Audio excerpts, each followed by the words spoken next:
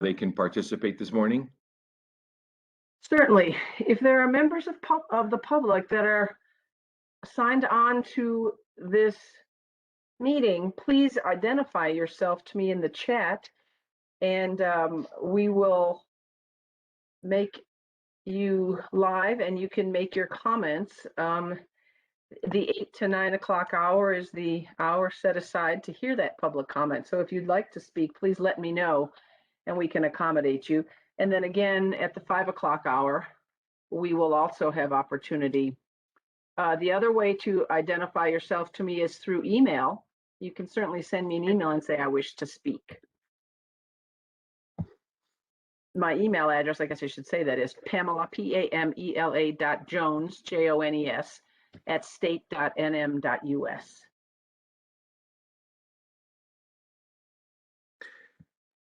And Ms. Jones, after you review the court reporter's email, would you let me know and we'll make some time this morning to review that? Yes, sir. I haven't received it yet, but I will let you know when I get it. Okay, I just received it myself and I saw you were copied on it. And thank you, Ms. Eric.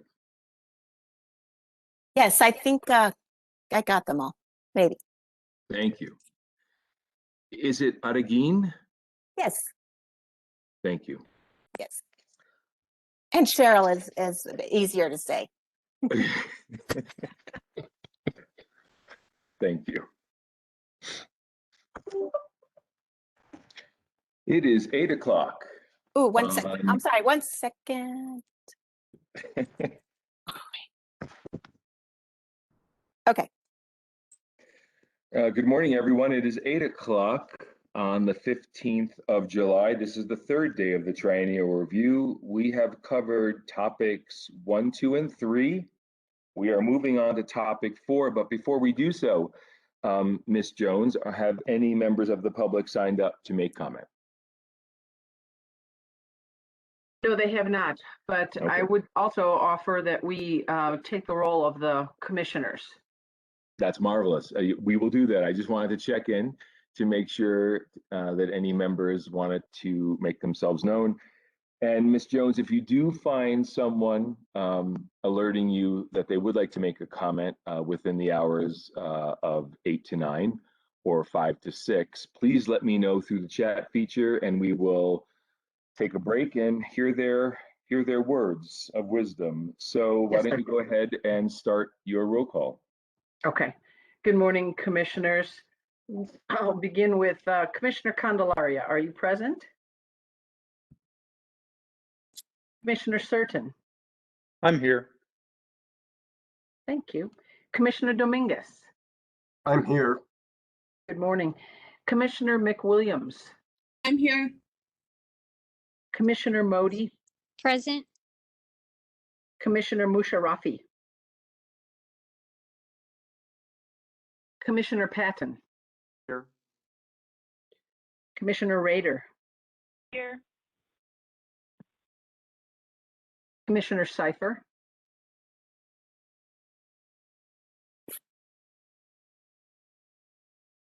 Commissioner Thompson. I'm here.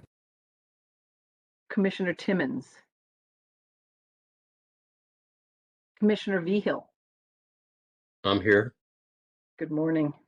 Vice Good Chair morning. Wade. Here. Chair Stringer. I'm here. Let me ask once more. Commissioner Candelaria. Commissioner Musharafi. Commissioner Cipher. Madam Chair and Mr. Hearing Officer, you do have a quorum of the board.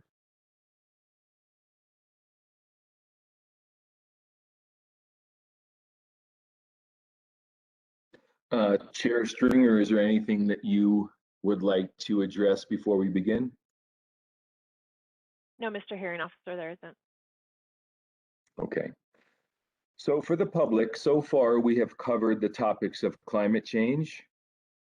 We have dealt with changes to definitions in the rule. We have talked about toxic pollutants and contaminants of emerging concern.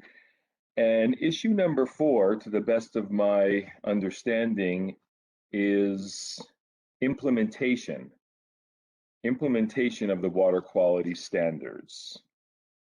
That being said, we generally start with the petitioner, who is the Surface Water Quality Bureau. Are you ready to present your first witness? Mr. Hearing Officer, I'm not sure who's speaking. this is Carrie Olson from Lanel. It was my understanding that we were going to start today with Mr. DeForest limited testimony on topic 6 because he's unavailable. Very good. after- Thank you for reminding me. I had forgotten that I promised you yesterday to start with him. So Ms. Maxfield, I apologize, but we are going to start with that witness. No worries, Mr. Hearing Officer, and thank you for chiming in to note that as well, to try to get a sense of where things are going, and it just took me a little bit longer to unmute myself. Thanks. Ms. Olson, Yes. has your witness been sworn in? Yes, he has.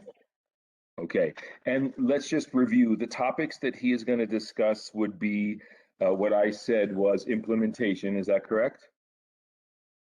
No, he is speaking on topic 6, which has been designated, I believe, subpart 900. Yeah, but hold on. Let me get to number 6. In words for the public, what do you call topic 6?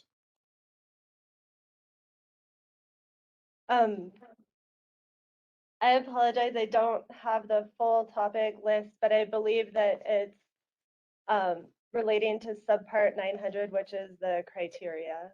Criteria. Okay, criteria.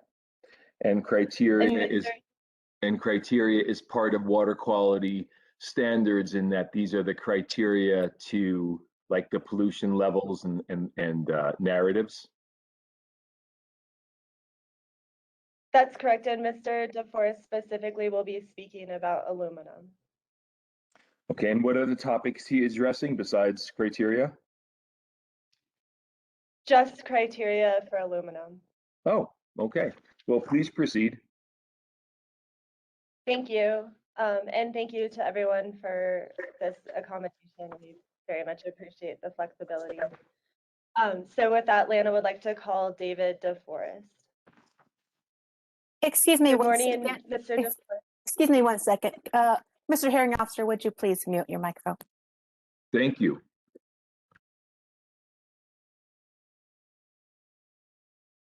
Okay, thanks. May I proceed? Yes. Good morning, Mr. DeForest. As noted, you've previously been sworn in, is that correct? Yes.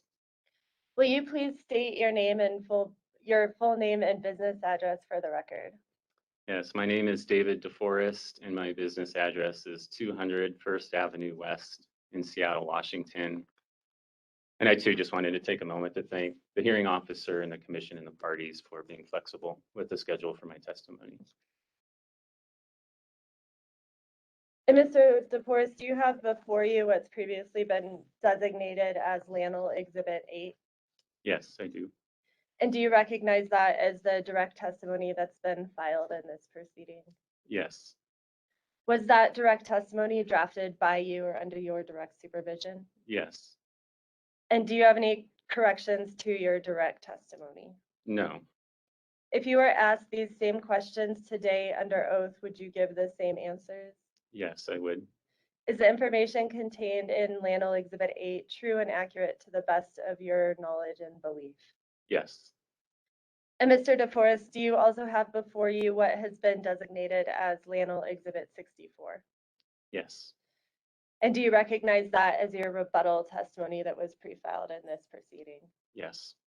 Was that rebuttal testimony drafted by you or under your direct supervision? Yes, it was. And do you have any corrections to your rebuttal testimony? No. If you were asked these same questions today, would you give the same answers under oath? Yes. Is the information contained in Landell Exhibit 64 true and accurate to the best of your knowledge and belief? Yes. And Mr. Hearing Officer, Landell Exhibits 8 and 64 adopted by Mr. Forrest this morning have been admitted by stipulations. I understand they don't need to be moved into the record. And Mr. Hearing Officer, the exhibits referenced in Mr. DeForest's pre-filed direct testimony and rebuttal testimony have also previously been admitted by stipulation. That's Landell Exhibit 15, Mr. DeForest CV, Landell Exhibit 54, Landell Exhibit 55, and Landell Exhibit 57. So, Mr. DeForest, I'd like to proceed to discuss briefly your background. Using Landell Exhibit 15 as a guide, can you please summarize your education? Yes, I received my Bachelor of Science degree from Western Washington University in Bellingham, Washington in 1994. My major was environmental science with a focus in aquatic toxicology. And Mr. DeForest, can you also please summarize your professional experience? I've been an environmental consultant since 1994. I worked at Parametrics Incorporated in the Seattle area from 1994 to 2009. And from 2009 to the present, I've worked at Windward Environmental, also in Seattle. The majority of my career has been focused around the aquatic toxicology and ecological risk assessment of metals, and quite a bit of that experience has been related to ambient water quality criteria for metals. Recently, I've been supporting several metals trade groups as part of a cooperative research agreement with the U.S. Environmental Protection Agency, where the objective of that agreement is to evaluate and develop methods for deriving updated ambient water quality criteria for metals.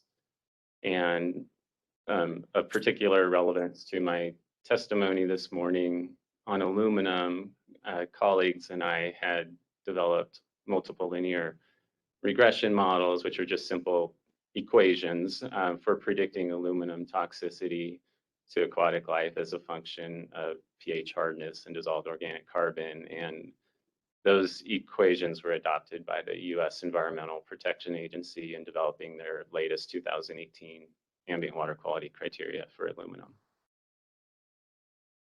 Thank you for that summary.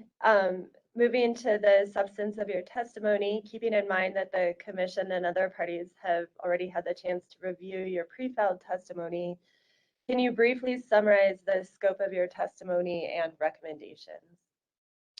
Yeah, my testimony was in response to NMED's proposal to revise the language around the aquatic life criteria for aluminum within the state's water quality standards, and specifically to revise the language such that EPA's 1988 aluminum criteria would apply to waters outside the pH range of 6.5 to 9.0. And my testimony is based on a few key points. One is that EPA's 1988 aluminum criteria were never intended to be applied outside the pH range of 6.5 to 9.0. EPA clearly stated this in its 1988 ambient water quality criteria document for aluminum and reiterated that point in its updated 2018 ambient water quality criteria document for aluminum. And that's because all of the toxicity tests that were used to support development of the 1988 aluminum criteria were conducted within that pH range of 6.5 to 9.0. When New Mexico adopted the hardness-based aluminum criteria following the 2009 Triennial review, those were intended to be a replacement of EPA's 1988 aluminum criteria, and are likewise applicable over a pH range of 6.5 to 9.0, and EPA had approved those hardness-based criteria over that same pH range.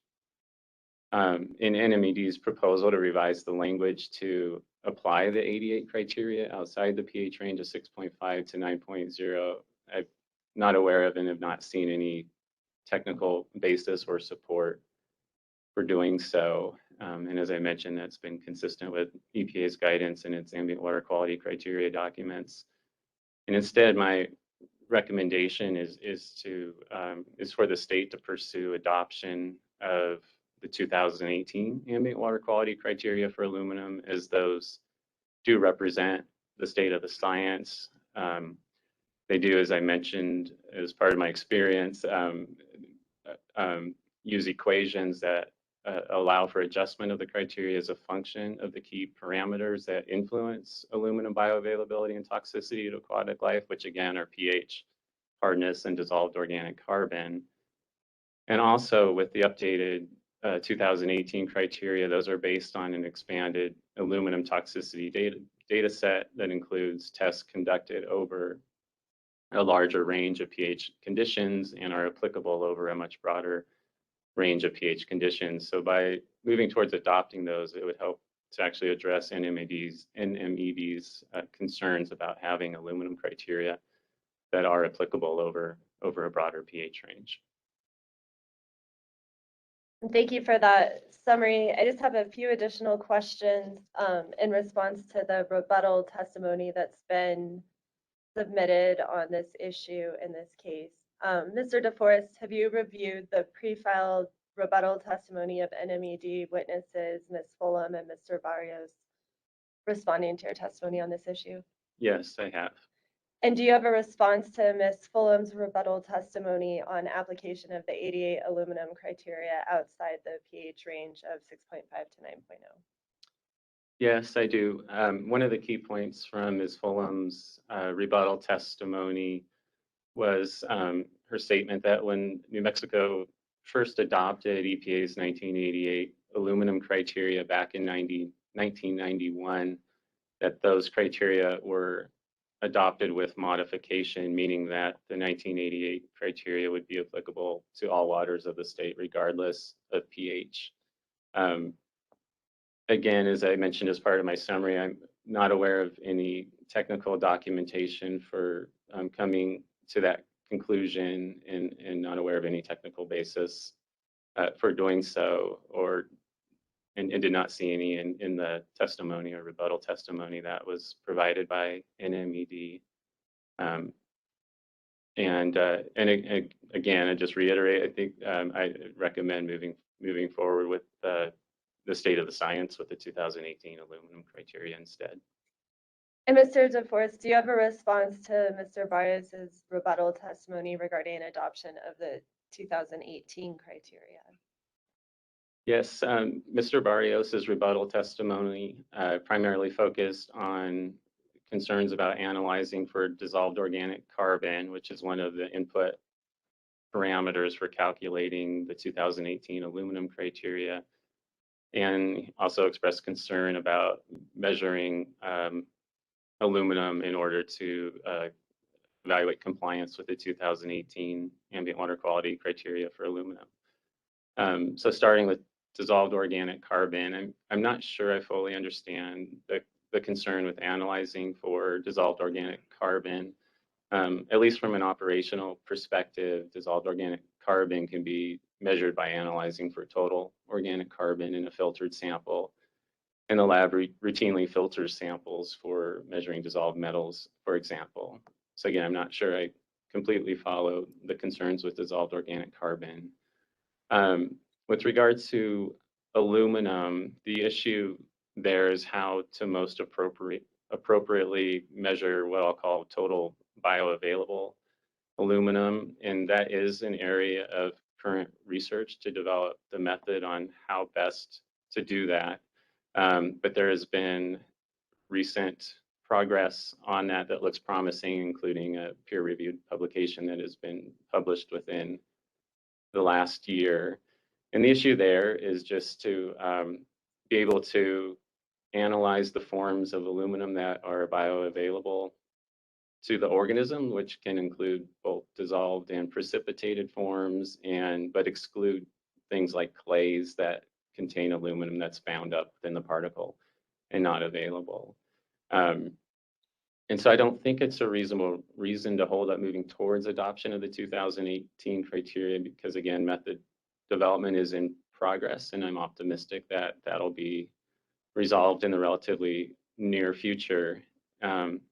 And perhaps even more importantly, it's important to recognize that this issue equally applies to whatever aluminum criteria are being applied, whether it's New Mexico's current hardness-based criteria or EPA's 1988 aluminum criteria. There's still the issue of how to best measure the bioavailable aluminum in a field collected sample.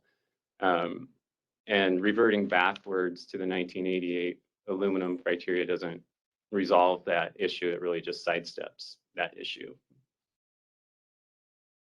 So, Mr. DeForest, given your extensive background and knowledge in this area and consideration of the additional points made by NMED and rebuttal, can you please provide LANL's recommendation to the commission? Yes, LANL's recommendation is to urge the commission not to adopt the revised language that would make the 1988 aluminum criteria applicable outside the pH range of 6.5 to 9.0. As discussed, there's no technical basis for doing so, and instead moving towards adoption of the 2018 aluminum criteria would reflect the state of the science and would also be consistent with what EPA recommended in their January 2021 comments on the New Mexico Triennial review. Thank you, Mr. DeForest. At this time, we tender Mr. DeForest for cross-examination. Are there any parties wishing to cross-examine this witness?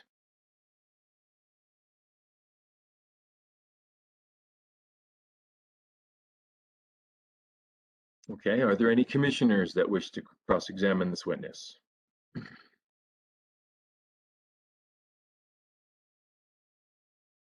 Are there any members of the public?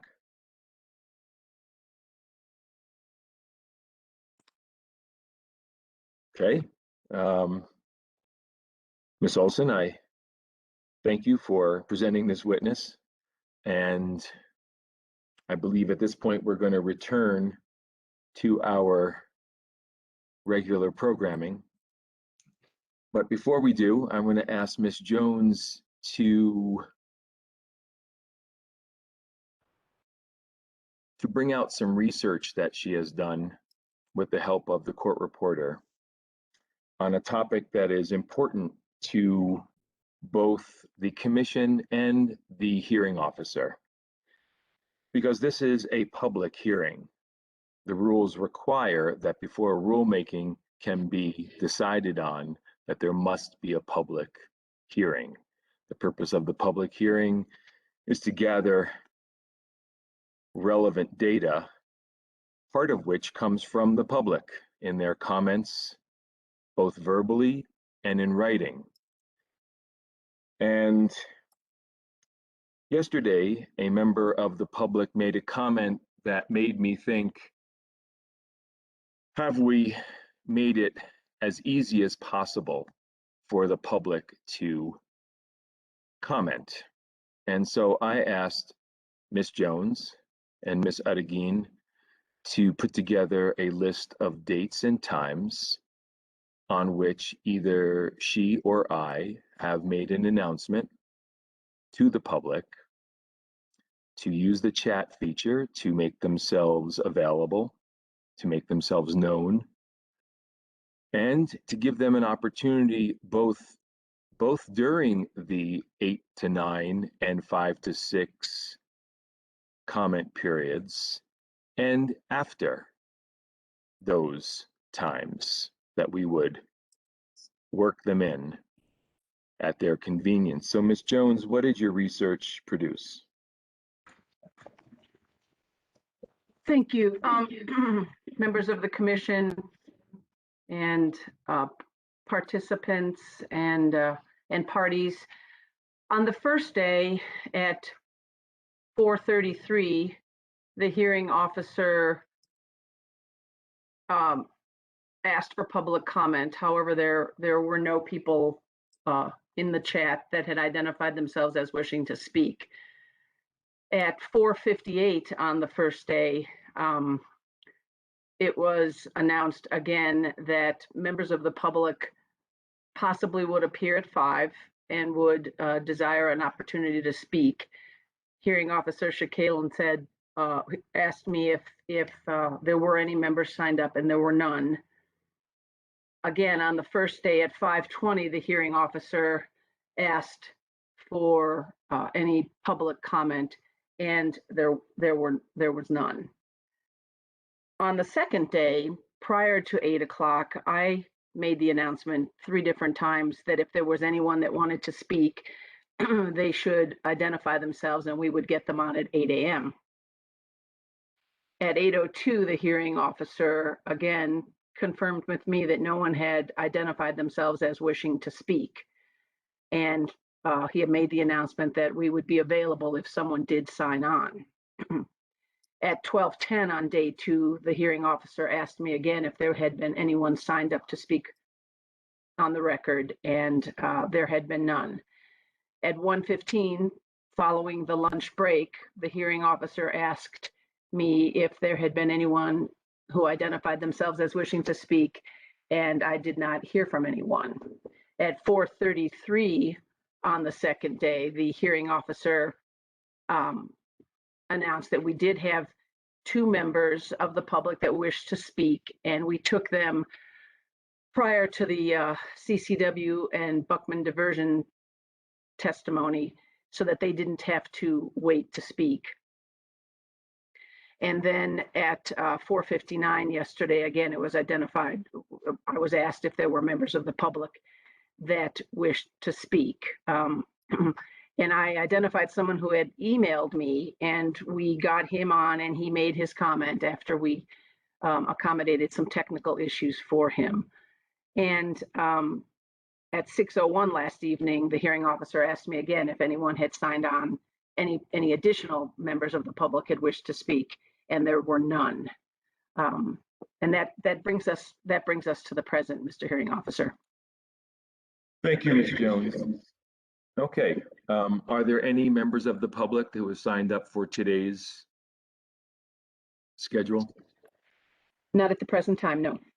Okay, if there are, please let me know through the chat feature. Will do. Thank you. Okay, Ms. Maxfield, are you presenting the Bureau's witnesses on topic 4, implementation? If you are, I can't hear you. Whoops. Okay, now I'm off of mute. And yes, the department is prepared to proceed, but I see that Mr. DeSalen has his hand up. Thank you. Thank you for that. I see the same. Mr. DeSalen, did you wish to say something before she starts her case in chief? Yes, I would. Thank you, Mr. Hearing Officer, and thank you, Ms. Maxfield. I just wanted to point out that one of our witnesses on this topic, Ms. Cassie Sanchez, is not available today, and that I think that was indicated on the spreadsheet. So we would like to take her out of order tomorrow, if that's okay with everyone. And what is her name? Kathy Sanchez. Let me find her on the sheet. You know what, we'll take care of it. We've accommodated everyone else, and we certainly will accommodate you as well. I will find this while the state puts on its case. So please proceed, Ms. Maxfield. Thank you. And Mr. Hearing Officer, at this point, the department will call Chris Barrios to the stand for topic number 4. But I'm also going to note that in this particular bin number 4, we have testimony from both Mr. Barrios and also from Shelley Lemon. So we would propose to, in the interest of time, since these are all related topics in this bin, to have Mr. Barrios's testimony followed immediately by Ms. Lemon's testimony, and then have anyone cross-examine them as a panel. That seems the most efficient here. That sounds like a very good idea. Please proceed. And they're both under oath, so please proceed. Okay, Mr. Barrios, as the hearing officer noted, you are still under oath as you were sworn in at the beginning of this hearing on Tuesday. I am going to direct your attention to 20.6.4.11G Nmac related to the applicability of human health organism only criteria. Could you please describe briefly Triad DOE's proposed amendments to 20.6.4.11G regarding the applicability of human health organism-only criteria? Yes, can you hear me okay? I can. Great. So Triad DOE in Mr. Fulton's direct testimony filed as Lanel Exhibit 6 and further described in rebuttal testimony filed as Lanel Exhibit 63 proposes an amendment in 20.6.4.11G Nmac to remove the applicability of human health organism only criteria from all water bodies except those with a designated existing or attainable fish consumption use and their immediate tributaries. Did the department propose any amendments to this subsection? No, the department did not. Could you briefly describe Triad DOE's reasoning behind the proposed amendment? Yes, Mr. Fulton asserts that human health organism only criteria should not apply to waters without fish or shellfish present due to natural low flow conditions or physical habitat. In addition, he states that human health organism only criteria should be removed from tributaries with receiving waters that attain their fish consumption use or human health organism only criteria. Mr. Fulton cites 40 CFR 131.10b in support of his argument. Does the department object to this proposed amendment? Yes. And on what basis does the department object? Well, Triad DOE's proposed amendment is objectionable for a number of reasons, including there is an absence of a fish consumption use in 20.6.4 Nmac. It conflicts with another section of Nmac, 20.6.4.900H Nmac. The proposed change largely ignores connected hydrology and the characteristics of persistent toxic pollutants. It creates an unnecessarily burdensome TMDL process.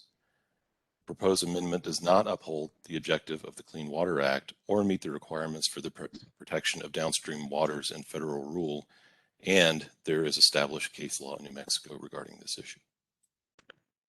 Okay, let's go through the reasons you provided here in a little more depth.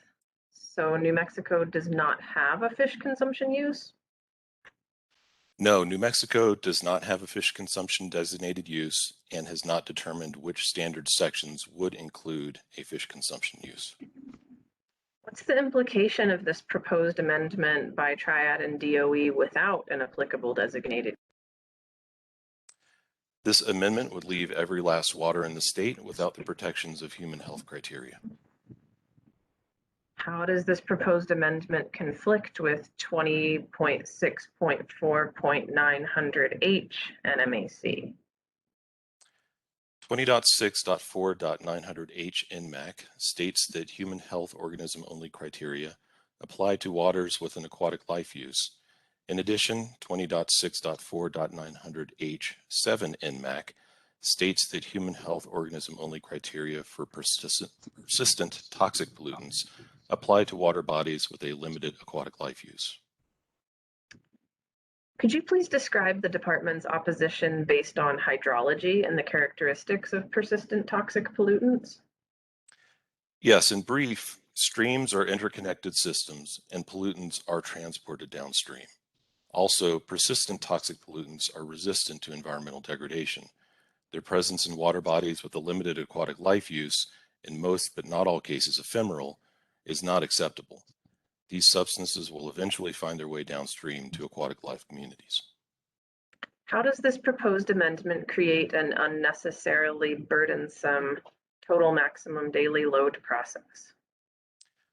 The proposed amendment requires a TMDL load allocation for all direct tributaries of a water body not attaining the as yet undefined fish consumption use, whether or not the tributary is impaired itself. Protective TMDLs are useful tools to prevent water quality degradation, but requiring these in all direct tributaries, including those without a probable source, stretches the department's resources beyond capacity and would result in TMDLs with no practical application. How does this proposed amendment relate to the objectives of the Clean Water Act and federal regulations? The objective of the Clean Water Act, as described in Section 101A, is to, quote, restore and maintain the chemical, physical, and biological integrity of the nation's waters." End quote. Water quality standards, which include designated uses, the criteria for those uses, and anti-degradation protection, uphold this objective. The state cannot remove criteria from a water body because a use is attained. It must maintain those uses. Federal Rule 40 CFR 131.10b requires that states, quote, "shall take into consideration the water quality standards of downstream waters and ensure that its water quality standards provide for the attainment and maintenance of the water quality standards of downstream waters," end quote. Triad DOE's proposed amendment removes protections for downstream waters. And can you briefly describe the legal history regarding the current language in the New Mexico Administrative Code? Yes, in brief, LANL challenged the Commission's 2002 adoption of the sentence applying persistent toxic pollutant criteria to upstream tributaries. In its 2004 ruling, filed as NMED Exhibit 132, the Court of Appeals of the State of New Mexico found that the Commission acted according to the law, provided sufficient reasoning for the decision, based its decision on substantial evidence, and met all statutory requirements. Did any other parties provide testimony regarding this proposed amendment by DOE Triad? Yes, CCW provided the rebuttal testimony of Pamela Homer, filed as CCW GRIP Exhibit 5. Could you briefly summarize CCW GRIP's position regarding this proposed amendment by LANL DOE? Yes, in summary, CCW opposes the amendment due to the absence of a fish consumption use and argues that human health, organism, other criteria should apply to all waters with an aquatic life use as it does now, since the state cannot control where people catch fish. What is the department's response to CCW GRIP's position? CCW's points of opposition are valid.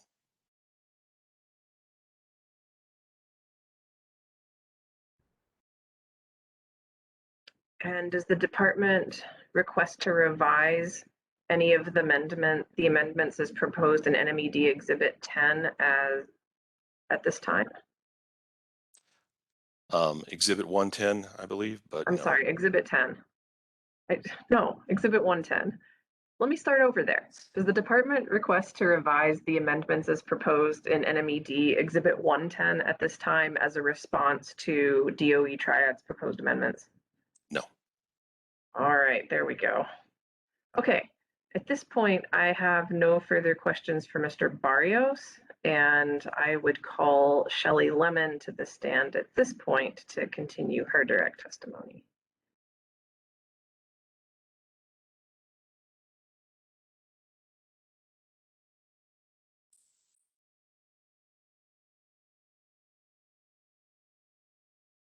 Ms. Lemon, are you ready to go? I can't hear you.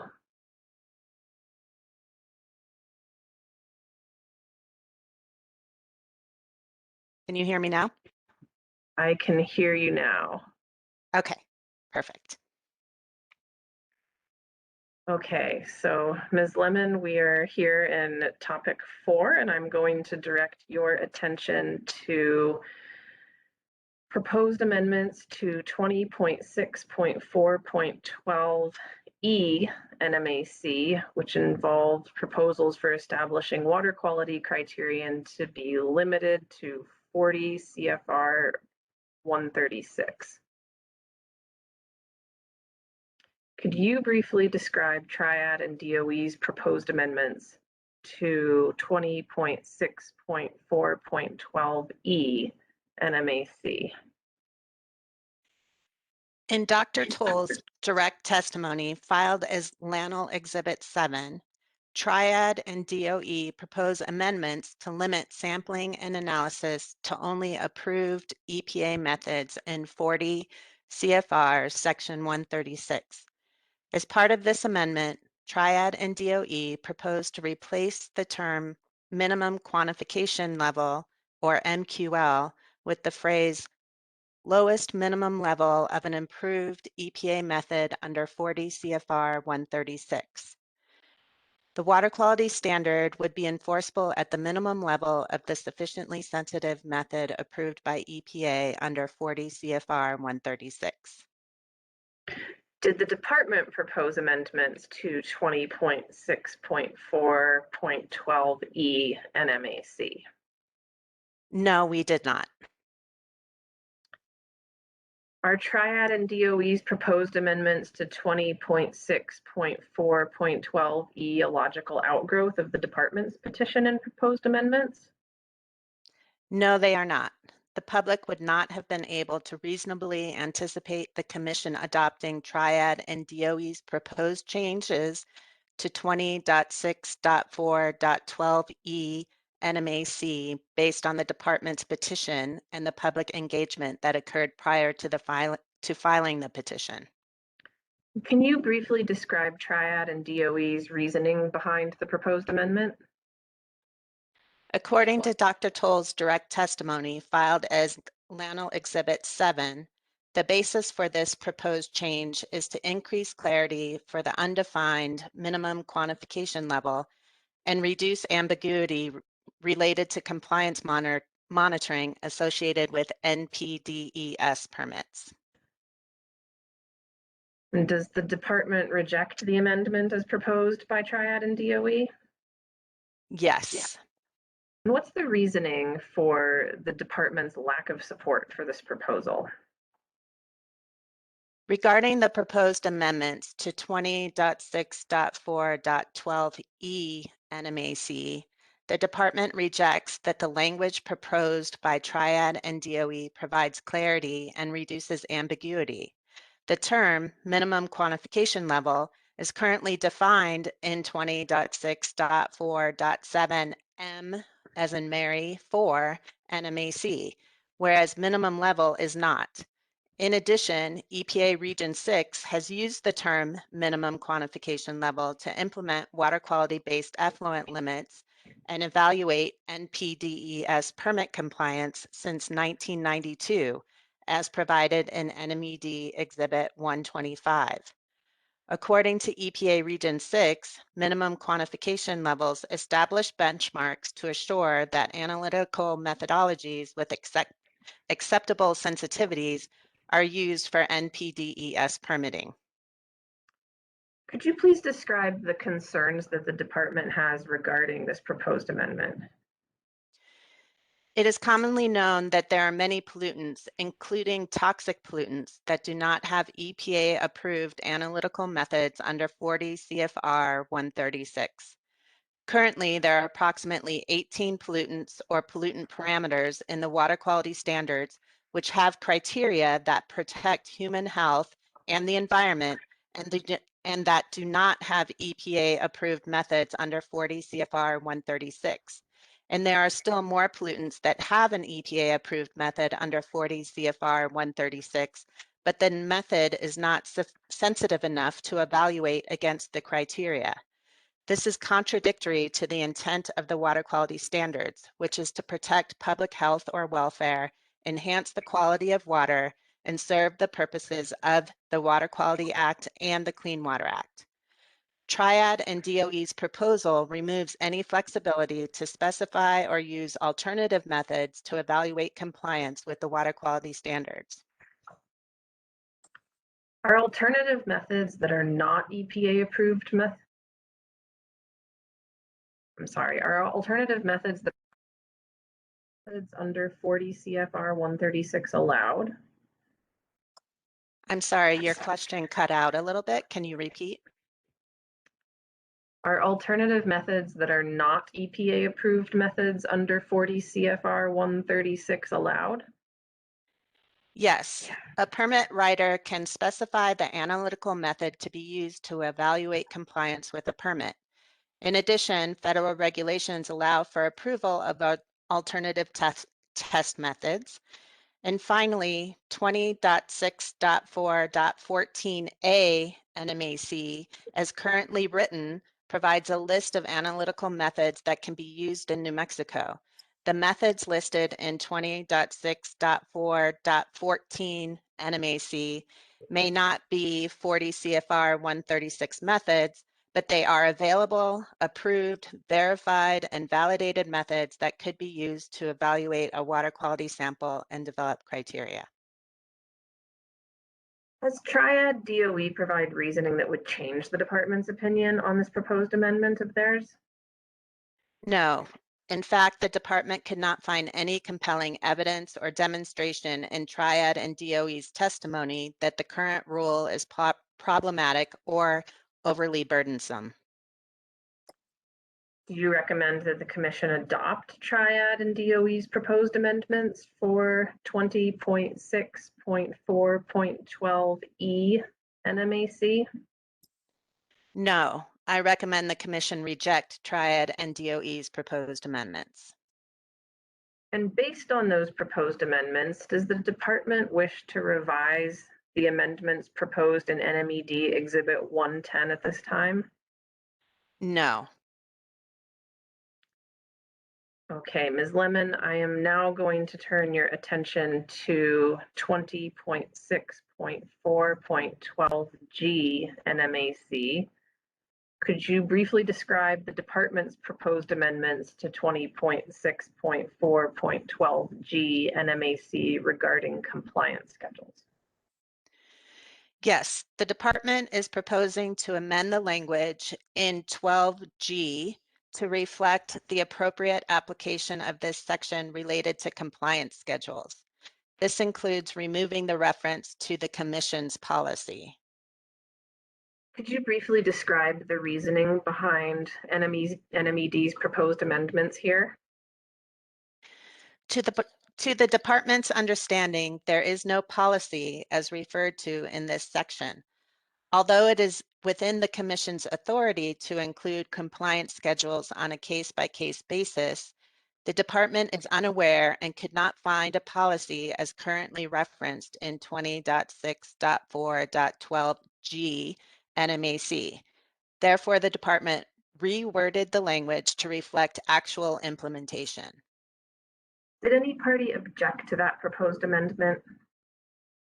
No, at least not related to the department's proposed amendments in 12G. Triad and DOE's proposed amendments to 12E Nmac, as I discussed a moment ago.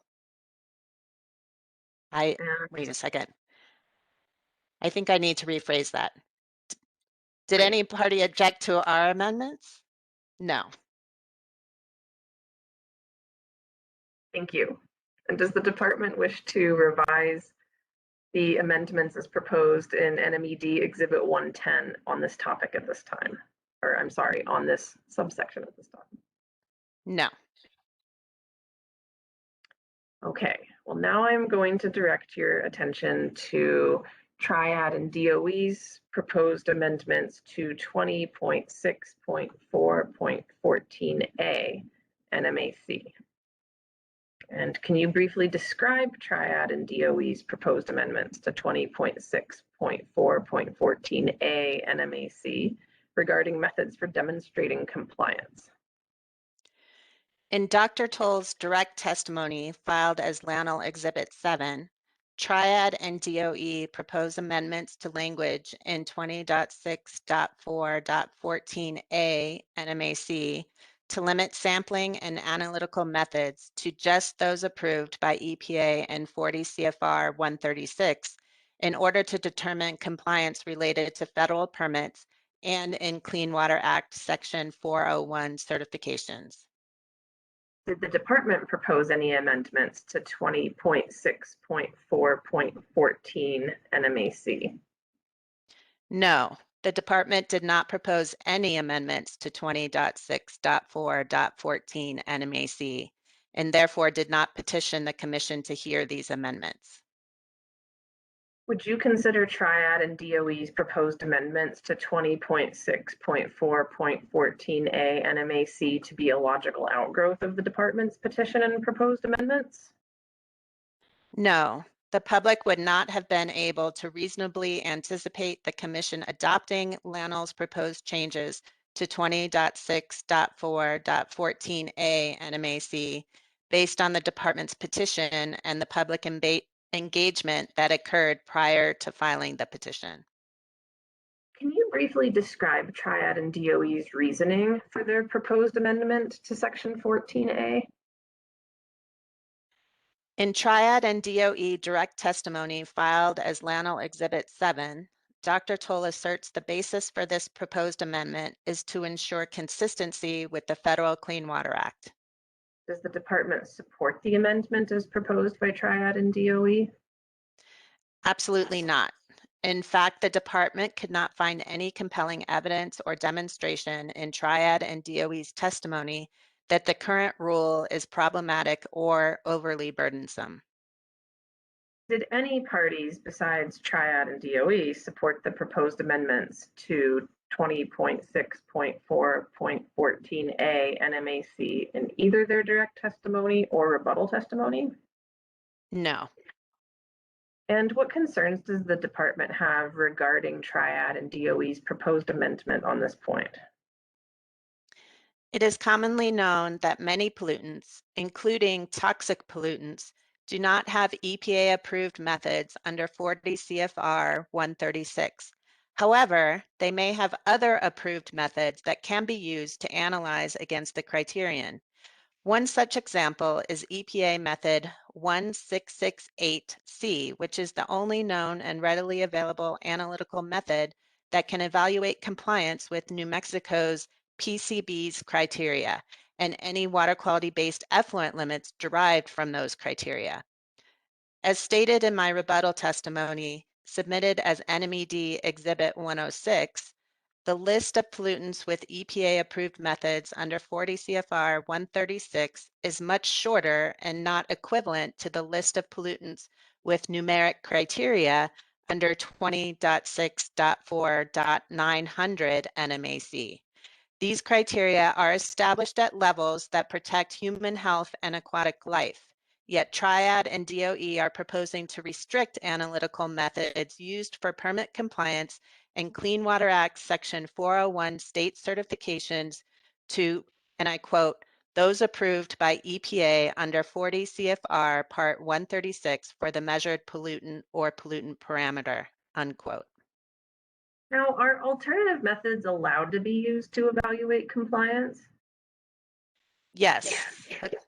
According to EPA's Permit Writer's Manual submitted as NMED Exhibit 136, a permit writer can specify the analytical method to be used to evaluate compliance with the permit. As demonstrated in NMED Exhibit 111, federal regulations also allow for approval of alternative test methods. Do state regulations allow for alternative test methods to be used for compliance? Yes, the state allows for alternative methods to be used. Pursuant to 20.6.4.14A3 Nmac, as currently written, EPA Method 1668C is a state-approved method that is codified in the state's surface water quality regulations. Having alternative methods codified in state regulations provides additional leverage and justification for state certification conditions to specify the analytical method to be used to ensure discharges comply with the state water quality standards. Do you recommend that the Commission adopt Triad and DOE's proposed amendments to 20.6.4.14A Nmac? No, I recommend the Commission reject Triad and DOE's proposed amendments. And based on Triad and DOE's proposed amendments to Section 14A, does the Department wish to revise the amendments proposed in NMED Exhibit 110 at this time? No. Okay, Ms. Lemon, I'm now going to direct your attention to proposed amendments to 20.6.4.14F Nmac. Proposals by Amigos Bravos. Can you please briefly describe Amigos Bravos' proposed amendments to 20.6.4.14F Nmac regarding monitoring of contaminants of emerging concern? The amendment would codify language authorizing the monitoring of contaminants of emerging concern, also referred to as emerging contaminants, as a condition in a federal permit under Section 401 of the Federal Clean Water Act. Did the department propose any amendments to 20.6.4.14F NMAC? No, Amigos Bravos proposed the amendment. Can you briefly describe Amigos Bravos' reasoning for this amendment? As discussed in Ms. Khan's direct testimony filed as Amigos Bravos Exhibit 3, Amigos Bravos asserts that the department should have the regulatory authority to require dischargers who have permits issued under the Federal Clean Water Act to monitor for compounds such as per and polyfluoroalkyl substances, or otherwise known as Pfas. In rebuttal testimony, Ms. Khan reasons that it is well established that Pfas are contaminants of emerging concern, and giving the department authority to monitor for these pollutants will help further our understanding of the prevalence of these compounds in the waste stream and in the environment. Does the department oppose the amendment as proposed by Amigos Bravos? No, we do not. And does the department have any other concerns regarding this proposed amendment? No, we do not. Did the department adopt that proposed amendment presented by Amigos Bravos in NMED Exhibit 110? No. Does the department currently have the authority to require monitoring for these substances? Yes. Are there federal Clean Water Act permits right now that currently require monitoring for substances like PFAS? Yes. And can you briefly describe the portions of Amigos Bravos Exhibit 24, which was filed on the evening of July 18th, 2021? Please describe the relevant portions of that exhibit to their proposal. Amigos Bravos proposed to add a title noted as Effluent Characterization as a new header to the language they are proposing in 20.6.4.14F Nmac. Does the department have any concerns regarding the new addition to that proposed amendment? Not really. However, effluent characterization as a header may limit the extent of monitoring, analysis, and reporting that could be required. For example, a different header such as CEC monitoring or just monitoring requirements could allow monitoring associated with the discharge to ensure compliance with the permit and the water quality standards. So does the department wish to revise its proposed amendments in NMED Exhibit 110 at this time? No. Okay, and now, Ms. Lemon, I am going to direct your attention to an amendment proposed to 20.6.4.7F NMAC. Could you briefly describe the proposal made by Triad and DOE to 20.6.4.7S NMAC? The proposed amendment is for a new definition for the term sufficiently sensitive.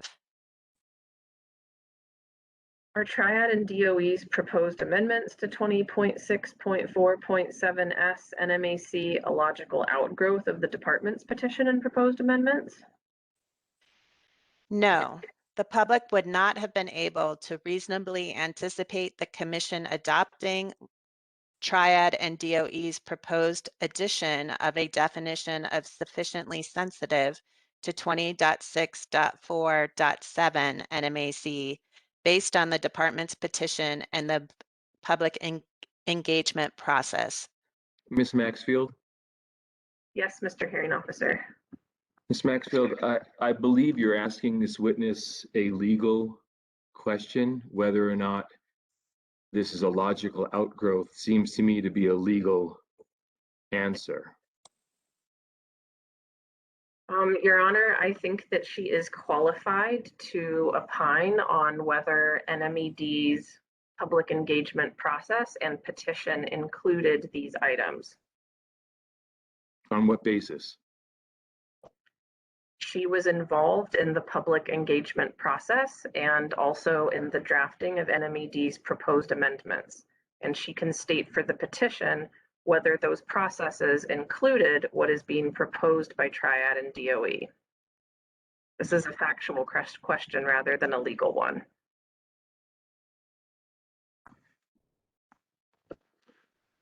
I will take your answer under advisement.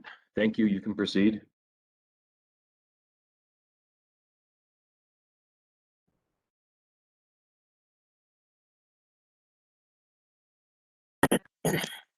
Go back and just ask a couple background questions here, or maybe break this out into two separate questions here.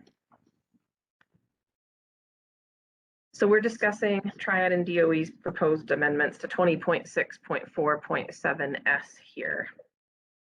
Did NMED take those proposed amendments into account when conducting the public engagement process for this triennial review? No, we did not. And those proposed amendments by Triad and DOE, did NMED include any reference to those topics in its petition? No, we did not. Can you briefly describe Triad and DOE's reasoning for the proposed amendments to 20.6.4.7S Nmac? In Dr. Toll's direct testimony filed as Lanel Exhibit 7, Triad and DOE are proposing to add this definition to provide reference for their other proposed changes to 20.6.4.12e Nmac and 20.6.4.14a Nmac. Triad and DOE want to maintain consistency with EPA's regulations related to NPDES permitting. Do you recommend that the Commission adopt Triad and DOE's proposed amendments to add a definition for sufficiently sensitive? No. What's the basis of the department's rejection of this proposed sufficiently sensitive definition? Based on the several lines of evidence rebutting proposed amendments to 20.6.4.12e Nmac and 20.6.4.14a Nmac, and the fact that EPA has been defining sufficiently sensitive in more recent NPDES permits under Part 2 of the permit, this definition is unnecessary. Has DOE and Triad provided reasoning that would change the department's opinion on this proposed amendment? No. And based upon these proposed amendments, does the department wish to revise any portion of NMED Exhibit 110 at this time? No. Excuse me 1 second. Mr. DeSalen, would you please mute your microphone? Sorry. Thank you.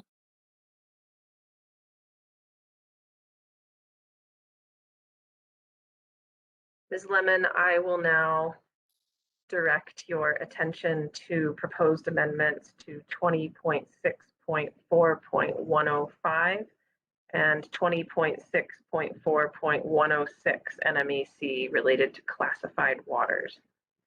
Can you briefly describe the department's proposed amendments to 20.6.4.105 and 106 NMEC?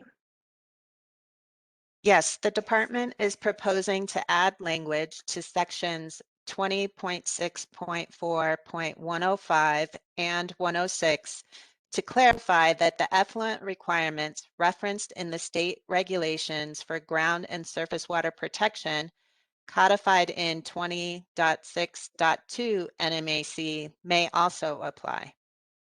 Can you briefly describe the reasoning behind those proposed amendments? The classified waters in sections 105 and 106 are within the Rio Grande Basin. Section 20.6.2.2102 Nmac also applies to the Rio Grande Basin between the headwaters of Elephant Butte Reservoir and Angostura Diversion Dam.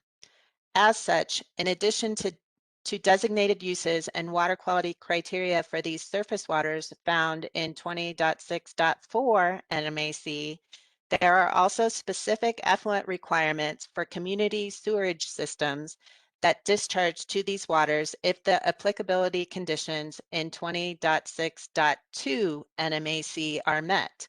The department is proposing this language to provide clarity and inform dischargers and the EPA that the surface waters classified in sections 20.6.4.105 and 106 have additional protections in another part of the regulations related to community sewage system discharges.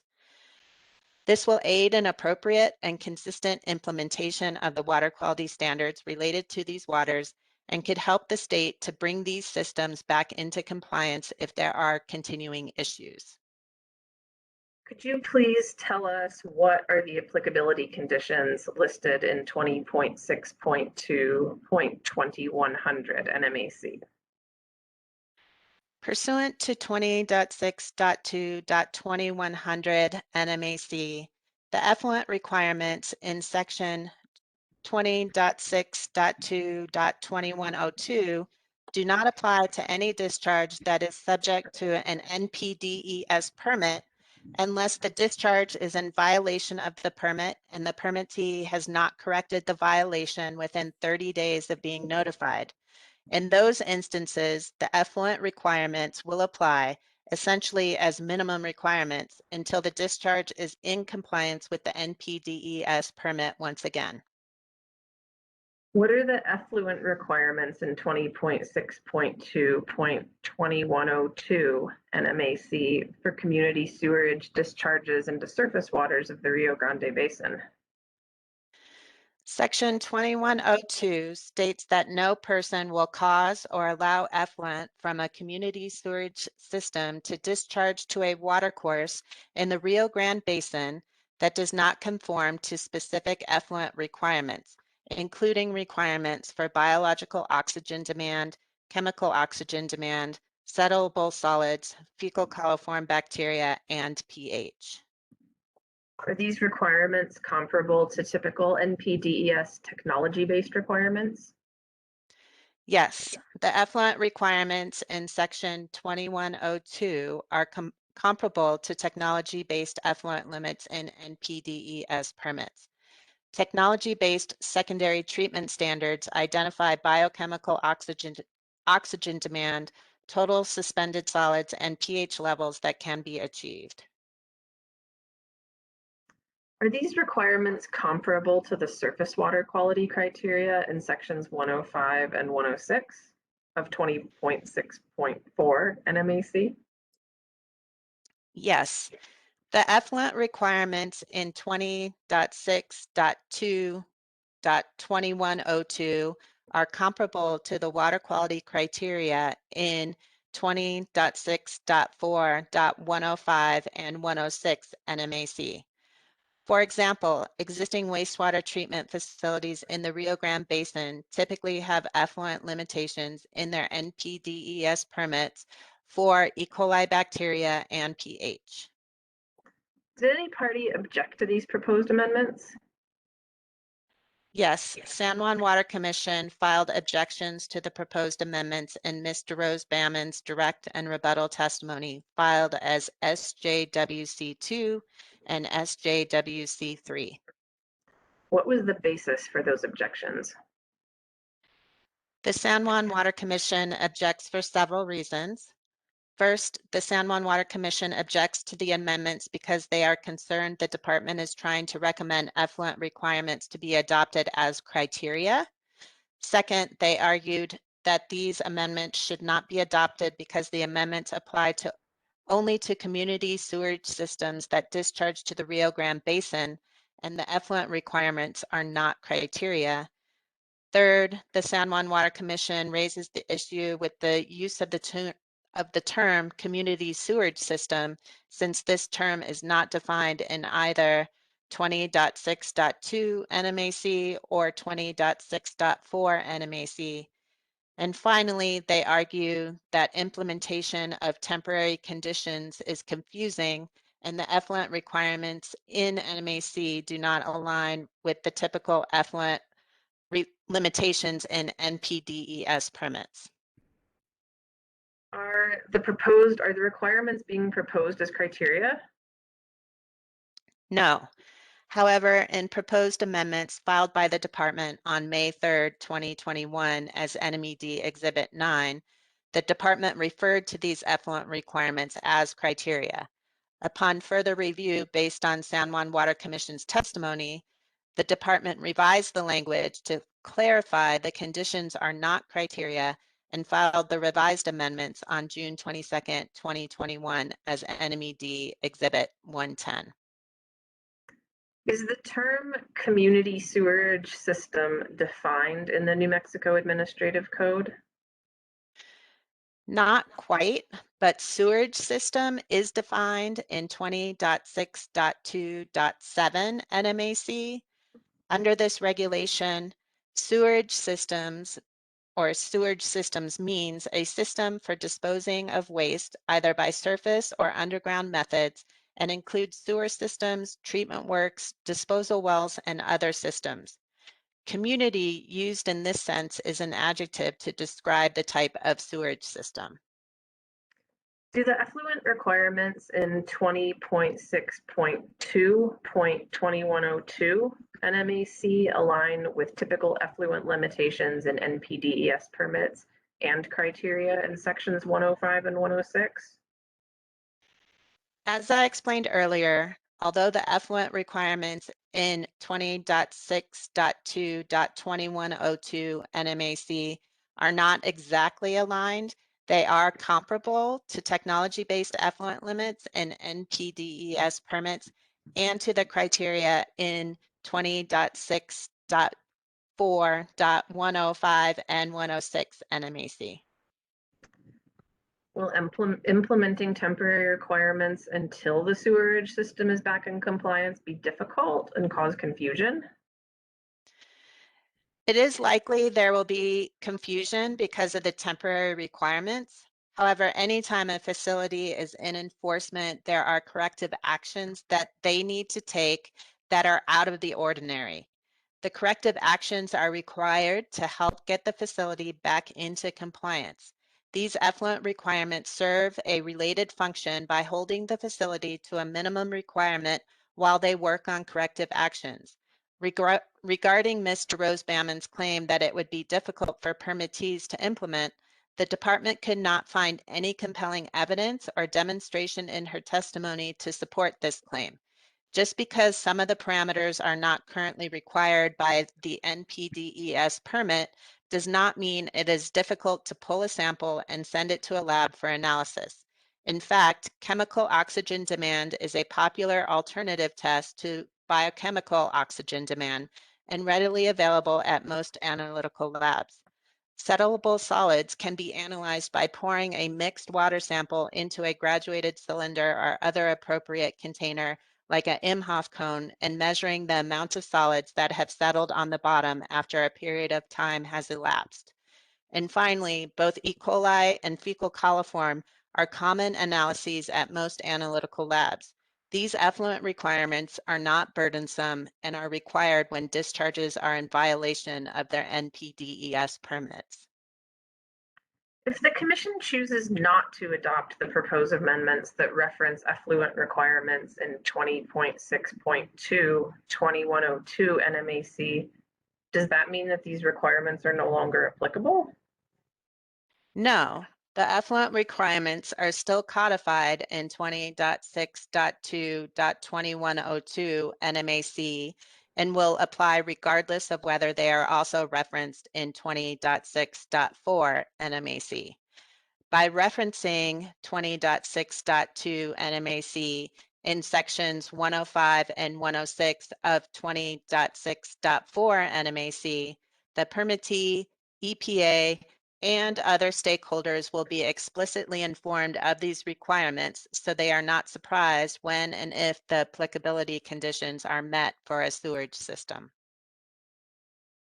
Does the department wish to revise the amendments as proposed in NMED Exhibit 110 at this time?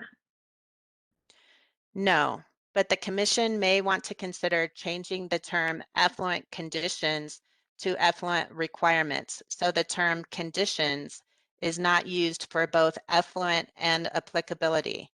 The language for sections 20.6.4.105 and 106 NMAC would then read, quote, effluent requirements referenced in 20.6.2.2102 NMAC Rio Grande Basin community sewage systems apply if the applicability conditions in 20.6.2.2100 NMAC are met, end quote. Okay, thank you, Ms. Lemon. Mr. Hearing Officer, I have no further questions for this witness on this topic at this time. Would any party like to cross-examine either Mr. Barrios or Ms. Lemon? Yes, Mr. Hearing Officer. I'm not sure who that is. This is Jolene McCaleb for San Juan Water Commission. Okay, are there any other parties? Yes, Mr. Hearing Officer, this is Louis Rose, and on behalf of Mr. Rose, I hear you. Are there any other parties?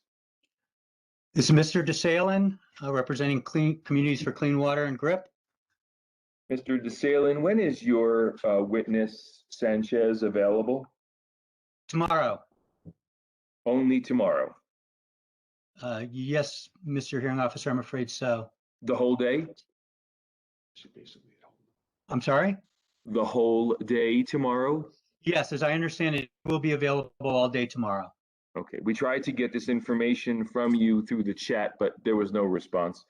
Okay, so far I only have three parties that want to cross-examine the department's two witnesses. Are there any others? No. Okay. Ms. McCaleb, I heard your voice first, so please proceed. Thank you, Mr. Hearing Officer. Good morning, Ms. Lemon. Good morning.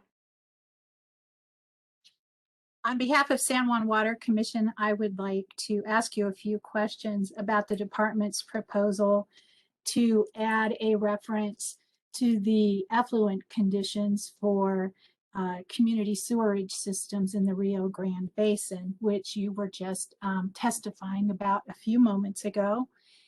And if I heard you correctly, you have testified that there is no intent for these effluent conditions to become water quality standards criteria. Is that correct? That's correct. And I'd like to share my screen if I may. Thank you.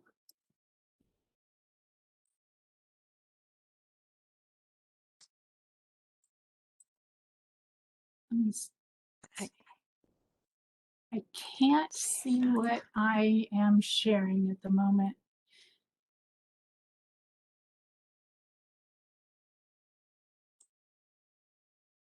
Do you see 20.6.4.105 on your screen, or have I shared the wrong thing?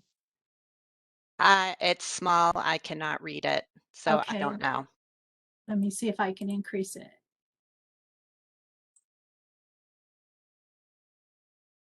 Yes, that looks like it is 105 and 106. Thank you.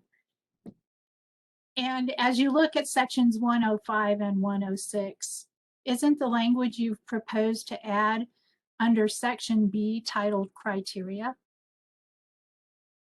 Section B is titled criteria. The language that we propose is effluent conditions. So is it your testimony that by calling these effluent conditions, that makes it clear that they do not become criteria under the surface water quality standards? That language says that they are effluent conditions, yes. And are effluent conditions essentially end of pipe effluent discharge limits? It would be what is in 20.6.2.2102, which are potentially, I would interpret that as end of pipe conditions, yes. That's what they have to meet. Thank you. Have any other end of pipe conditions for dischargers been incorporated into the surface water quality standards?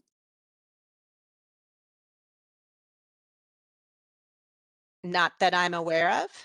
They are incorporated into NPDES permits, which are a result of the water quality standards. So there are standards that have been implemented end of pipe in the NPDES permits.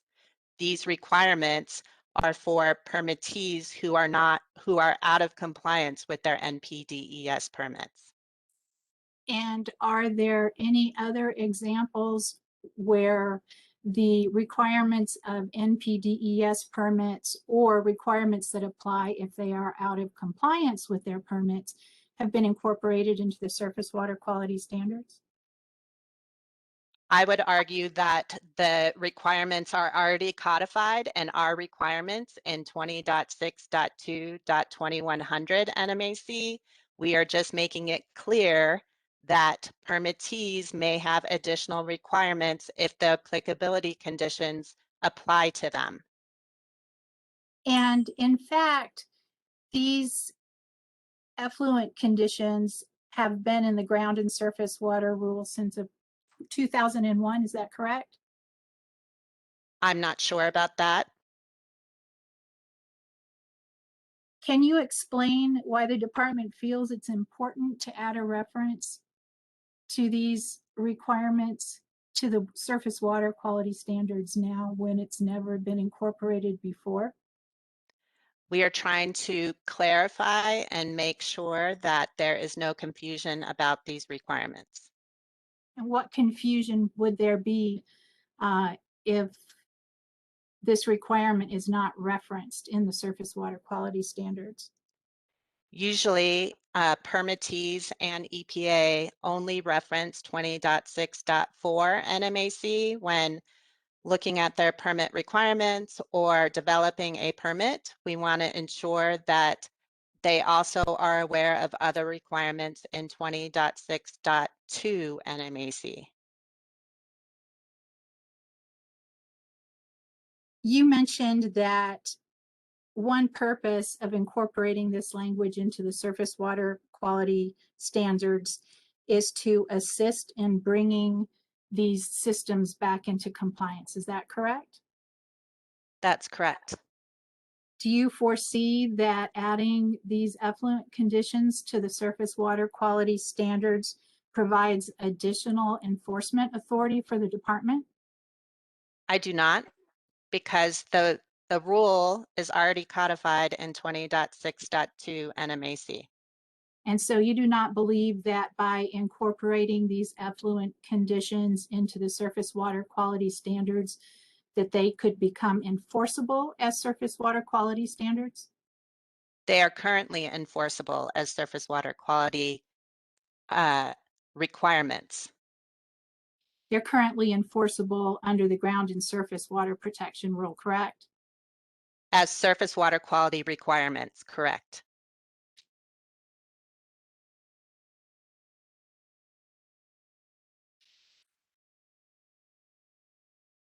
And if the WQCC does not adopt the references to 20.6.2.2102 Nmac into the surface water quality standards, those provisions will still be enforceable under the ground and surface water protection rule. Is that correct? That's correct. Thank you. I have no further questions. Mr. Rose?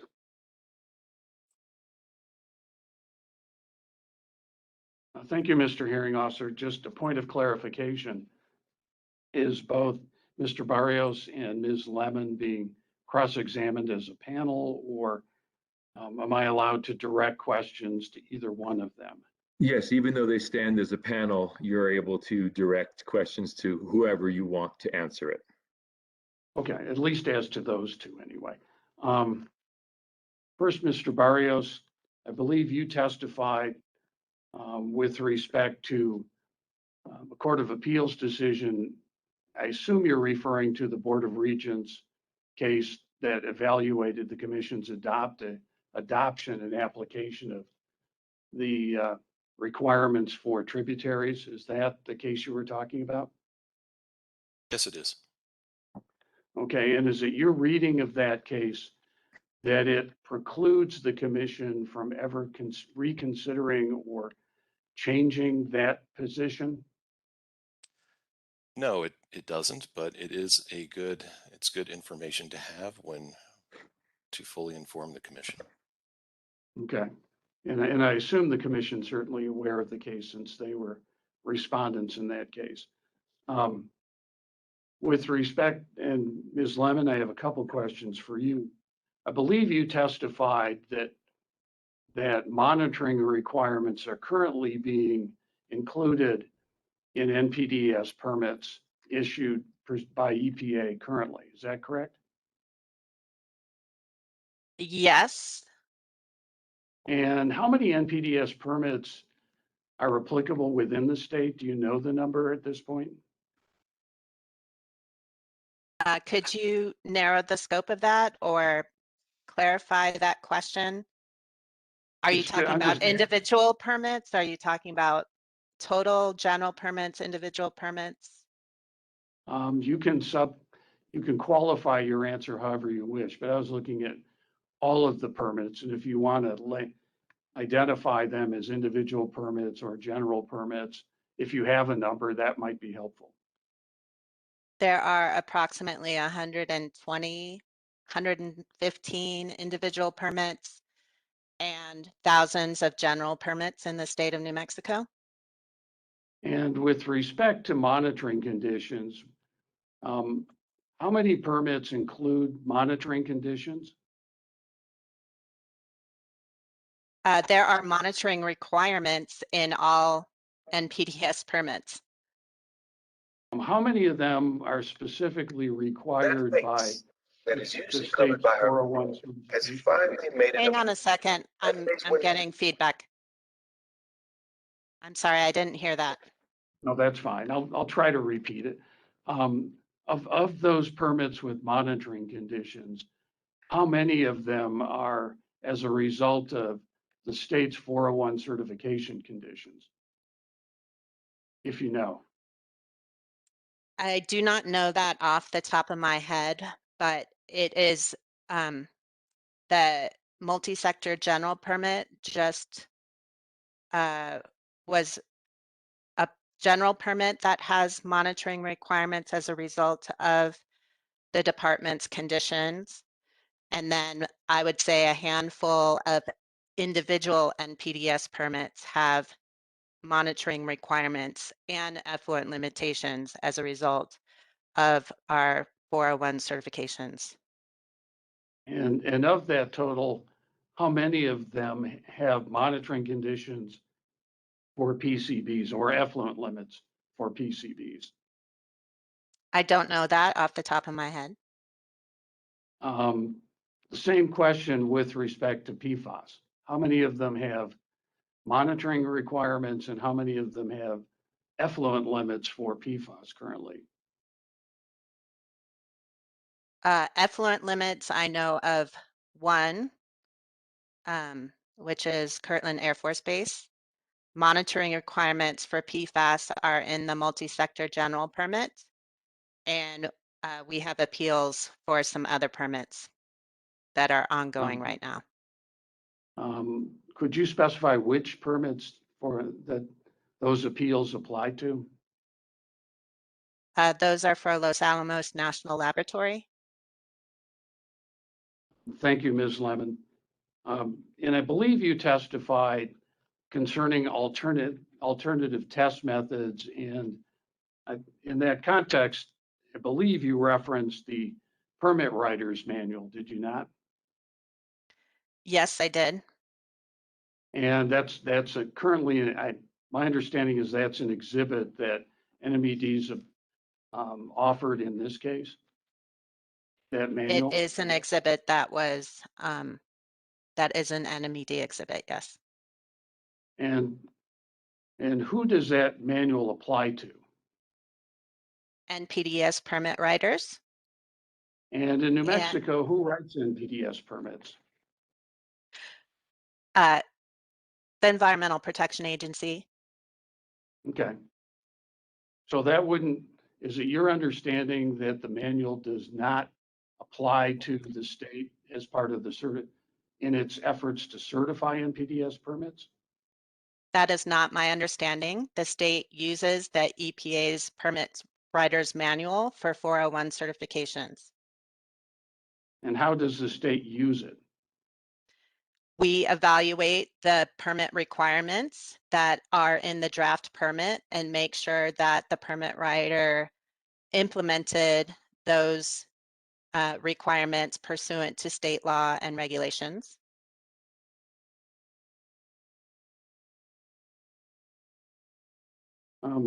And with respect to that, in the absence of, if you were to determine that the permit writer at EPA did not properly require conditions, is it your understanding that the manual gives you authority to include those conditions? The manual would not give us the authority, it's the regulation. Okay. And let me refer you, I think you testified in response to Dr. Toll's testimony, particularly with concerning the proposed language that addresses Part 136 approved methods, did you not? Can you repeat that question? I was just trying to identify that you testified in response to Dr. Toll's testimony on the language that Triad DOE proposed for requiring Part 136 methods. I did. And I believe you testified that you reviewed Dr. Toll's direct, but could find no basis to support Lannel's proposal. I reviewed his direct and rebuttal testimonies and could not find any reason to support Lannel's proposals. Do you have Dr. Toll's direct testimony before you? I believe so. And could you refer to page 6, line 6?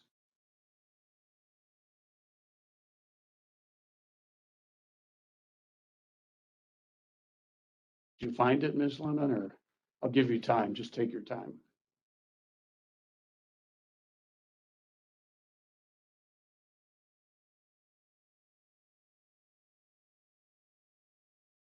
I see it. Could you read the first sentence in that starting paragraph that starts with section 304, please? Section 304H of the Clean Water Act, or CWA, 33 U.S. Code, Section 1314H, requires EPA to promulgate the analytical methods that regulated entities must use when analyzing the chemical properties of environmental samples for reporting under the NPDES permit program. EPA's regulations. It was just that one sentence. We'll get to the other sentences. Do you agree with Dr. Toll's statement that with respect to what section 304H requires? I do. I also agree that there are alternatives besides 40 CFR 136 methods. And could you read the second sentence of that paragraph, please? EPA's regulations implementing sections 401 and 304H of the Clean Water Act provide in 40 CFR 122.44 that each NPDES permit includes requirements to monitor compliance with effluent limitations according to test procedures approved under Part 136 for the analyses of pollutants having approved methods under that part and according to a test procedure specified in the permit for pollutants with no approved methods. And there's a citation there to 40 CFR 122.44, small I, 1, small IV. Do you agree with Dr. Toll's testimony? I'm not arguing with that. Okay. I am testifying that there are alternatives to that specific regulation that can be implemented and have been implemented in the state of New Mexico. And could you point out for us, please, where in the federal regulations that alternative is provided for? I provided in my testimony several exhibits. I have exhibit, let me see.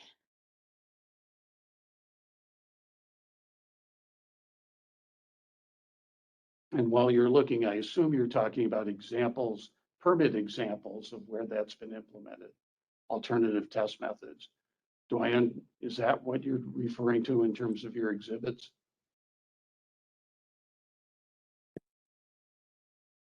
I did not, as far as my exhibits, I had the EPA permits writer manual and also EPA's technical support document for NPDES permit writing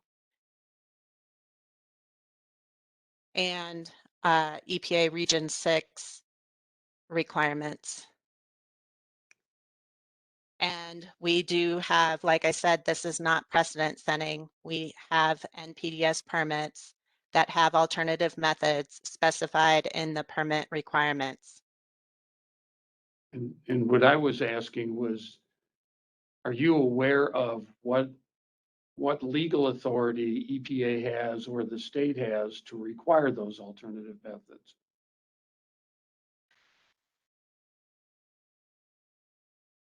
I would have to go through my direct and rebuttal testimony to look at the specific requirements.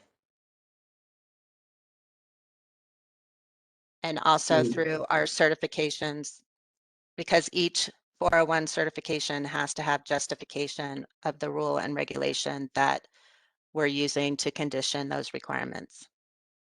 So if we were to look at those NPDES permit certifications, that's where we'd find the agency's analysis on their authority to impose those conditions?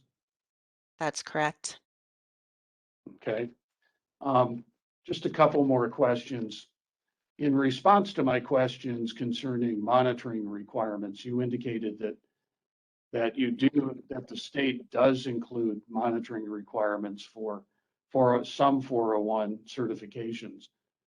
Is the agency's decision on when to implement those requirements outlined in any guidance or any document that's available to the regulated community? Which requirements specifically are you talking about? I mean, we look at the draft permit and we evaluate whether it's going to meet water quality standards under state regulations. So it's based on the permit and the quality of that discharge on what will be implemented in the permit. And is there any guidance or any memoranda or anything that a discharger could look to determine whether an individual permit or might require or whether the department would require monitoring conditions as a 401 certification condition? If there is reasonable potential to cause or contribute to an impairment, that will be a requirement in the permit. And is that direction or decision outlined in any department guidance anywhere, or is that just a policy that's been implemented by the program? It's not a policy. It is the NPDES permitting program, if a discharge has the potential to cause or contribute to impairment of a state surface water quality standard, then those requirements will be implemented in the NPDES permit. Excuse me for a minute. And you, for impairment, I understand you'd look to what the 303D, the impairment list that the commission adopts and sends to EPA, 303D No. list, is that? Okay. No, you look at the water quality standards, both general criteria or narrative criteria and the numeric criteria. And how is impairment determined on an individual permit basis? What would a permit holder look to, or what would you look to in order to determine whether a stream is impaired for a pollutant? I misstated that term impairment. I should have said an exceedance of the water quality standard, and what's used is the reasonable potential analysis to look at that to see if there's reasonable potential to exceed a water quality standard. And is it your testimony that if there's not a reasonable potential to exceed a water quality standards, then the department does not require monitoring for that parameter? That would be correct. Okay, And what remember, about it's both for general criteria, the narrative, and the numeric. and is the department's determination on that issue outlined in its 401 certifications? Yes.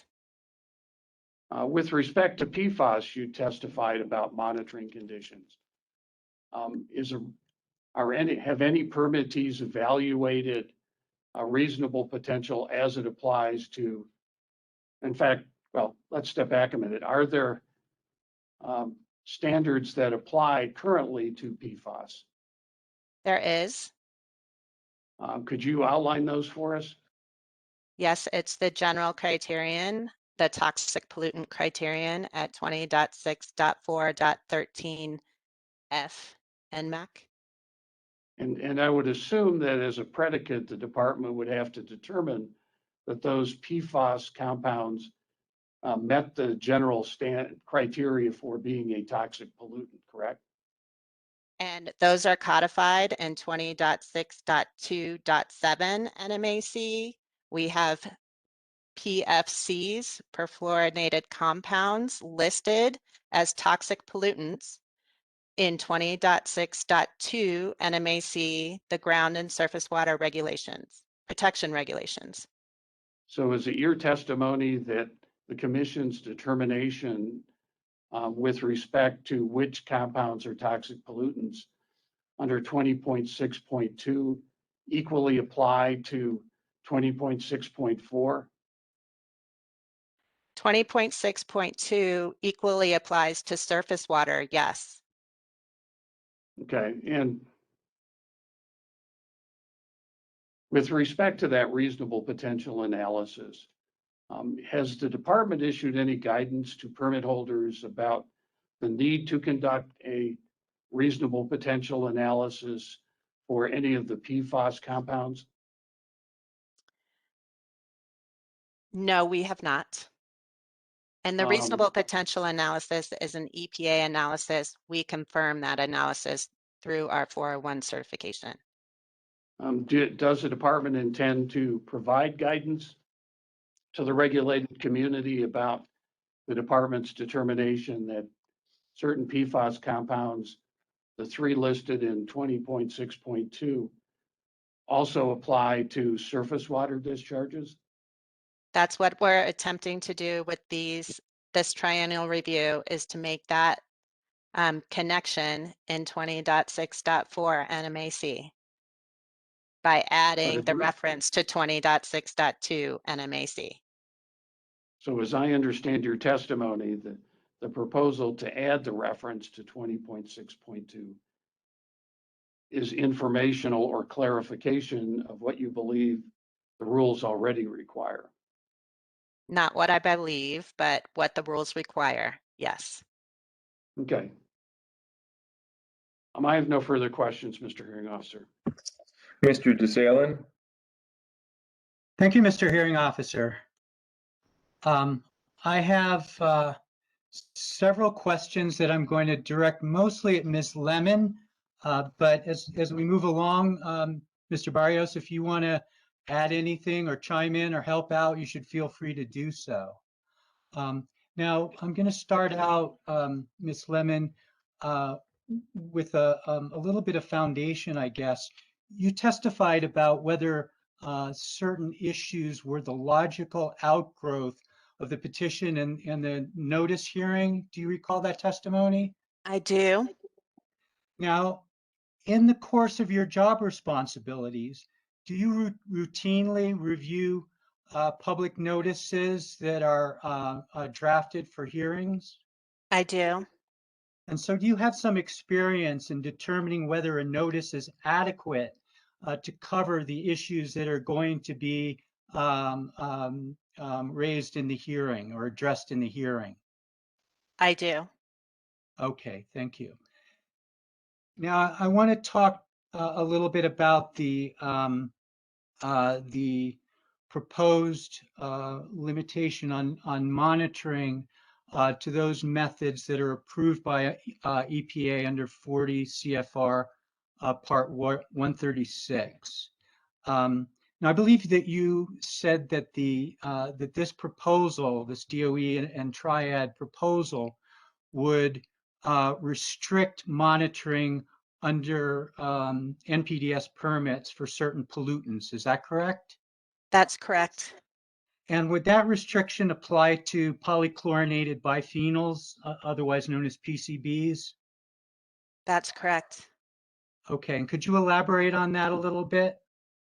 The EPA approved method under 40 CFR 136 for PCBs does not have a detection limit that is low enough or sensitive enough to evaluate the state's PCB standards.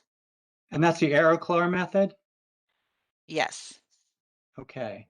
Now, would that restriction apply to the NPDES permits for Los Alamos National Laboratory? It would.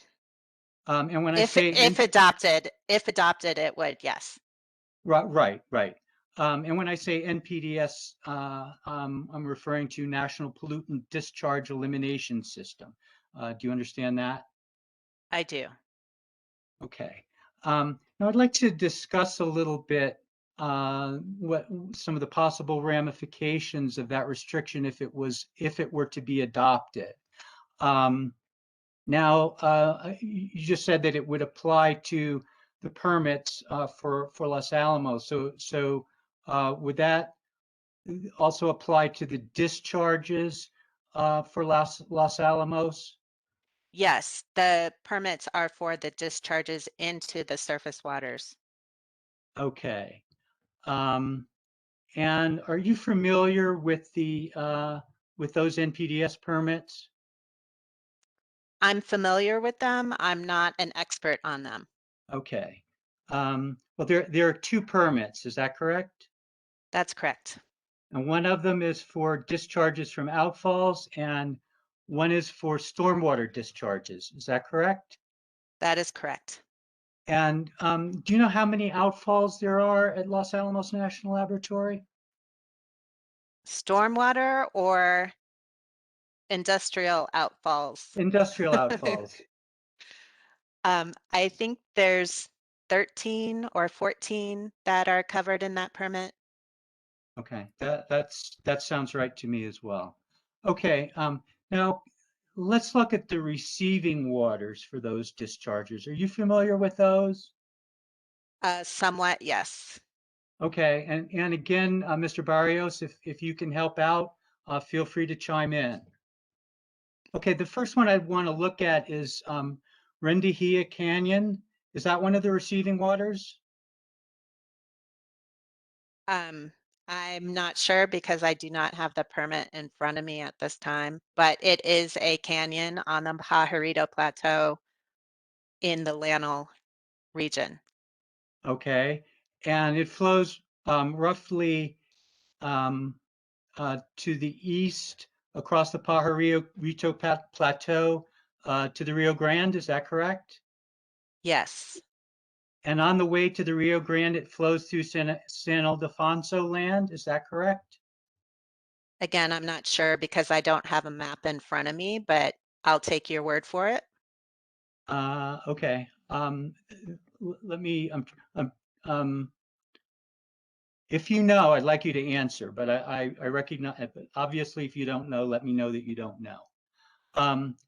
And then Los Alamos and Pueblo canyons, are those receiving waters for the landfill discharges? Again, without having the permit in front of me, I can't say 100%, but they are canyons on the Pajarito Plateau in that region, yes. Okay. And Pueblo Canyon, I believe, is a tributary to Los Alamos Canyon.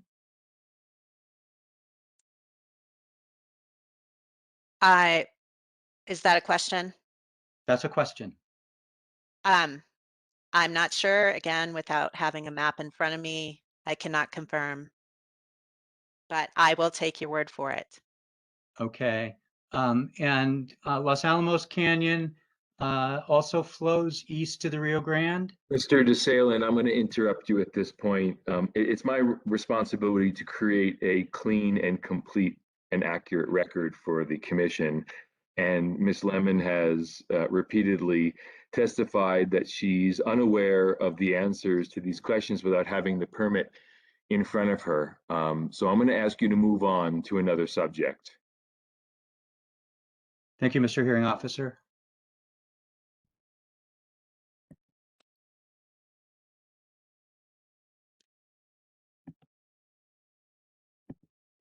Ms. Lemon, Los Alamos National Laboratory has been testing for PCBs under its NPDES permit for several years now. Is that correct? That's correct. And it's been testing for PCBs or monitoring for PCBs using a method that can detect PCBs at a level precise enough to determine compliance with the surface water criteria? That is correct. Okay, thank you. I have no further questions. Are there any commissioners who would like to cross-examine these two witnesses?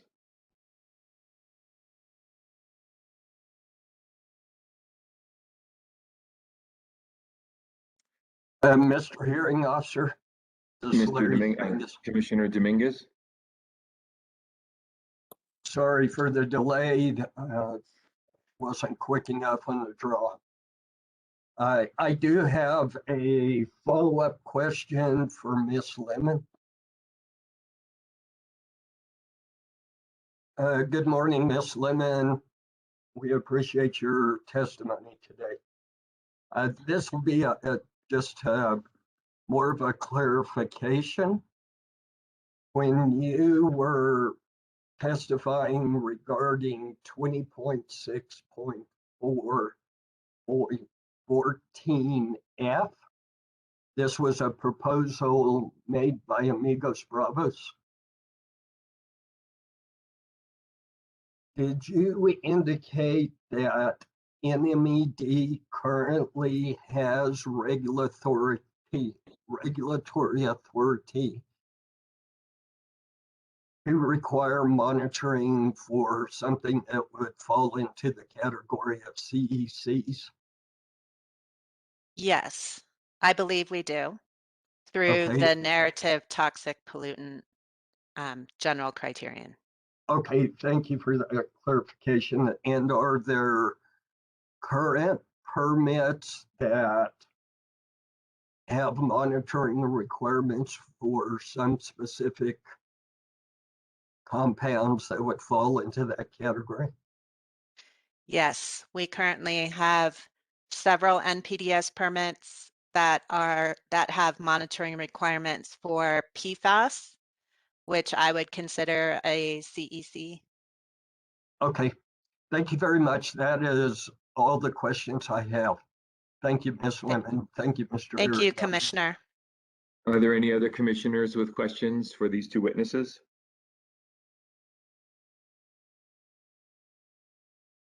Ms. Maxfield, are there any redirect questions specifically to the cross-examination questions? Yes, Mr. Hearing Officer.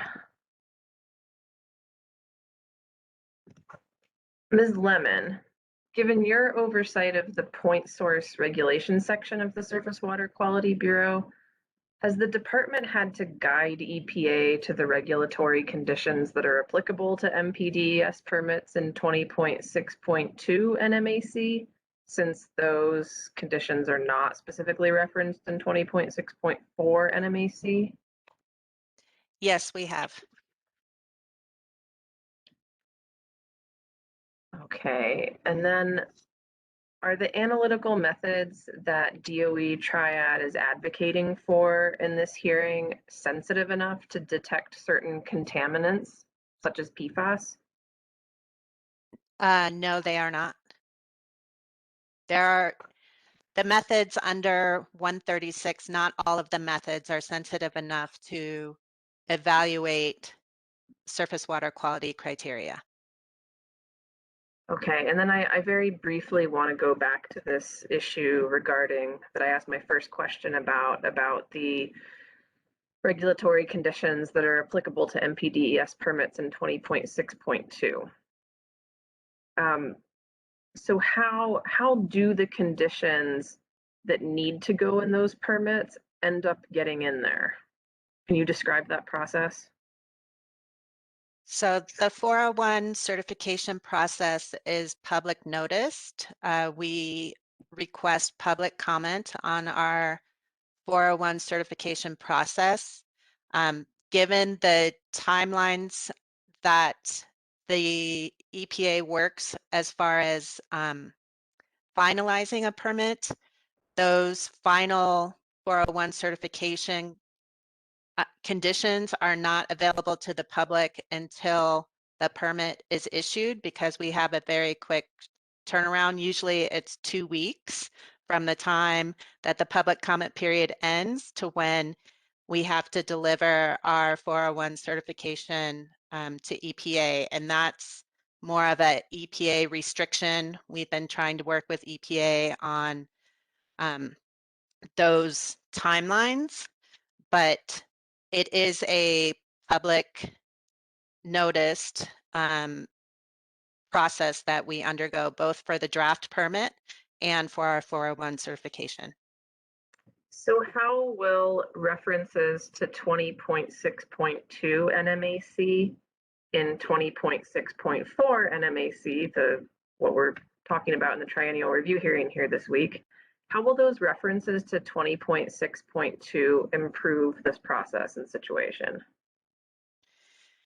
It will provide notification that there are other regulations that may apply to surface waters in Nmac, in the New Mexico Administrative Code. So it will help to clarify that those other regulations, such as 20.6.2 Nmac, may also apply to that discharge in those surface waters. All right, thank you, Ms. Lemon and Mr. Barrios, who's sitting on this panel as well. I have no further questions for these witnesses at this time, Mr. Hearing Officer. Thank you, Ms. Maxfield. We're going to move on to Triad's witness, Dr. Toll. Mr. Hearing Officer, before we do that, would you be opposed to us taking a 5-minute comfort break? No, a 5-minute comfort break is fine. It is 9:56. At 10:01, we will begin with Dr. Toll. Thank you. Thank you. Hearing Officer Kalin, this is Commissioner Counsel Sanchez. I may have simply missed this, but I didn't hear where you allowed the public to cross-examine the panel of either Lemon, the panel of Lemon and Barrios. If I missed that, my apologies, but I don't recall. You did miss it. I did ask after the commissioners were finished, any members of the public, and then I went back to Ms. Maxfield. But if you'd like, I can ask again. No, that's fine. If it was oversight on my part, that's absolutely fine. Thank you, sir.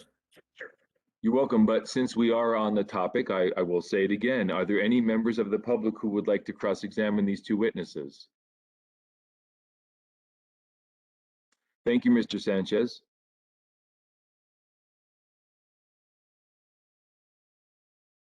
Cole begins his testimony. Ms. Jones, are there any members of the public who have wished to speak? Yes, sir. How many do we have? No, we have none. We have no one that has signed up to speak at this point. I'm sorry, I thought you said yes. Okay. Dr. Toll, please begin. Mr. Hearing Officer, again, Lewis Rose for Lanel. Dr. Toll, you were previously sworn. Did you Excuse me, we weren't on the record. I was not back yet. I mean, I have to think about what I said and repeat it? You do. See how good my memory is in terms of repeating what I just asked 2 seconds ago. Dr. Toll, Mr. Hearing Officer, do you want to state again? Yes, I will. Thank you for alerting me to that. I asked Ms. Jones, are there any members of the public who have indicated a wish to speak at this time? And there are no people who have signed up to speak at this time. Thank you, Ms. Jones. So I'm turning it over to Mr. Rose and Dr. Toll. Dr. Toll, you've been previously sworn in this proceeding. Could you, with respect to what we're calling, I guess, bin number for implementation of water quality standards, could you please summarize your direct testimony? Yes, my direct testimony covers 3 issues all pertaining to what the Federal Clean Water Act requires for analytical methods and the use of those analytical methods for compliance purposes. The 3 issues are: first, I propose changes to 20.6.4.12e to require the use of 40 CFR Part 136 approved methods as required by federal law. The proposed changes would incorporate the 40 CFR 122.44 definitions of lowest minimum level and sufficiently sensitive method into the water quality standards. And the provisions of 20.6.4.12 Nmac specifically apply to determining compliance for enforcement purposes. And so that is the context in which my proposed amendment would apply. Part 136 approved methods are not required for everything, but they are required when they exist to determine compliance for permit applications and reporting. My second issue that I addressed is I proposed changing 20.6.4.14a to state that 40 CFR Part 136 approved methods shall be used to determine compliance with the New Mexico water quality standards and in Section 401 certifications consistent with the Federal Clean Water Act requirements. And issue number 3, I proposed changes to 20.6.4.7S to define the term sufficiently sensitive as it is defined in 40 CFR 122.44.114A. Dr. Toll, could you please summarize your rebuttal testimony? There were 5 rebuttals of my direct. The 5 witnesses who filed rebuttals, my direct testimony on issues 1 and 2, blended these issues in their rebuttal testimony, and so I'll address their rebuttal testimony on those 2 issues together. The NMED witness who addressed issues 1 and 2 in rebuttal is Shelley Lemon. The other witnesses who addressed 1 and 2 in rebuttal testimony are Rachel Kahn, Ann K. Bailey, James P. Beersey, and Elder Kathy Juan Povey Sanchez. The NMED witness who addressed issue 3 in rebuttal testimony is Shelley Lemon, and the only other witness who addressed issue 3 in rebuttal testimony is Mr. Beersey. I'll summarize briefly the rebuttal presented by each of the witnesses who provided rebuttal testimony on issues 1 and 2. First, Ms. Lemon opposed the Triad and DOE NNSA proposed amendment to 20.6.4.12E Nmac on procedural grounds in her rebuttal testimony. She argued that the proposed amendment is not a logical outgrowth of amendments proposed by NMED. She did not comment on the technical merits in her rebuttal. Ms. Kahn, Rachel Kahn, testified that the state should have the authority and flexibility to select reliable sampling and analytical methods in order to ensure compliance with their water quality standards.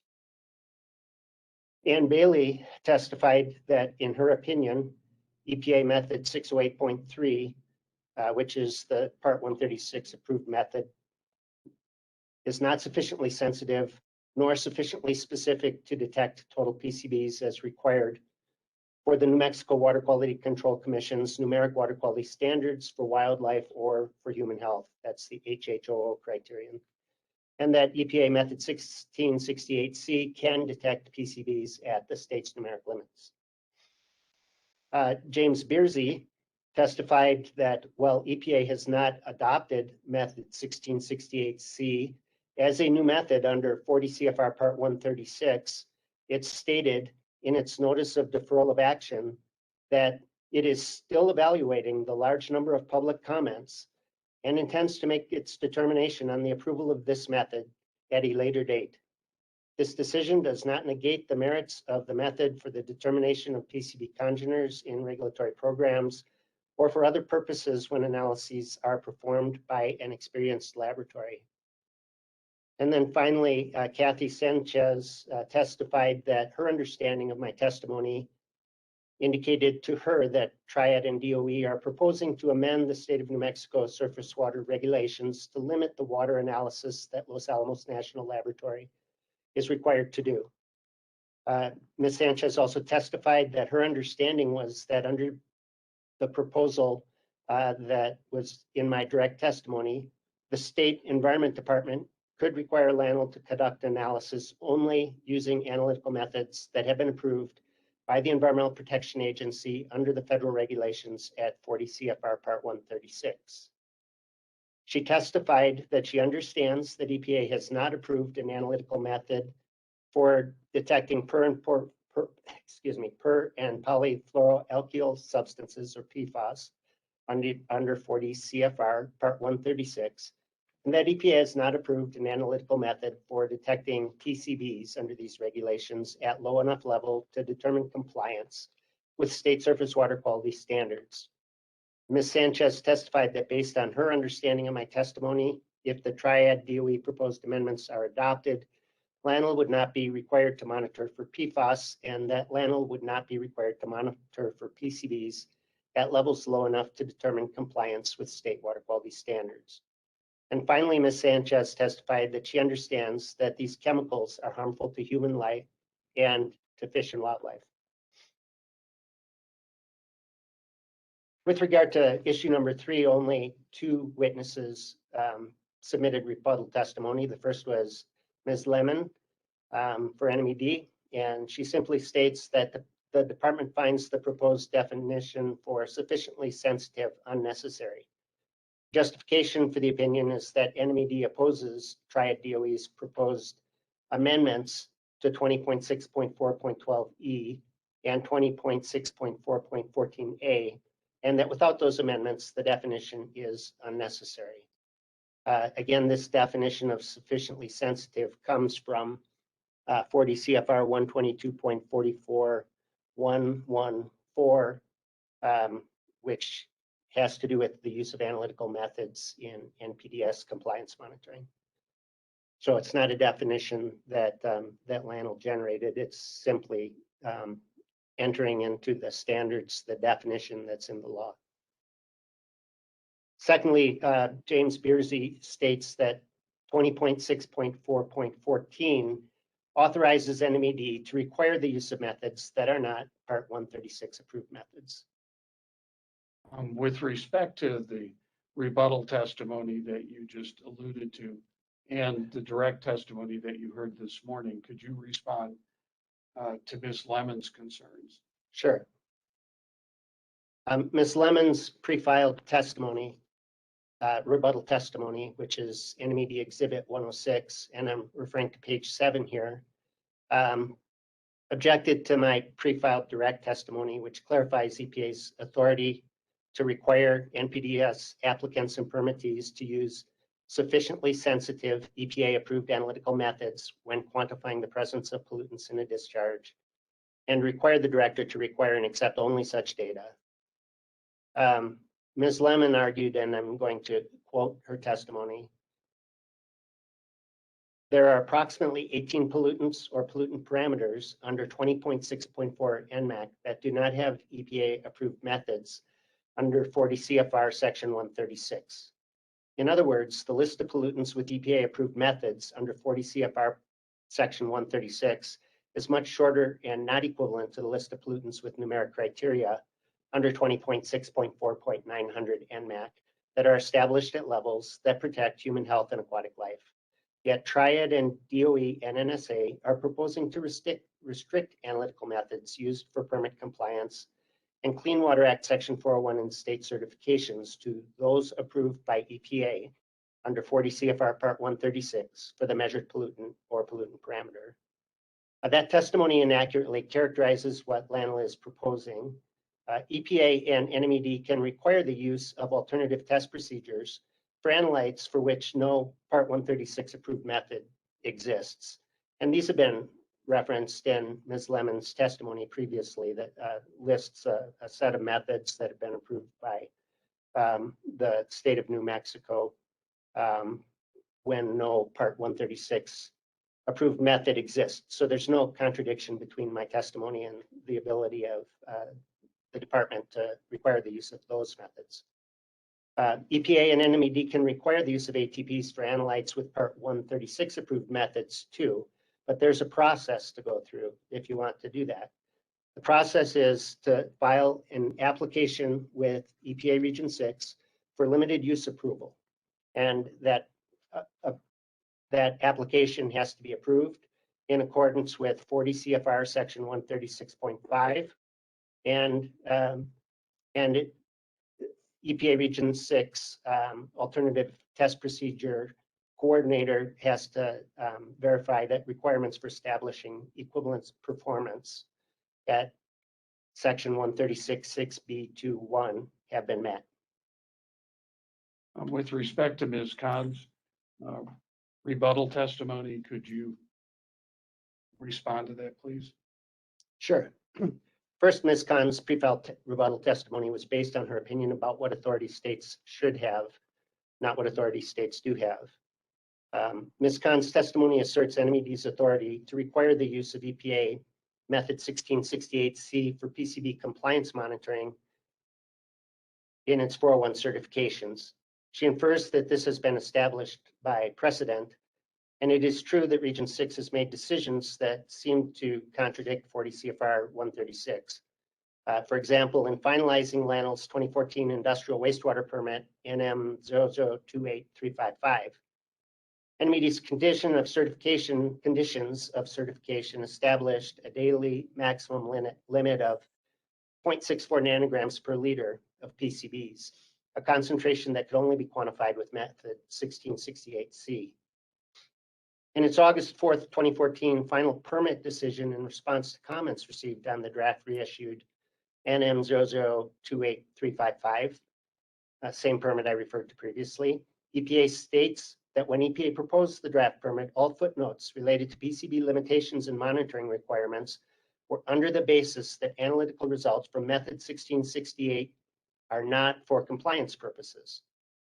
So EPA Region 6 did not agree with the certification condition. It simply stated that it considered all NMED suggested permit language regarding PCBs that are incorporated into the final permit, including footnotes and MQLs, to be integral to complying with NMED's conditions of certification.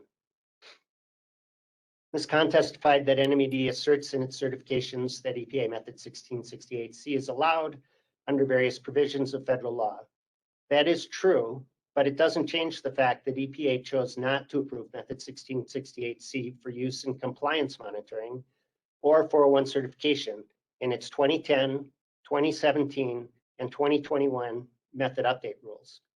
EPA has a protocol for review and validation of new methods for regulated organic and inorganic analytes in wastewater under EPA's ATP Alternative Test Procedure Program, which is published in EPA 821B 18001, and a protocol for review and validation of alternative test procedures for regulated organic and inorganic analytes in wastewater under EPA's ATP program in the document EPA 821B 18002. To my knowledge, NMED followed neither of these protocols to support the decision to require the use of method 1668C in its 401 certification for LANL's 2014 industrial wastewater permit or in any of its 401 certifications. In conclusion, method 1668C is not a Part 136 approved method, so it's not allowed for compliance monitoring or 401 certification unless an application for limited use approval has been filed and approved in accordance with 40 CFR section 136.5 and requirements for establishing equivalent performance at 136.6 B21 have been met.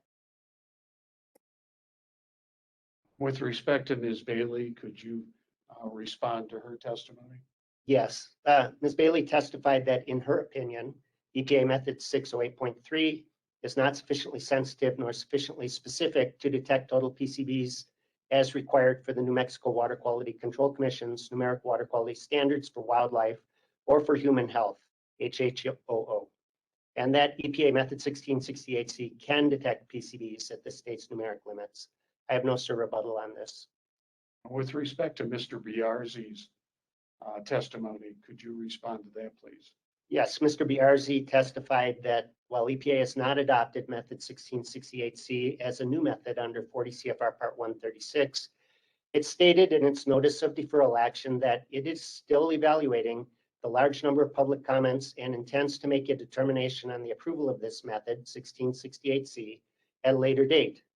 This decision does not negate the merits of this method for determining or for determination of PCB congeners in regulatory programs or for other purposes when analyses are performed by an experienced laboratory. That argument is getting stale. EPA deferred action on approving EPA method 1668C as the Part 136 approved method on May 18th, 2012. 9 years have passed and EPA has issued 2 method update rules since 2012. The first was noticed in the Federal Register on August 28, 2017 and went into effect on September 27, 2017. The second was noticed in the Federal Register on May 19, 2021 and goes into effect next Monday, July 19, 2021. EPA method 1668C was not adopted in the 2017 method update rules, and it was not adopted in the 2021 method update rule. The deferred action argument has run its course. I've further evidence to support this assertion. EPA is developing a new PCB congener method for purposes of compliance, monitoring, and 401 certification. This method is being designed to meet criteria that one could argue have prevented method 1668C from being certified as a Part 136 approved method. Specifically, it is more sensitive than the Part 136 approved EPA methods, so it overcomes the problem that was noted earlier with the approved method. And it is not susceptible to background contamination issues, which is a problem with 1668C. And it is simple enough to be reliably implemented at a typical mid-sized full-service environmental laboratory. That's another problem with 1668C. It takes a high-end laboratory to be able to run that analysis, and so the capacity for running that analysis is limited and the price is expensive. With respect to Ms. Sanchez's testimony, could you respond to that? Sure. Ms. Sanchez testified that she understands that EPA has no Part 136 approved analytical method for Pfas. That is correct. Ms. Sanchez also testified that based on her understanding of my testimony, if the Triad DOE proposed amendment to 20.6.4.12E Nmac and 20.6.4.14A Nmac are adopted, LANL would not be required to monitor for Pfas. That is a misunderstanding of my testimony. ATPs, alternative test procedures, may be used for analytes that have no Part 136 approved analytical method. So the question of whether or not LANL will be required to monitor for PFAS is not connected, to LANL's proposed amendments to 20.6.4.12E Nmac and 20.6.4.14A Nmac. With respect to the testimony on LANL's proposal, as a result of that testimony, are you proposing any changes to the draft rules? No. That completes my examination. Mr. Hearing Officer would tender Dr. Toll for cross-examination. Are there any other witnesses that you are presenting on this issue? Mr. Hearing Officer, we do. Mr. Fulton will testify on issues related to implementation of water quality standards. We'll call him when Dr. Toll has completed his cross and redirect. Okay, so you don't want to present them as a panel? No. Okay, perfect. Are there any parties that wish to cross-examination Dr. Toll? Okay, I see Ms. Fox. Ms. Maxfield, hand is up, okay. Mr. DeSalen. Okay, I have 3 parties wishing to cross-examine, so we will start with Ms. Fox. Thank you, Mr. Hearing Officer. Good morning, Dr. Toll. Thank you for your testimony. Good morning, Ms. Fox.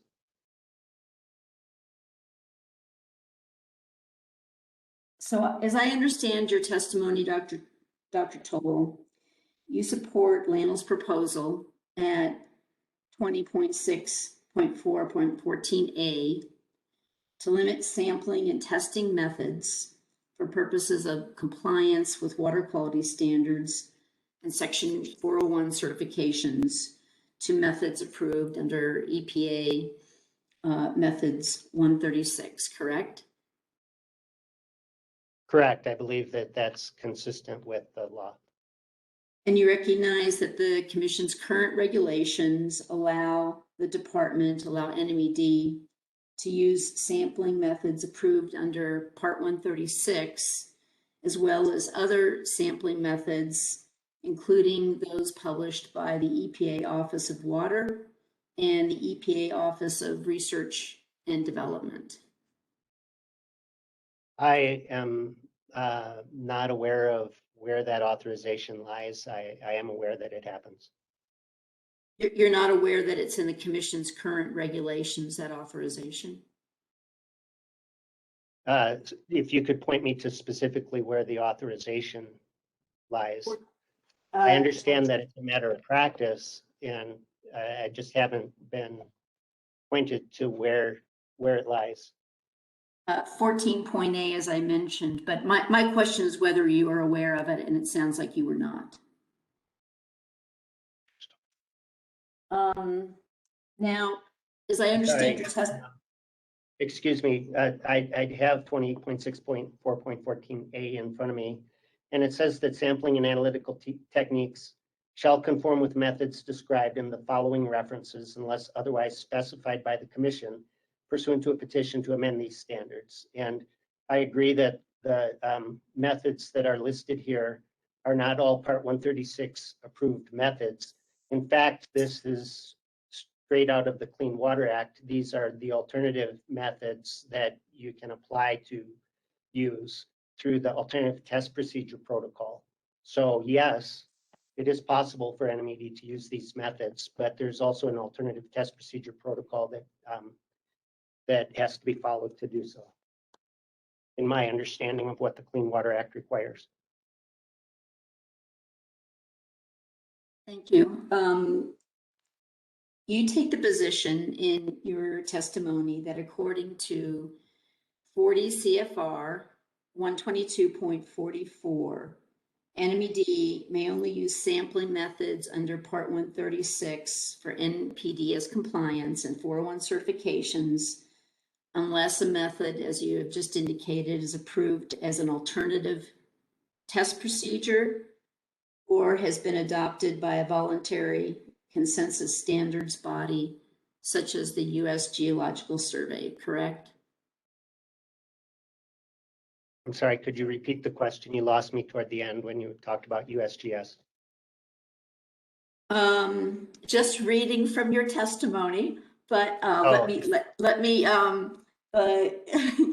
what I was asking is that you take the position that under 40 CFR 122.44, yes, that NMED may use Part 136 methods for NPDES compliance and 401 certification, unless a method's approved as an ATP or adopted by a voluntary consensus standards body such as USGS. That's your testimony, correct? Yes, it is.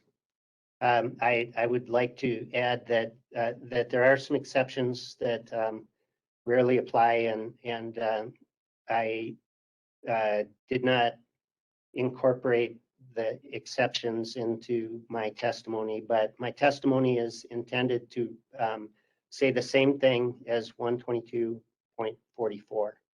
And the exception is that there are some analytes, not the chemicals that we're usually worried about, for which the approved methods are published elsewhere in the Clean Water Act, not Part 136. And I'm not able to put my hand on the section right now.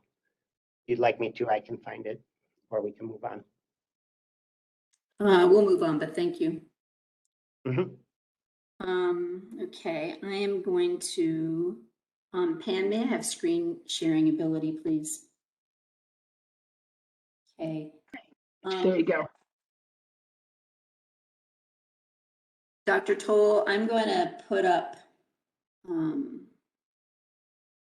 your testimony from your direct testimony, page 6.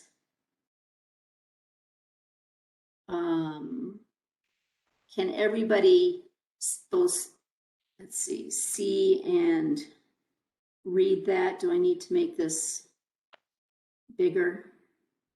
I can read that.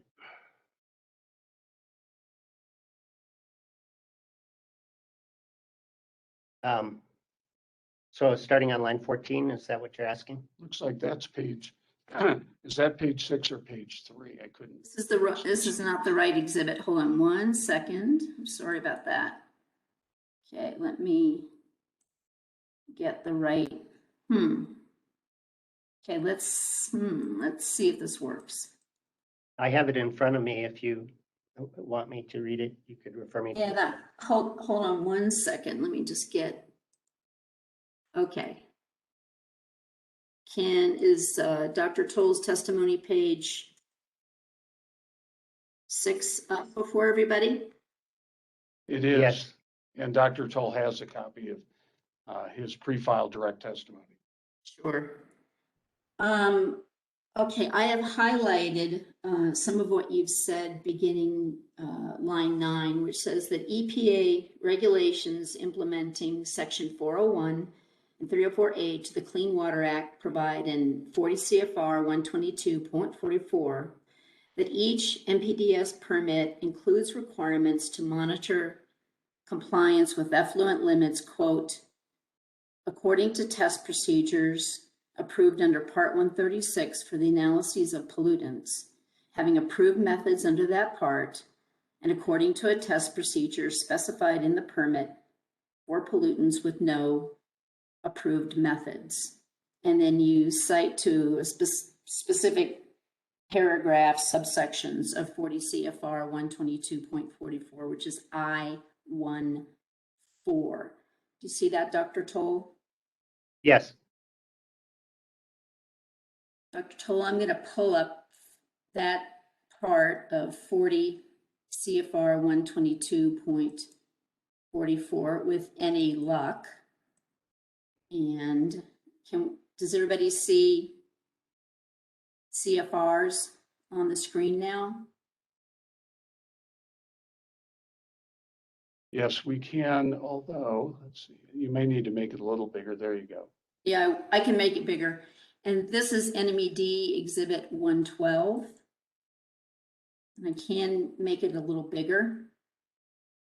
Thank So you. Dr. Toll, yeah. So Dr. Toll, I'm going to go to that provision that you cited in the CFR, which is 0.44 I1 little 4. And may need to make it a little smaller, but I am just wondering where in that provision, that section of the CFR that you quote from what we just read exists. Can you point that out? And I can make this a little smaller to see the entire paragraph. Starts here.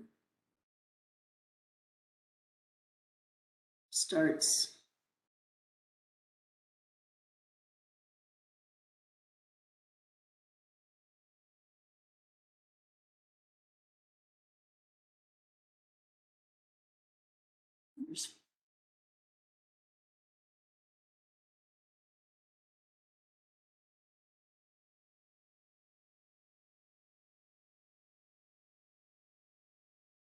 hold on here. Okay.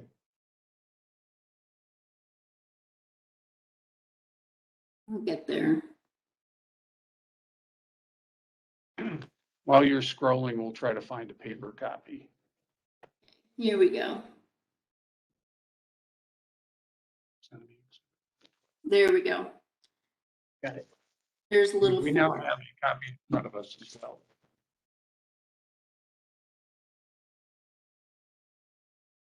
Can you tell me where that quote is? That specifically you were referring to test procedures approved under Part 136. This is the quote she's talking.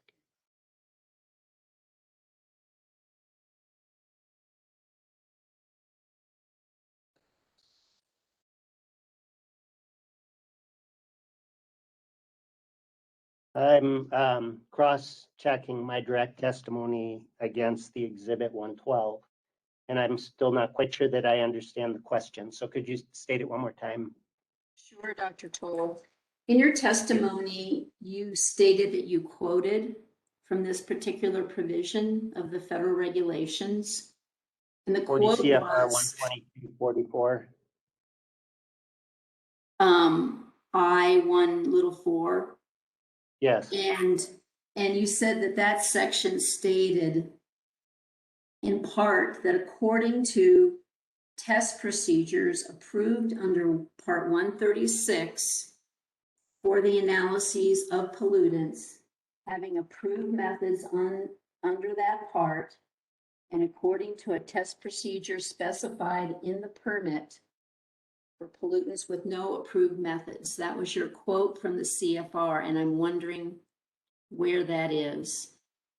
Okay.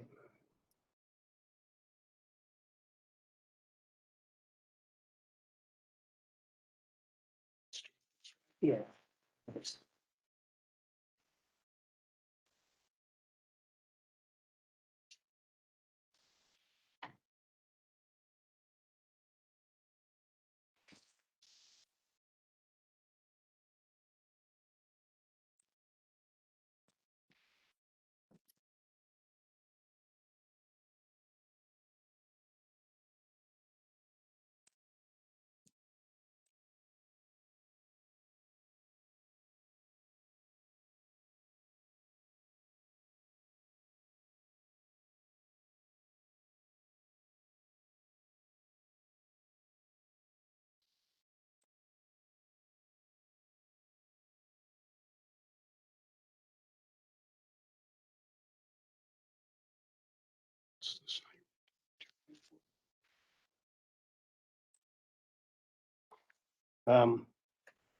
Well, my direct testimony says that it's in 40 CFR 122.44 I14. And so that's where I've gone. And I'm not finding the exact quote. I'm finding something similar, but at some point along the way, it appears that I have misquoted.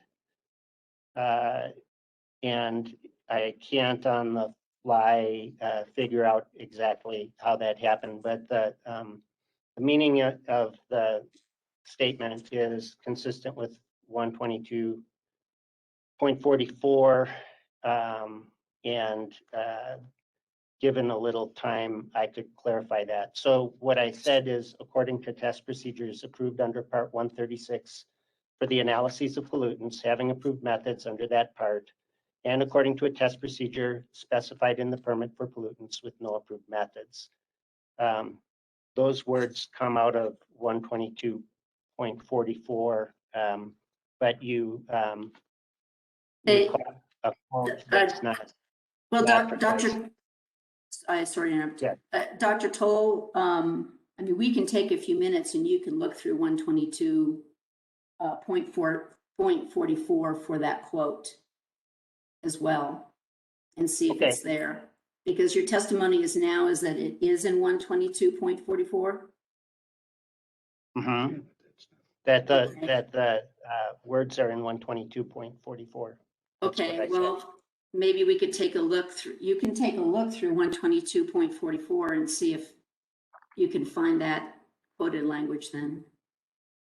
Okay. I will.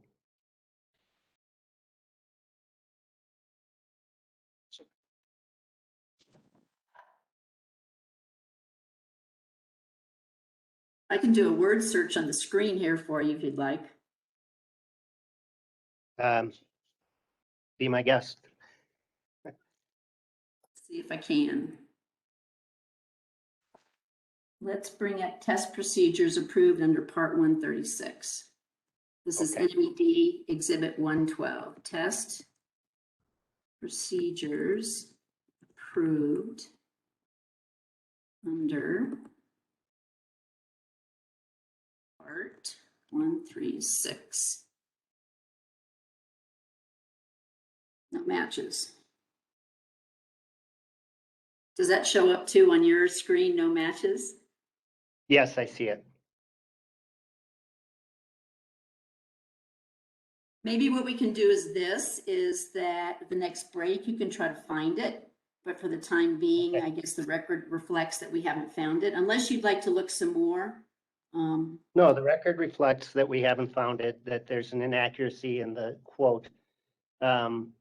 It's probably an error that occurred when I was generating the testimony. You know, I stand by that as an apparent error, and I'll continue to look. I can tell you that I stand by, if this wasn't a quote, I stand by the fact that it's paraphrasing what's in the regulations, 40 CFR 122.44, and I'll continue to look. Thank you, Dr. Cole, Dr. Toll. These mistakes happen, I understand that. Now, looking again at that particular regulatory provision that you misquoted, looking at 4A2, there is a note to that paragraph. And what is the highlighted portion of that note state? The note's not showing up on the screen. The bottom of the note is where the highlighting is, and I can only see the top of the highlighting. I can't see the words. Would you like me to make it bigger? No. Now that you've scrolled, no, what the issue isn't that the words were too small for me to read. The issue was that there wasn't enough text on the screen for me to see the note. Yeah, our screens maybe are not exactly the same. Okay, so you asked me to read the highlighted text? From the note to the paragraph. No other EPA approved methods exist. The director should select a method consistent with 40 CFR 122.44.114B. You're familiar with that note, I presume, that you just read. And this is from my testimony, or is it from? No, 40 it's from CFR? the it's from the regulatory provision that you cited in your testimony. Yes. And so my question I is, am familiar with that now. Excuse me 1 second. I'm going to remind you both to please speak one at a time. Sorry Thank about you. that. That's fine. my question is, you're familiar with that particular provision that you just read, correct, Dr. Toll? Yes. And then if you could read the following provision B, to which the note refers. B, the highlighted text at the bottom. Is that- Correct, to which, yes, correct, to which the note that you just read refers. Okay. In the case of pollutants or pollutant parameters for which there are no approved methods under 40 CFR Part 136, or methods are not otherwise required under 40 CFR Chapter I, Subchapter N or O, monitoring shall be conducted according to a test procedure specified in the permit for such pollutants or pollutant parameters.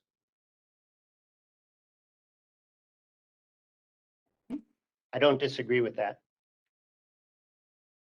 Okay, there's no mention of that it has to be an ATP or alternative procedure in that particular regulatory paragraph, is there?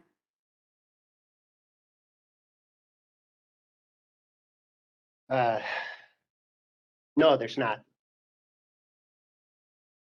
The So details about the alternative test program and the methods that are considered to be of sufficient quality for use in general are provided elsewhere, but there's nothing in this paragraph to that effect.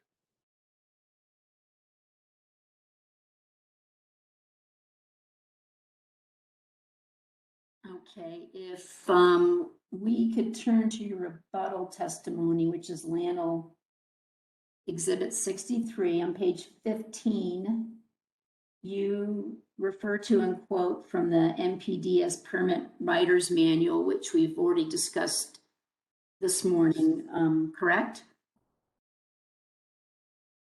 You'll have to give me time to pull up my rebuttal. Sure.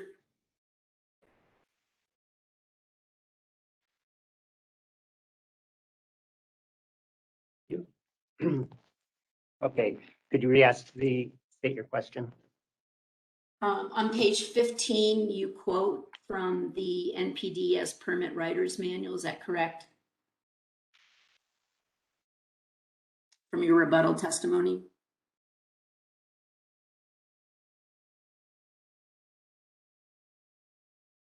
Yes, section 8.1.1. So you're familiar with the NPDES Permit Writer's Manual? Yes. So, Mr. Hearing Officer, I have part of the manual. I don't have the, I don't know how many pages is, it's a lot. I have part of the manual up here. Does that look familiar to you, Dr. Toll? Yes. So I'm gonna scroll down. I just included, Mr. Hearing Officer, the table of contents and tables and figures, and going right to the provision that I'd like to direct your attention to, Dr. Toll. So you cite to section 8.1.1 of the manual, correct? For the purpose, that's a yes. I'm sorry, that's a yes. For the proposition that states have to use, for essentially this, that states have to use Part 136 methods, correct? Could you restate that question? You cite to that provision in the 8.1.1 of the Permit Writer's Manual, essentially for the proposition that states must use Part 136 methods. Is that correct?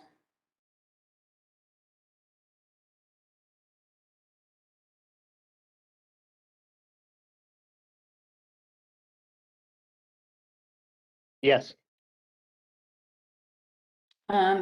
If you could look at the section highlighted in 8.3 titled Analytical Methods and read that for the hearing officer and the commission, please. Okay.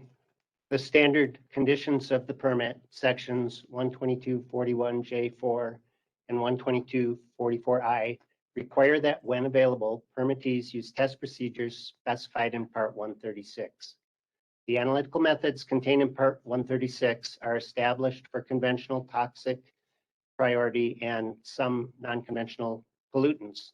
Without analytical methods for parameter, the permit writer should specify the analytical method to be used. There are also procedures to apply for approval of alternative test methods in accordance with section 136.4. So that states that without analytical methods for a parameter, the permit writer should specify the analytical method to be used, correct? Yes. And then it says also, or in addition, you can use alternative test methods. That's the alternative test procedure you've been talking about, correct? No, that's not what it says. It says there are procedures to apply for approval of alternative test methods. In addition to the permit writer being able to specify the analytical method to be used if there is not a Part 136 method. Isn't that correct? I don't understand the question. You're paraphrasing the last two sentences, and I'm not quite sure. I'm just looking at the last two sentences, and to me it says, if there's not an analytical method for parameter, the permit writer should specify the method to be used. Then it says there are also procedures to apply for approval of alternative test methods in accordance with 136.4. So would you agree with that says is that if there are no Part 136 methods, a permit writer can specify the analytical method to be used? That's true. Or there are procedures to apply for approval of an alternative test method. Well, you're adding the or. It's two Yes, statements. I am. Yes, I am. Would you agree with that? With that as the meaning of what we just read? No, I see them as two separate statements. It's informative for the permit writer to know about 136.4. It's telling the permit writer that they have a job to do, which is to specify the analytical method. And it's saying that there are procedures to apply for the approval of alternative test methods. Perhaps there should have been an or between those two. Perhaps there shouldn't have been an also. I think that, we could find out who the editor was for EPA, but I see them as two separate statements and can't draw the conclusion that you did about what it actually means. Dr. Toll, in your rebuttal testimony, you refer to an EPA memorandum dated November 22nd, 2020, that relates to recommendations for monitoring PFAS and NPDES permits, correct? What exhibit is that? Or where is it cited in my? That is your exhibit 85.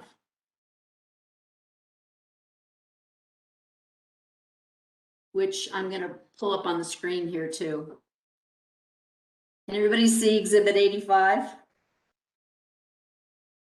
I've got it in front of me.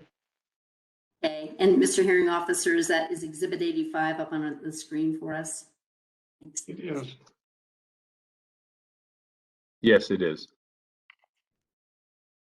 This is your exhibit, Dr. Toll. Right. And this exhibit has a couple of recommendations, correct?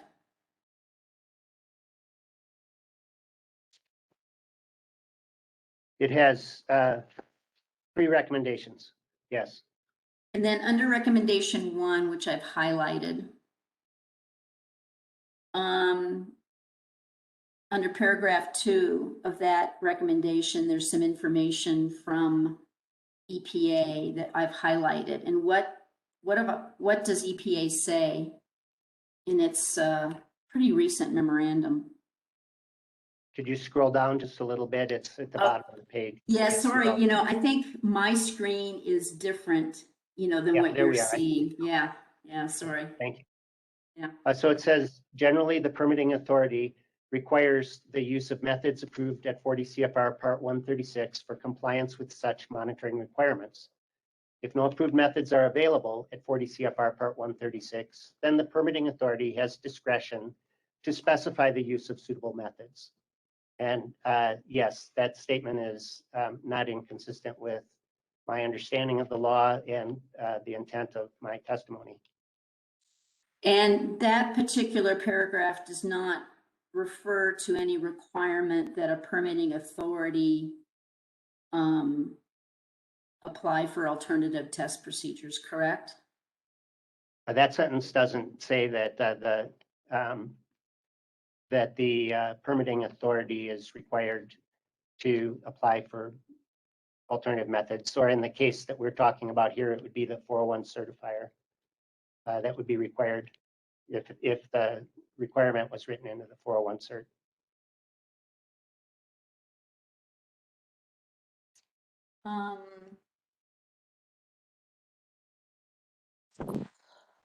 Let's see. So, Dr. Toll, in your direct testimony, on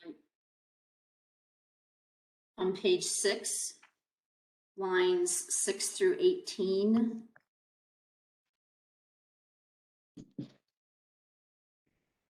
Page 6. Correct, lines 6 through 18. Okay. Yes. You refer to the Federal Register notice in which EPA deferred action on method 1668C, which is the congener method for testing for PCBs, correct? I'm sorry, you said on page 6, what line? Lines 6 through 18, you refer to that Federal Register notice.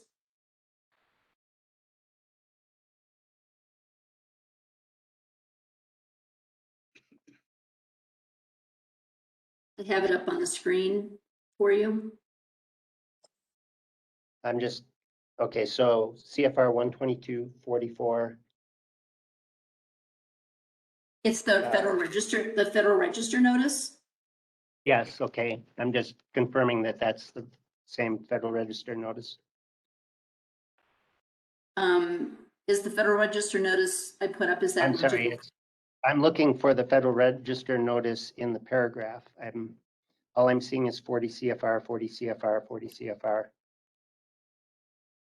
I'm not seeing a Federal Register. I'm sorry. I'm not seeing a Federal Register number that matches what you have up there.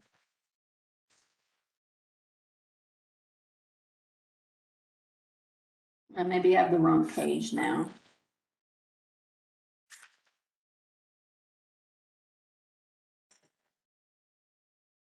Maybe it's in your rebuttal. I apologize.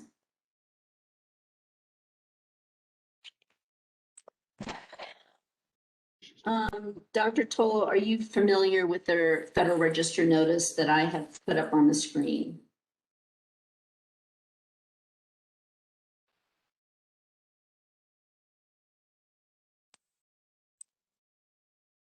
Dated, it's 77, Federal Register 29758, dated May 18th, 2012. Is this an exhibit to my testimony? This is Amigos Bravos Exhibit 23.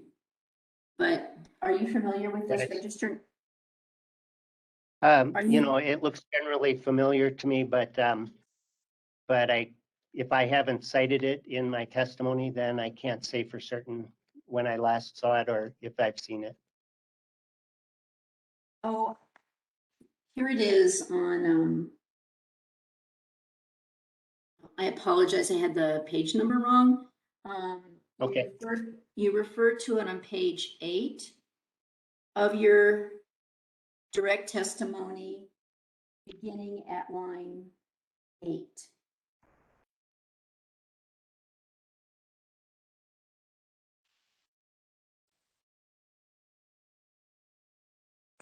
Oh, this is rebuttal, so that's not it. No. It's direct, Dr. Toll. You're talking about the reference on page 8, looks like line 8 and 9. Yeah, beginning line 8. Yes. Okay, here we go. Okay, we In got line it. 8, the draft rule was not finalized. See Federal Register 7729. Ooh, I'm not sure what that numbering corresponds to. That's the page. The number in your testimony? Yeah, it's there's somehow a comma got put into the page number, so it's 29,758, 29,763, and with a comma in between those two page numbers. So yes, I'm oriented now. Right. Yeah. Sorry for the notation. Your testimony refers to the first page number of the federal notice and then the page number to which you refer in your testimony. Correct. And that page number 29763 I have up on my screen. Can you see that as well with some highlighting? Yes. Yes. Okay, we are literally on the same page now. So if I could direct your attention to the highlighted portions, did EPA find that method 1668C is, quote, being used, and this is the first highlighted paragraph on this page, quote, being used in some states in their regulatory programs and by other groups for some projects with good success. Correct. And did EPA find that, and this is in the third highlighted section on that, in that same column, that states, quote, are already requiring this method for use in permits?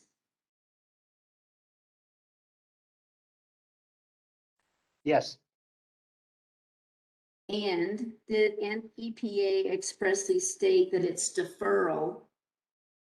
And this is in the second highlighted column. It's the last column on the right, highlighted, quote, that the deferral did not, quote, negate the merits of this method, referring to the 1668C, for the determination of PCB congeners and regulatory programs when analyses are performed by an experienced laboratory. That's correct.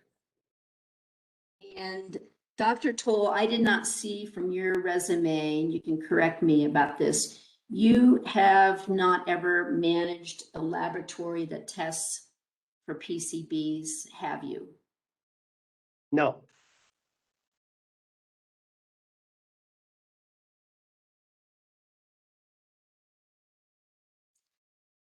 In your earlier testimony today, your, I think it must have been rebuttal testimony, I believe you mentioned something about the cost or the expense of using method 1668C, is that correct? Yes. Yes. Lanel's not objecting to using 1668C based on expense, is it? I'm not aware of any objection to using 1668C by the lab. Thank you. That's all I have. Thank you, Dr. Toll. Ms. Maxfield.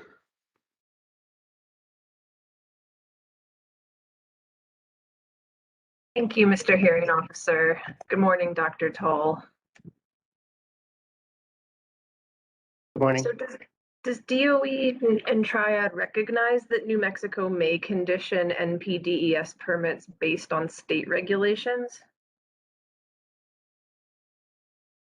Does LANL recognize that? Is that the Yes, question? that New Mexico can add conditions to NPDES permits based on state regulations. I can't answer that question for LANL. I would assume that the answer is probably yes, but I can't answer it for LANL. So that's just outside your scope then. Well, I'm not authorized to speak for LANL on that matter. Okay. Yes.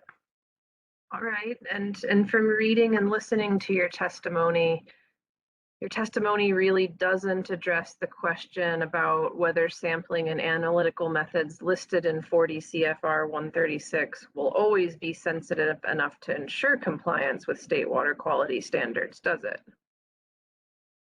No, it does not. And do you know how long it takes to get a method approved and added to 40 CFR 136?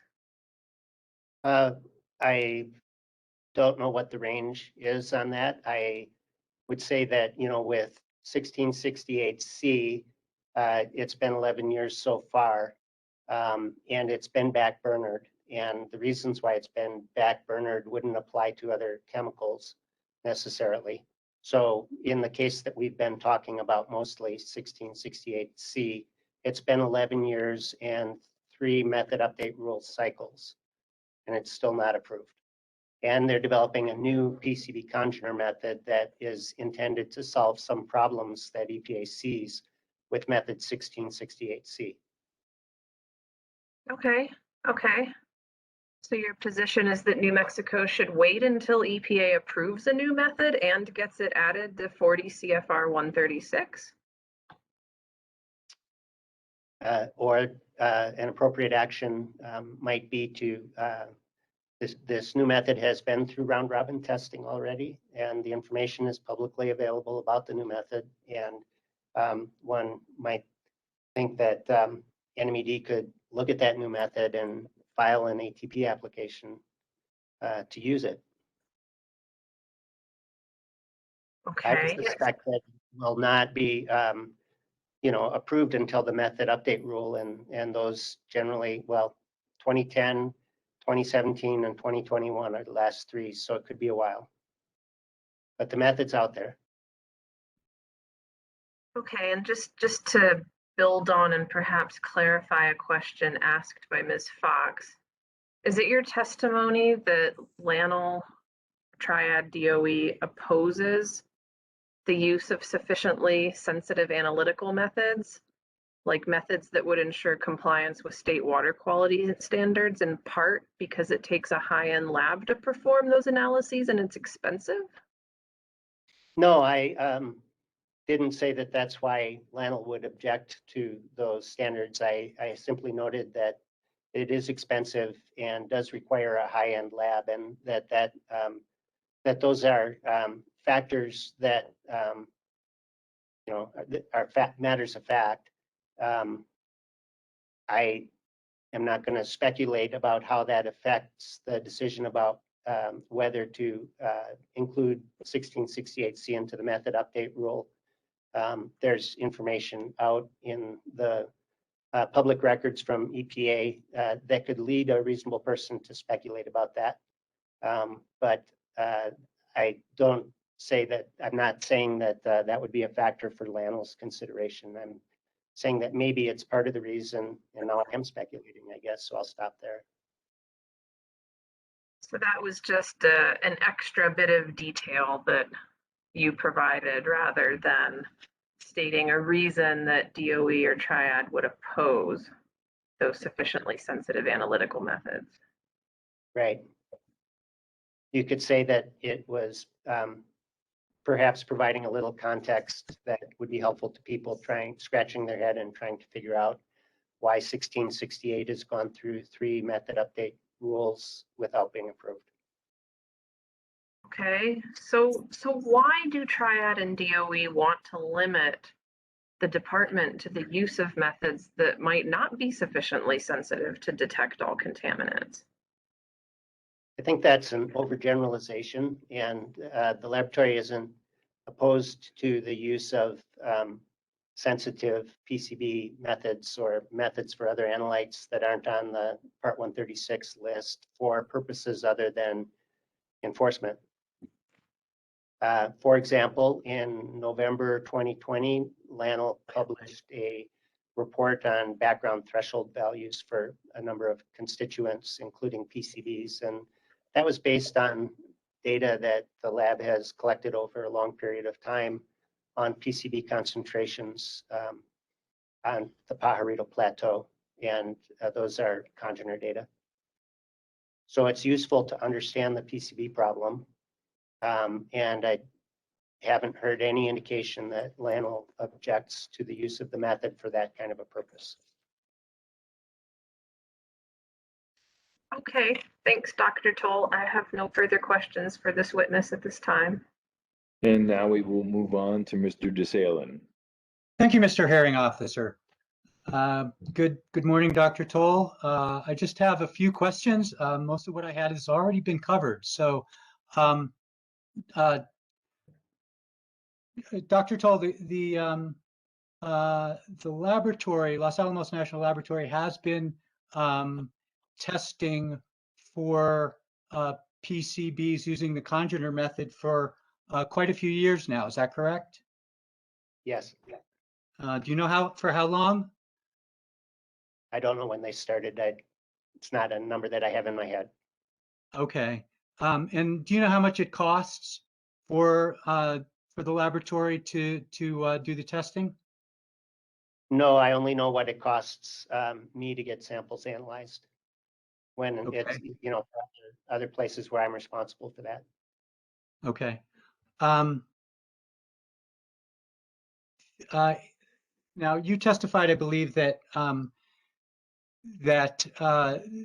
the agencies can require, the regulatory agencies can require LANL to do testing using the congener method for PCBs, as long as it's not for compliance purposes or enforcement purposes. Is that accurate? Yes. Okay. Could you tell me how it is that the Environment Department or EPA can ensure compliance with the state water quality criteria for PCBs if they don't use the congener method? Well, it certainly is a paradox. The Aerochlor method has higher limits, reporting limits, and what the law says is that because the congener method isn't approved, that enforcement would only apply at concentrations exceeding the limits of the Aerochlor method, not at the nanogram per liter level that is the numeric criterion. Thank you, Dr. Toll. I don't have any other questions. Mr. Is there a commissioner that has cross-examination for Dr. Toll?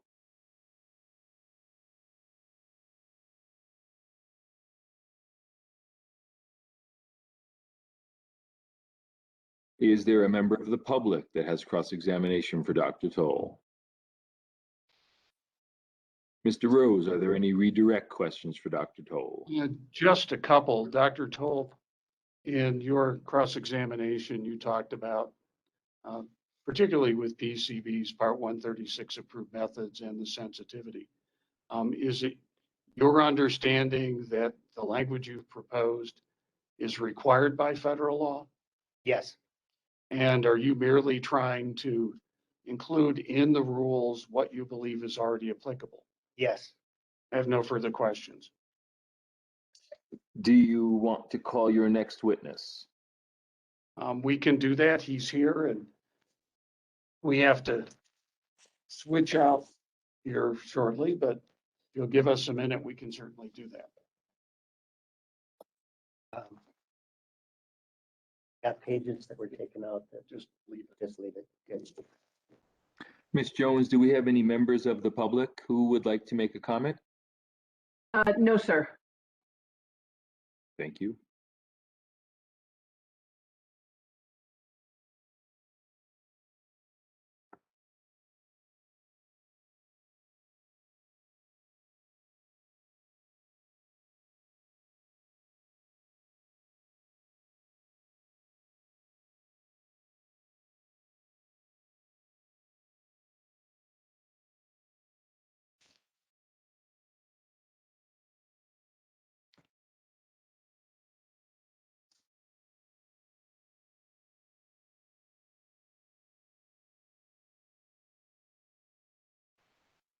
We're ready, Ms. Olson, when you are. Thank you, Hearing Officer Carrie Olson. On behalf of Lanel, we'd like to call our next witness, Barry Fulton. He's under oath. And- Please proceed. Okay, thank you. Mr. Fulton, you were sworn yesterday and you are still under oath. You've previously adopted your direct and rebuttal testimony, which has been admitted in the record.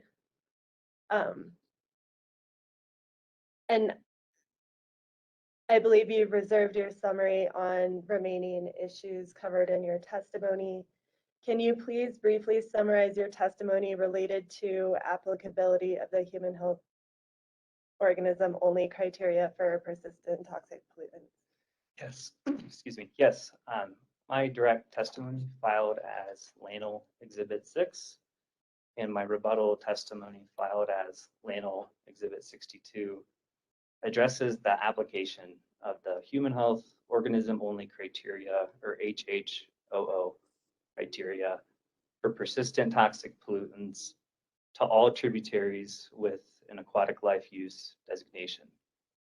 Specifically, I support Lanel's proposed amendments to 20.6.4 11G Nmac to recommend that the HHOO criteria for persistent toxic pollutants only apply to surface waters which can support fish consumption, because the HHOO criteria are derived explicitly to protect human health from exposure to pollutants through the consumption of fish or shellfish.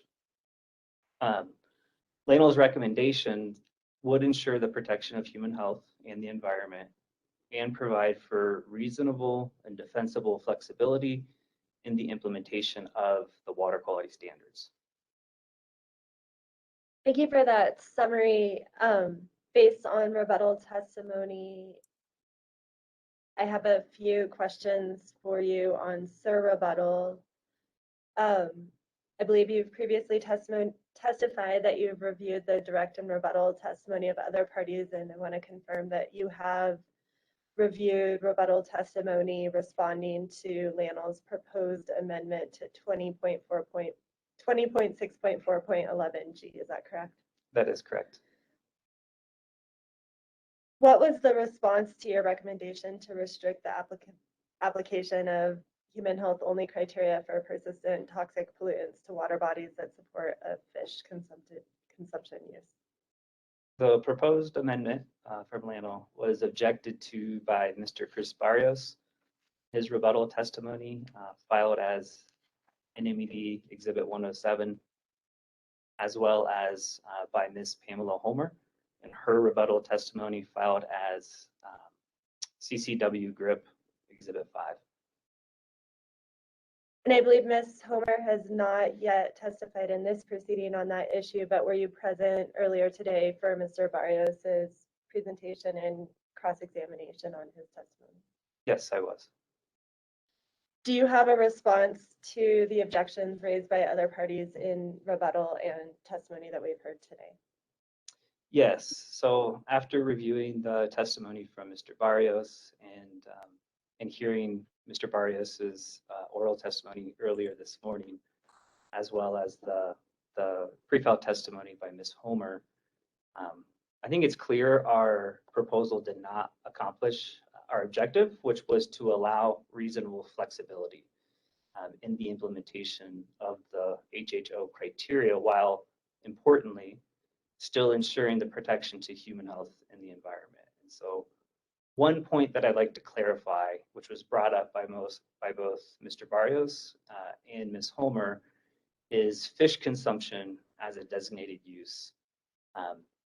So the purpose of the HHOO criteria is specifically to protect against the consumption of fish or shellfish. So that is to say that fish consumption is the sole route of exposure used in the calculation of the HHOO criteria. And so while New Mexico's water quality standards do not define fish consumption as a designated use, the HHO criteria are derived and intended to explicitly protect this use.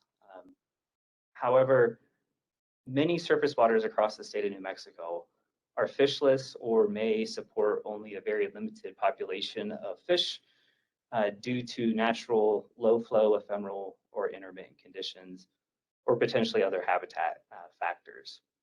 Yet the current language in Section 11G, the HHOO criteria are applied to intermittent and ephemeral streams, regardless of whether the downstream waters meet the HHOO criteria, or regardless of whether a downstream water does not meet the HHOO criteria in a given tributary has no reasonable potential to cause or contribute to that exceedance of the downstream HHOO criteria. So I certainly appreciate that it may be prudent to apply the current language in 20.6.4 11G as a default statewide policy, but I also think that the water quality standards should allow for reasonable flexibility where protectiveness to human health and the environment can be demonstrated in both the tributaries and the receiving waters.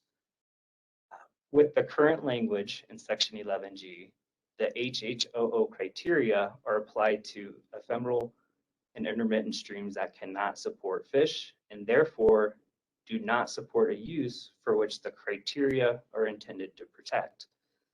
A fishless tributary may not meet the HHOO criteria, but the downstream water may fully meet and support the HHOO criteria. So in this case, the tributary would be 303 delisted, and the department would need to develop a TMDL and a load allocation to protect a beneficial use that does not exist in the tributary. I think this is problematic because in such a case, we're trying to protect a use that does not exist, or where the use does exist in the downstream water, the use is protected. This unduly would require a TMDL and require state resources, which I heard from Mr. Barrios this morning in his testimony, he expressed concerns with. Alternatively, with the current language in Section 11G, the downstream water may not meet the HHO criteria due to upstream sources or sources that may be unrelated to a given tributary.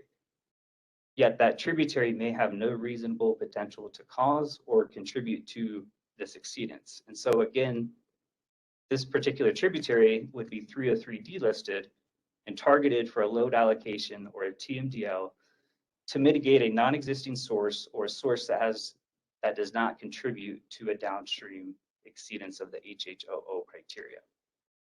Again, I think this would be a misuse of NMED resources. I want to reiterate that I can appreciate this being the default statewide policy.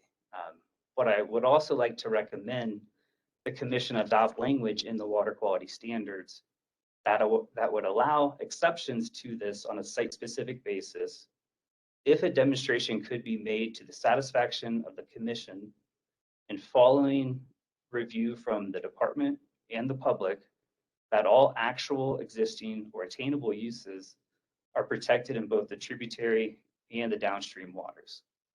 So in summary, considering the testimonies from the department and CCW GRIP on this topic, and for the reasons I just described, I'd like to make additional recommendations to the Water Quality Control Commission along the lines of, and I'll quote Section our recommended amendment to section 11G. Quote, the human health organism only criteria for persistent toxic pollutants as identified in subsection J of 20.6.4.900 Nmac also apply to all tributaries of waters with a designated existing or attainable aquatic life use unless the WQCC determines the human health organism only criteria do not apply on a site-specific basis.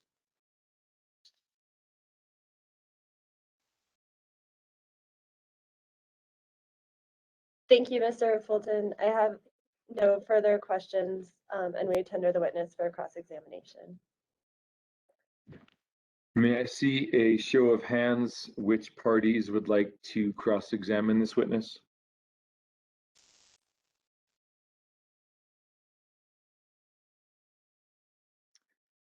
Are there any commissioners that would like to cross-examine this witness?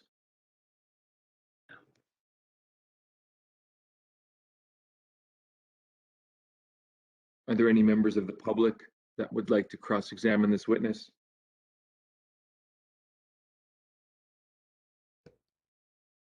Ms. Olson, does DOE and Mr. Pierpont, would you like to cross-examine this witness? No, hearing officer, I have another matter to address with you. Ms. Olson, does Triad DOE have any further witnesses on this topic, number 4? No, hearing officer, we do not have any further witnesses on this topic. Okay, so Mr. Pierpont, we will address your concern before moving on to Amigos Bravos witness. Dr. Khan will be next. Mr. Hearing Officer, I just wanted to remind yourself and the commission that our witness, Mr. James Biarzi, is going to be unavailable this afternoon. We had raised this yesterday, and we're expecting to get him in before lunch today. I don't know if that's going to be possible. Just wanted to raise it with you. Well, since it is 11:30, and I expect Dr. Khan's testimony will finish us out before lunch, when I wasn't going to get to Dr. Biarzi until after, actually, it looks like Amigos Bravos has more than one witness on this issue. Is that correct, Ms. Fox? Mr. Hearing Officer, yes, thank you. We have 3 witnesses, and we would be fine if Mr. Biarzi goes before us and we go, I'm guessing it would be immediately after lunch, our 3 witnesses. And that's fine with me. Is Mr. Biarzi available now, Mr. Pierpont? Yes, he is. Oh, then let's see. We would also be jumping over San Juan. Well, they don't have any witnesses listed here, and CCW. So I'm going to ask Mr. DeSalen, is it okay with you, Mr. DeSalen, if Mr. Biarzi testifies now? Yes, certainly, Mr. Hearing Officer. We have no objection. Okay, wonderful. So, Mr. Hearing Officer, yes. I would just like to point out that we do have a witness on this topic, Ms. DeRose Bammon, but we have no objection to Mr. Biarzi going ahead. Okay, hold on. Let me make sure I'm reading this correct. I don't see that here. Are you looking at the spreadsheet, Ms. McCallum? Yes, sir. I believe it's spreadsheet lines number 31 and 32. Well, when they printed my spreadsheet, I don't have lines. So unfortunately, It's with respect to sections 20.6.4.105B and 106B. okay, the first 2 on the next page. Hold on one second. I see where I may be missing. Yes, I do see it. Thank you very much. Wonderful. So, Ms. McCallum, do you mind, because you would be normally going after Amigos Bravos, do you mind if Dr. Biarzi testifies now? No, sir, we have no objection. Okay, wonderful, wonderful.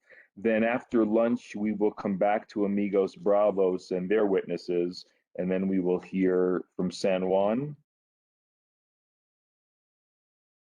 and then CCW. I don't see any witnesses for New Mexico mining. Is that correct? New Mexico mining, are you with us? Officer, we only have one technical witness who will be providing testimony for issue number 6. That's the next one for you. Okay, very good. Well, thank you, Ms. Sheehan. Okay, Dr. Biarzi, the floor is yours. Thank you, Mr. Hearing Officer, and thank you to all the other parties for accommodating us. The Buckman direct diversion calls back again, Mr. James Biarzi. He was sworn in yesterday and is still under oath.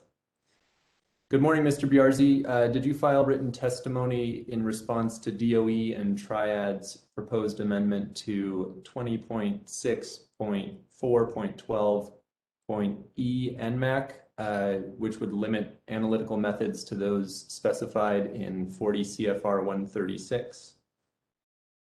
I did. And can you please summarize your rebuttal testimony on this proposed amendment for the Commission? Yes, thank you. Good morning, Madam Chair, Commissioners, and Mr. Hearing Officer. First, I'd like to just for the record clarify my credentials. I do not have a PhD and am not addressed as doctor. I have a Master's of Science. And as I said yesterday, I'm a senior environmental geologist with Laureate Geoscience, and I'm presenting this rebuttal testimony summary today on behalf of the Buckman Direct Diversion Board, which I'll refer to as the board. My pre-filed written testimony can be found as BDD's Exhibit 1. My summary testimony today is provided in rebuttal to testimony provided by Triad National Security, LLC, and the U.S. Department of Energy National Nuclear Security Administration, and no other party, concerning the use of analytical methods for purposes of compliance and enforcement of water quality standards. Because both DOE and Triad manage Los Alamos National Laboratories, I will refer to them collectively as LANL or DOE, and I will sometimes use the term LANL also to refer to the geographic area covered by the laboratory. DOE proposes to limit analytical methods for purposes of compliance and enforcement of standards to those specified in 40 CFR Part 136 in its proposed amendments to 20.6.4.12E and 20.6.4A Nmac. A key point here is that the Commission has authority to establish a numeric water quality criterion at a concentration that is below the minimum quantification level of a Part 136 method, so long as another method allowed by 20.6.4.14a Nmac can achieve detection to the concentration in the criterion. And Ms. Lemon testified at length about this, as did Mr. Barrios. In such cases, the water quality standard is enforceable at the minimum quantification level set forth in the allowed method. The board is concerned about this issue because it directly applies to use-specific numeric criteria for polychlorinated biphenyl compounds, or PCBs. These criteria are less than the equivalent minimum quantification level of Part 136 method 608.3 and can only be detected using the so-called congener method of analysis. The Commission's current regulations account for the fact that Part 136 methods may not be sufficiently sensitive to detect contaminants at the numeric limits set by the Commission for certain contaminants. And so the Commission has adopted a number of other acceptable sampling and analysis techniques, or at least a method for the department to approve them, including authorization for NMED to approve the congener method for use by NMED and by permittees. I go into some detail of the specifics of this in my written testimony.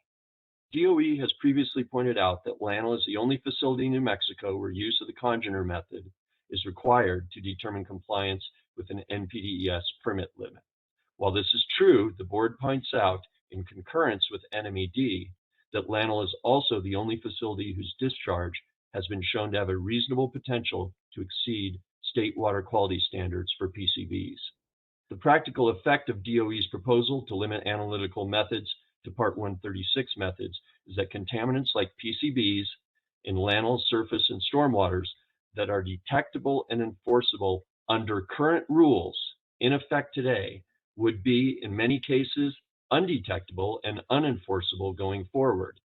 Ensuring compliance with the Commission's numeric standards for PCBs is critical to the board and the public it serves because some of the highest inventories of PCBs at contaminated sites on the Padrito Plateau are in the Los Alamos Canyon watershed, whose confluence with the Rio Grande, the BDD source water, is a mere 3 miles upstream from the BDD intake structure.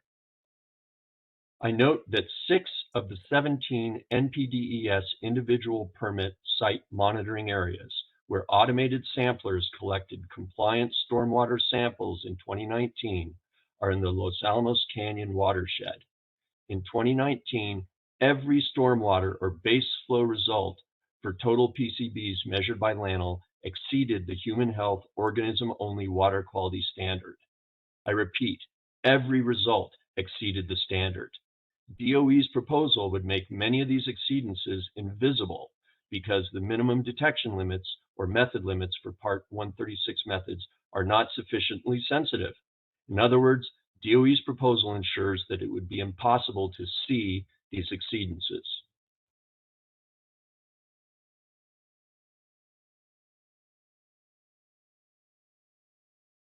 I think you're on mute, Counselor. My apologies. Did you hear Dr. Toll's testimony responding to your submitted rebuttal testimony earlier today? Yes. And do you have any response to his response? I do. Dr. Toll cited my testimony in which I quote a 2012 Federal Register notice, and I quote from it as his cross-examination by Ms. Fox showed as well, that EPA is, quote, still evaluating the large number of public comments and intends to make a determination on the approval of this method at a later date. This decision does not negate the merits of this method for the determination of PCB congeners in regulatory programs or for other purposes when analyses are performed by an experienced laboratory. The relevant page of this notice is also included as BDD Exhibit 7. Dr. Toll's main criticism of my testimony seems to be that this argument is, as he puts it, stale, like so much bread, in part because it is 9 years old, and because EPA has taken a number of positions since then on this issue. However, in his recitation of the subsequent EPA positions, Dr. Toll did not cite a single instance of EPA taking the position that its 2012 decision was wrong.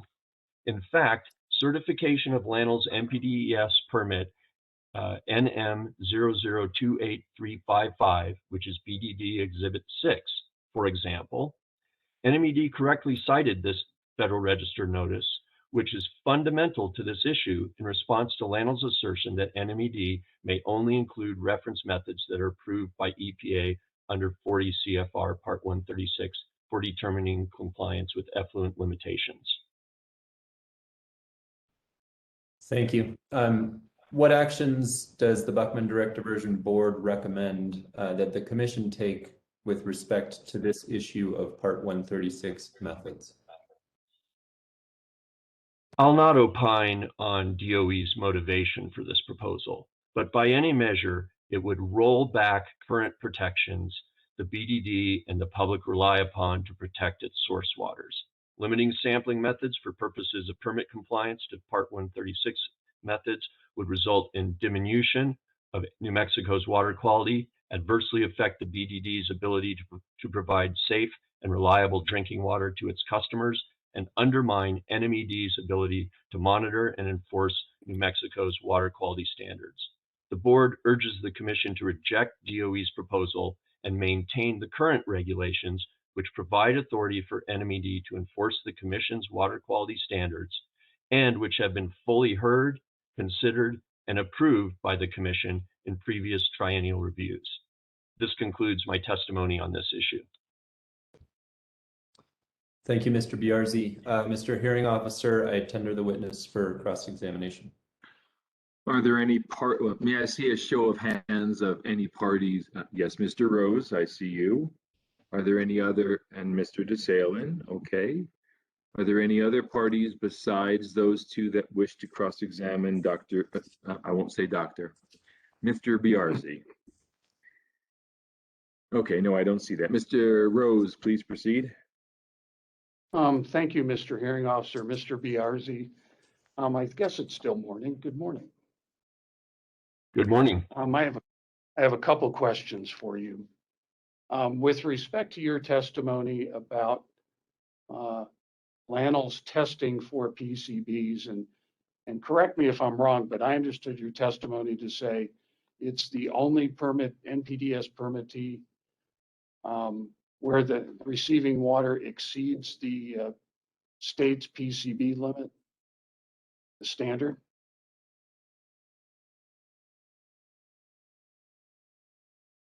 At least I think that's what I heard you say.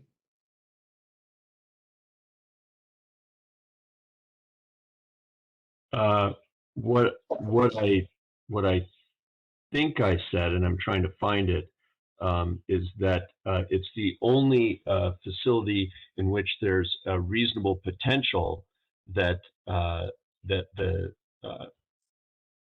water quality standard could be exceeded. And do you know what other NPDES permittees have evaluated their effluent discharges or the ambient water quality into which they discharge for PCBs using the congener method? No. Thank you.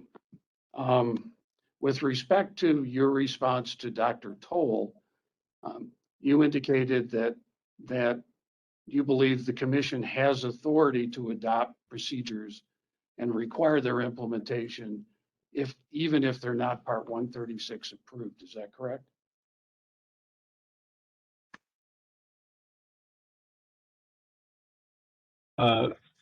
I believe it is correct that the commission, that the NMED has that authority under existing commission regulations, but I did not assert that belief in response to Dr. Toll's testimony. With respect to Dr. Toll's testimony about federal requirements for testing, have you reviewed the Clean Water Act and 40 CFR Part 122 or other requirements applicable to testing under the NPDES permits program as in preparation of your testimony here?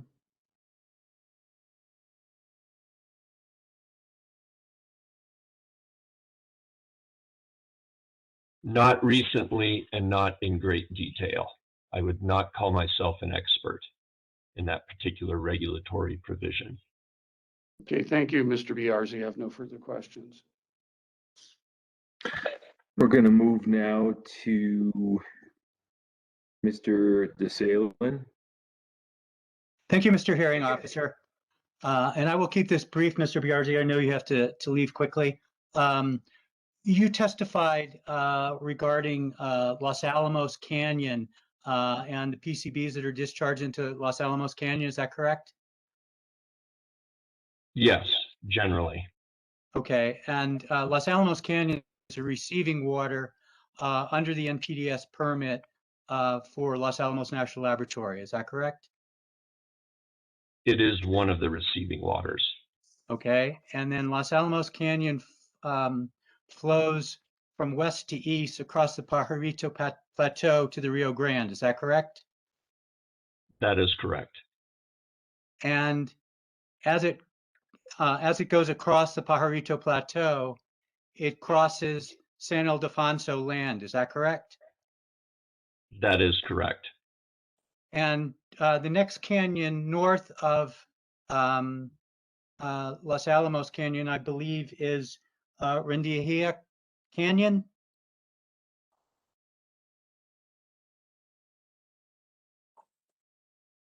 Is that a question? Yes, that is a question.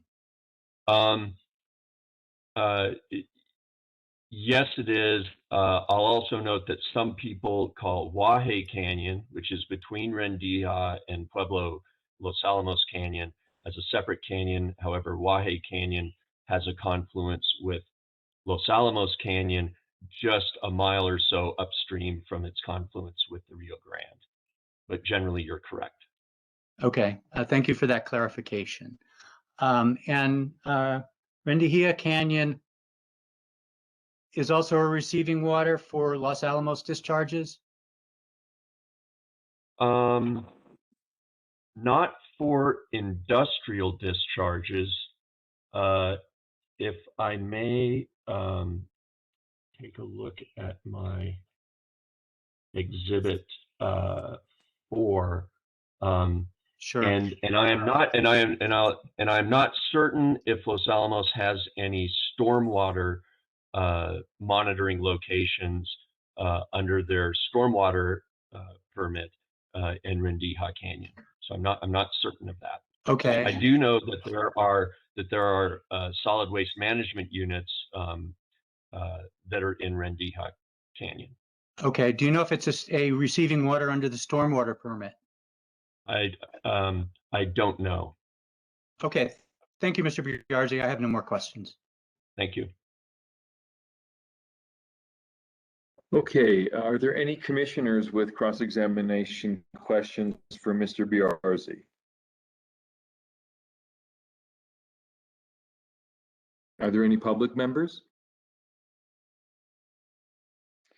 Mr. Pierpont, are there any redirect? No, Mr. Hearing Officer, we have no redirect. So may this witness be excused? Yes, Mr. Hearing Officer. Okay, I think this is a good time to take lunch. It is 12:15. Let's come back at 1:15. We will see if there's any public members at that time who have signed up, and then we will start with Amigos Bravos witnesses on topic number 4. Have a good lunch. The meeting is adjourned. On God. July 15th. Excuse me, 1 second. 2 people are talking. It is 12:45 on July 15th. We are in the middle of day 3 of the Triennial Review. We are taking testimony on issue number 4 for those following along using the spreadsheet that is posted on the Water Quality Control Commission's website. Amigos Bravos is going to present its witnesses, and I understand that there are 3 of them. Is that right, Ms. Fox? Mr. Hearing Officer, that is correct. And I have one procedural question for our witness, Dr. DeWitt, for tomorrow, if I may raise that right now. Thank you. Mr. Hearing Officer, I think we need to take a roll call of the board. Please. Make sure everybody's back. I'm sorry, Ms. Fox. Let me jump in. May I begin? Yes. Commissioner Candelaria, have you joined us? Commissioner Certain. Here. Commissioner Dominguez. Present. Commissioner McWilliams. I'm here. Commissioner Modi. Commissioner Musharafi. Commissioner Patton. Here. Commissioner Rader. Here. Commissioner Cipher.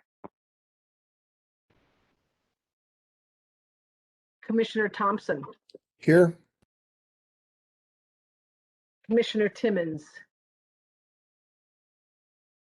Commissioner Vigil. Vice Chair Wade. Here. Chair Stringer. I'm here. Thank you. Let me just run back up to Commissioner Modi. Have you joined us?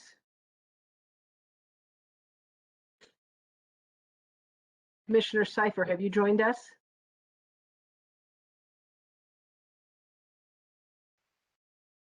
Commissioner Vigil, have you joined us? Yes, I have. Thank you. Mr. Hearing Officer and Madam Chair, we do have a quorum of the board present. And before we hear from Ms. Fox, I want to remind any public public members that may want to either cross-examine or to make a public comment, to please use the chat feature at the bottom right part of the screen and send a message to the administrator. Let me see what her name shows as here. It says host, Pamela Jones, host. Please send her a message and she will put you on a sign-up sheet, and you will have 5 minutes to make a sworn statement under oath. And Ms. Fox, what is your procedural issue? Thank you, Mr. Hearing Officer. As you know, the parties have agreed and you approved Dr. DeWitt testifying at one time, even though she has overlapping bins because of her busy schedule. She is available tomorrow after 9:30 our time. And I was wondering if it would make sense to schedule her to testify after the last witness who, not the last, but a witness who testifies, up to or past 9:30, and then get her on at that point in time because her testimony relates back to prior bins or not.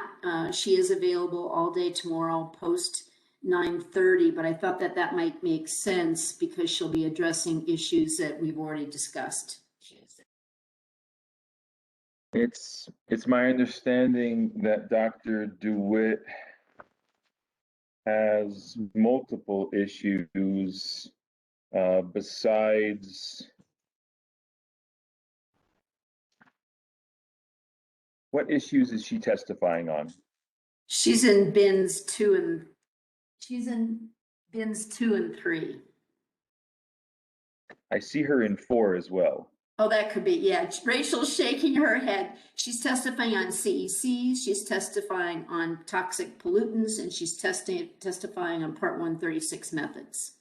Oh, so 3 and 4 then.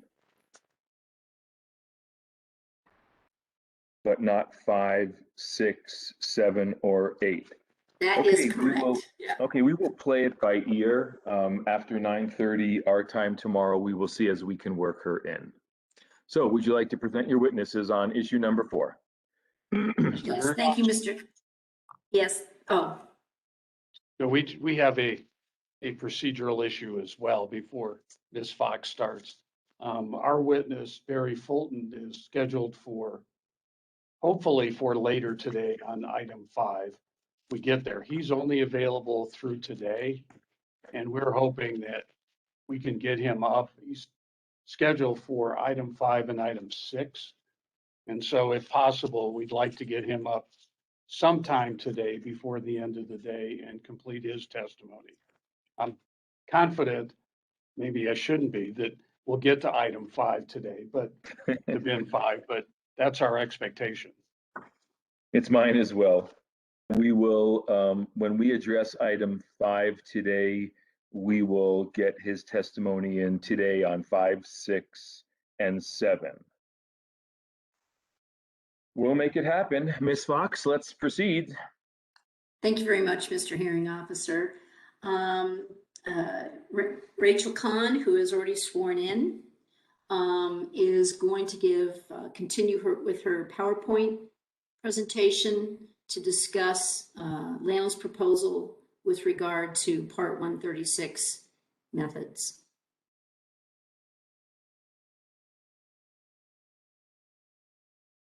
You may proceed.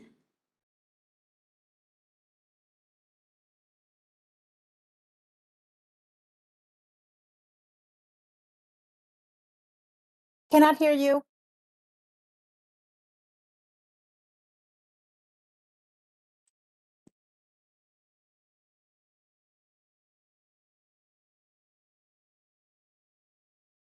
It was hard when I was sharing, it was hard to find the unmute. Thank you for your patience. Mr. Hearing Officer, Madam Chair, members of the Commission, thank you for the opportunity to testify on this matter today. My name is Rachel Kahn. As Ms. Fox indicated, I'll be testifying on the monitoring components that have been the focus of this bin 4. So in general, Amigos Bravos opposes LANL's proposal to limit monitoring to only Part 136 methods for compliance purposes. Amigos Bravos proposes to clarify and make explicit that NMED has authority to require monitoring for CECs. We'll start with addressing LANL's proposal to limit monitoring to Part 136 methods. So adopting this proposal to limit monitoring methods for compliance purposes to Part 136 methods would allow LANL to evade effective monitoring for PCBs and PFAS, and in addition would weaken water quality protection statewide. The Commission has set a PCB criteria of 0.10 micrograms per liter and 0.00064 micrograms per liter in the standards. The Commission has determined that PCBs are both cancer-causing and persistent, and therefore dangerous and necessary to monitor and regulate under our water quality standards. Under LANL's proposal, PCB congener method 1668C, which we've heard a bit about already today, would not be allowed because it's not a Part 136 method. EPA method 6083, which measures aerochlors, is a Part 136 method, but it's not sufficiently sensitive or sufficiently specific to detect total PCBs at the level of the Commission's numeric standards identified above. States need the ability to ensure that their water quality standards are being met, and presently, the Commission's regulations at 20.6.414 Nmac allow sampling in accordance with various methods approved by a number of reliable publications. NMED has required LANL to monitor for PCBs using the congener method, again, that 1668C method, which again is not a Part 136 method, in their individual wastewater and individual stormwater permits. NMED is also required monitoring for PFAS as a 401 condition in the LANL permits, and that would be using EPA method 537.1, which is approved by the EPA Office of Research and Development and is therefore a Commission-approved method, but is not a Part 136 method. And again, the 1668C method is also an EPA-approved method under their Office of Water. So they're both EPA-approved methods and appropriate methods under the Commission's current regulations.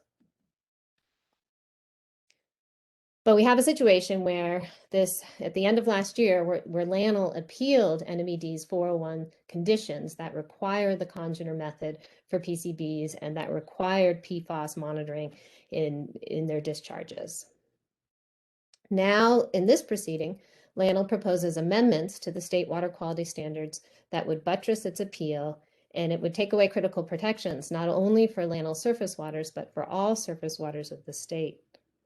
NMED has the authority under current Commission regulations to require these methods, to require the congener PCB method 1668C and the PFAS monitoring method 537.1. The Commission— Excuse me, Ms. Fox? Excuse me, Ms. Fox? Yes? Ms. Fox, the way we've been doing this so far is that there are certain foundational questions that are asked of the witness before they present their summary. I'm not sure what exhibit this goes to. I'm not sure that the commissioners know. Could you lay a foundation for the summary? Certainly, Mr. Hearing Officer. Ms. Khan, in your direct and rebuttal testimony, did you discuss Part 136 methods? Yes, in my both in my direct and rebuttal, I believe so that is AB Exhibit 3 and AB Exhibit 11 addresses these issues. And just 1 second, Mr. Hearing Officer.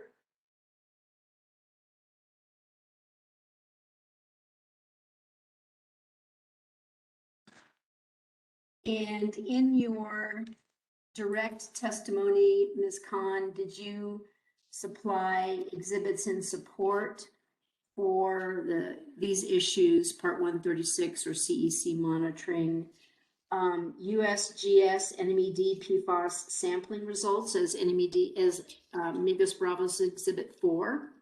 Yes. And Amigos Bravos water quality sampling results from Valle de Oro community as Amigos Bravos Exhibit 6? Yes. And NMED sampling results from pharmaceuticals and water? Yes. Amigos Bravos 6? Yes, sorry, I got ahead of you there. And December, no, not that one. Exhibit 7 goes to another issue.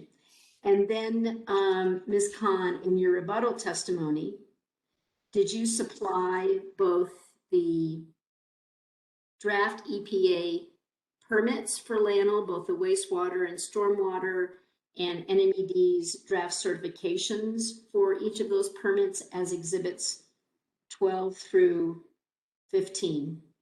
Yes. And is your testimony in part based upon those exhibits? Yes, it is. And then is your testimony in part based upon your experience as a policy expert for New Mexico surface waters? Yes, it is. Is that sufficient, Mr. Hearing Officer? It is. Thank you. Please Thank you. continue, Ms. Khan. Okay, thank you.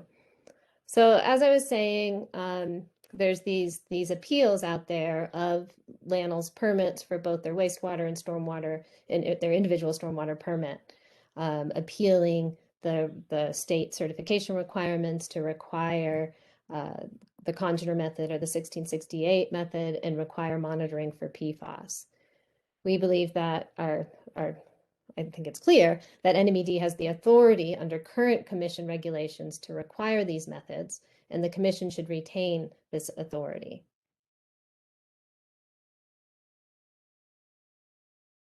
Moving on to the CEC monitoring portion topic. So I think it's critical that it's clear to everyone that the state have the authority to require federal permittees to monitor for CECs in order to detect these contaminants and identify potential sources. There's a lot of documented harm that I've put forth in my direct and rebuttal testimony, but despite this documented potential harm to human health and the environment, LANL objects to both adding a definition for CECs and monitoring for CECs. Amigos Bravos has proposed language to clarify NMED's authority to avoid conflicting interpretations in the future. NMED does not oppose our proposed language and offered improved language, which we have incorporated into our proposal. And really to highlight the importance of this, I'll quote from NMED Deputy Secretary Rebecca Roos, who said that the first step towards addressing PFAS contamination in this, I think I forgot a word, in the state, or maybe it's in New Mexico, I apologize for that, in New Mexico, is finding out where these chemicals are. And here you have our proposed language. I will note that this language is revised slightly from what was originally proposed by Amigos Bravos, and it incorporates NMED's proposed language, both from NMED's written rebuttal and Ms. Lemon's verbal testimony today. The term effluent characterization was proposed actually by Ms. Lemon herself in her rebuttal testimony on page 20, line 21. That's why we, in our exhibit 24, changed the header to effluent characterization was based on Ms. Lemon's recommendation in her testimony. Ms. Lemon then suggested the improved language of CEC monitoring for that header today in her verbal testimony. We support this new language and have adopted as our have adopted it as our proposed language for this section. which again is for section 20.6.414, sampling and analysis, and it's CEC monitoring. I'll read it here. That CEC monitoring. The department may require monitoring, analysis, and reporting of a contaminant of emerging concern as a condition of a federal permit under Section 401 of the Federal Clean Water Act. In conclusion, from a policy perspective, it's important that states have the authority and flexibility to select reliable sampling and analytical methods in order to ensure compliance with their water quality standards. In this case, if LANL's proposal is not adopted, or if LANL's proposal is adopted, the state of New Mexico could not ensure compliance with numeric water quality standards for PCBs because the methods that are approved under 136, Part 136 will not detect PCBs at the levels of our standards, so we won't know if our standards are being met. And in addition, we won't be able to protect New Mexico's waters effectively from toxic pollutants such as certain Pfas if it does not have the flexibility to use the EPA method 537.1, the Pfas analysis method. These are methods, both the 1668C and the 537.1 are all methods that Amigos Bravos' experts, Mr. Hope, Ms. Bailey, and Dr. DeWitt, rely upon and find reliable, and they will support that in their forthcoming testimony.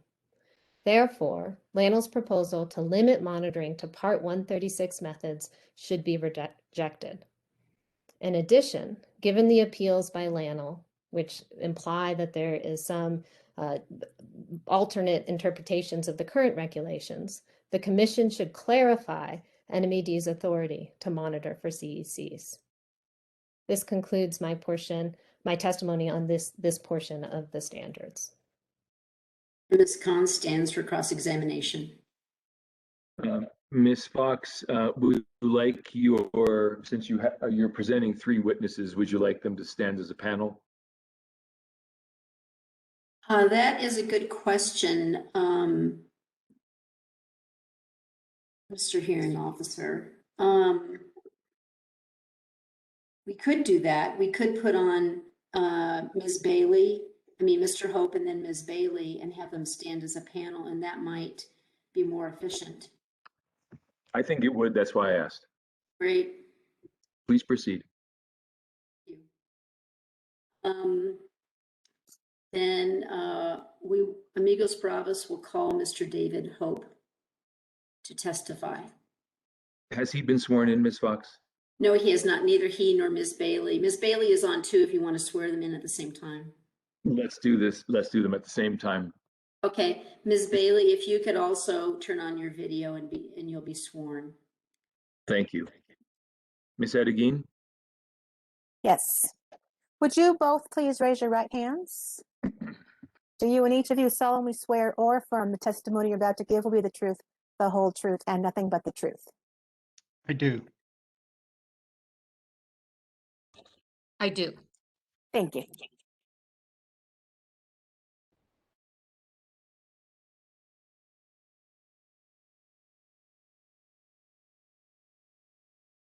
Cannot hear you.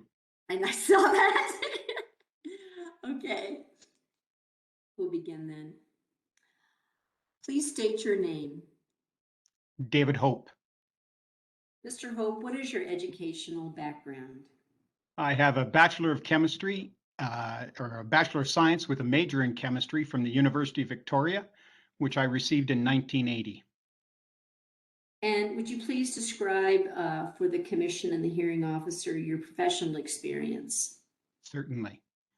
I started out as a bench chemist in 1980, mainly interested in the extraction and analysis of petroleum hydrocarbons and polycyclic aromatic hydrocarbons. In the mid-1980s, my fascination with polychlorinated biphenyls, or PCBs, began as I worked to develop methods for the analysis of PCBs in soil from a former industrial site in Victoria Harbor. We didn't have access to written methods or other than what was available in the literature. We extracted soil with a mixture of dichloromethane and methanol, purified the extract using fluorosil, and then analyzed on a gas chromatograph with electron capture detector. We used PCB 209 as a surrogate, a method that's not far off what's used today. In 1988, I developed methods for the analysis of polychlorinated dibenzo p-dioxins and dibenzofurans, more commonly referred to as dioxins. This is where I first started working at the part per trillion level in soil and part per quadrillion level in water. The work was all by low resolution mass spectrometry, but still quite cutting edge for its time. After 10 years as a lab chemist, I moved into the lab management role. I stayed closely involved with the organic chemistry lab, especially with the developments related to dioxin analysis. In 2003, I brought together 3 partners to form Pacific Rim Laboratories, Inc. Our goal was to become the most diversified or niche market high-resolution mass spec lab in North America. We are an ISO, or International Organization for Standardization, 17025 accredited lab, and also are accredited by Washington State Department of Ecology. I have been the CEO of Pacific Rim Laboratories since 2003. How did your laboratory first begin to analyze PCBs? Well, initially, we only analyzed 18 of the 209 PCB congeners. Then in 2004, there was a bid opportunity out of Washington Department of Ecology for 209 congener PCB analysis using EPA 1668A. We were a small 4-person lab at the time, so I worked intimately with the lab staff in implementing the method for water, soil, sediment, and fish tissue. In 2006, we won a contract with the government of Uruguay to analyze dioxins, PCBs, and polycyclic aromatic hydrocarbons in water and sediment samples. Subsequently, our data was presented to the World Court by Uruguay in defense of an accusation from Argentina that a pulp mill on the Uruguay River, this is the border between the two countries, was polluting the river. As we are an ISO 17025 laboratory, the court accepted our data without question. The Comisión Administradora del Río Uruguay remains our client to this day. The original 1668 method, or method 1668, resolved only 162 of the 209 congeners.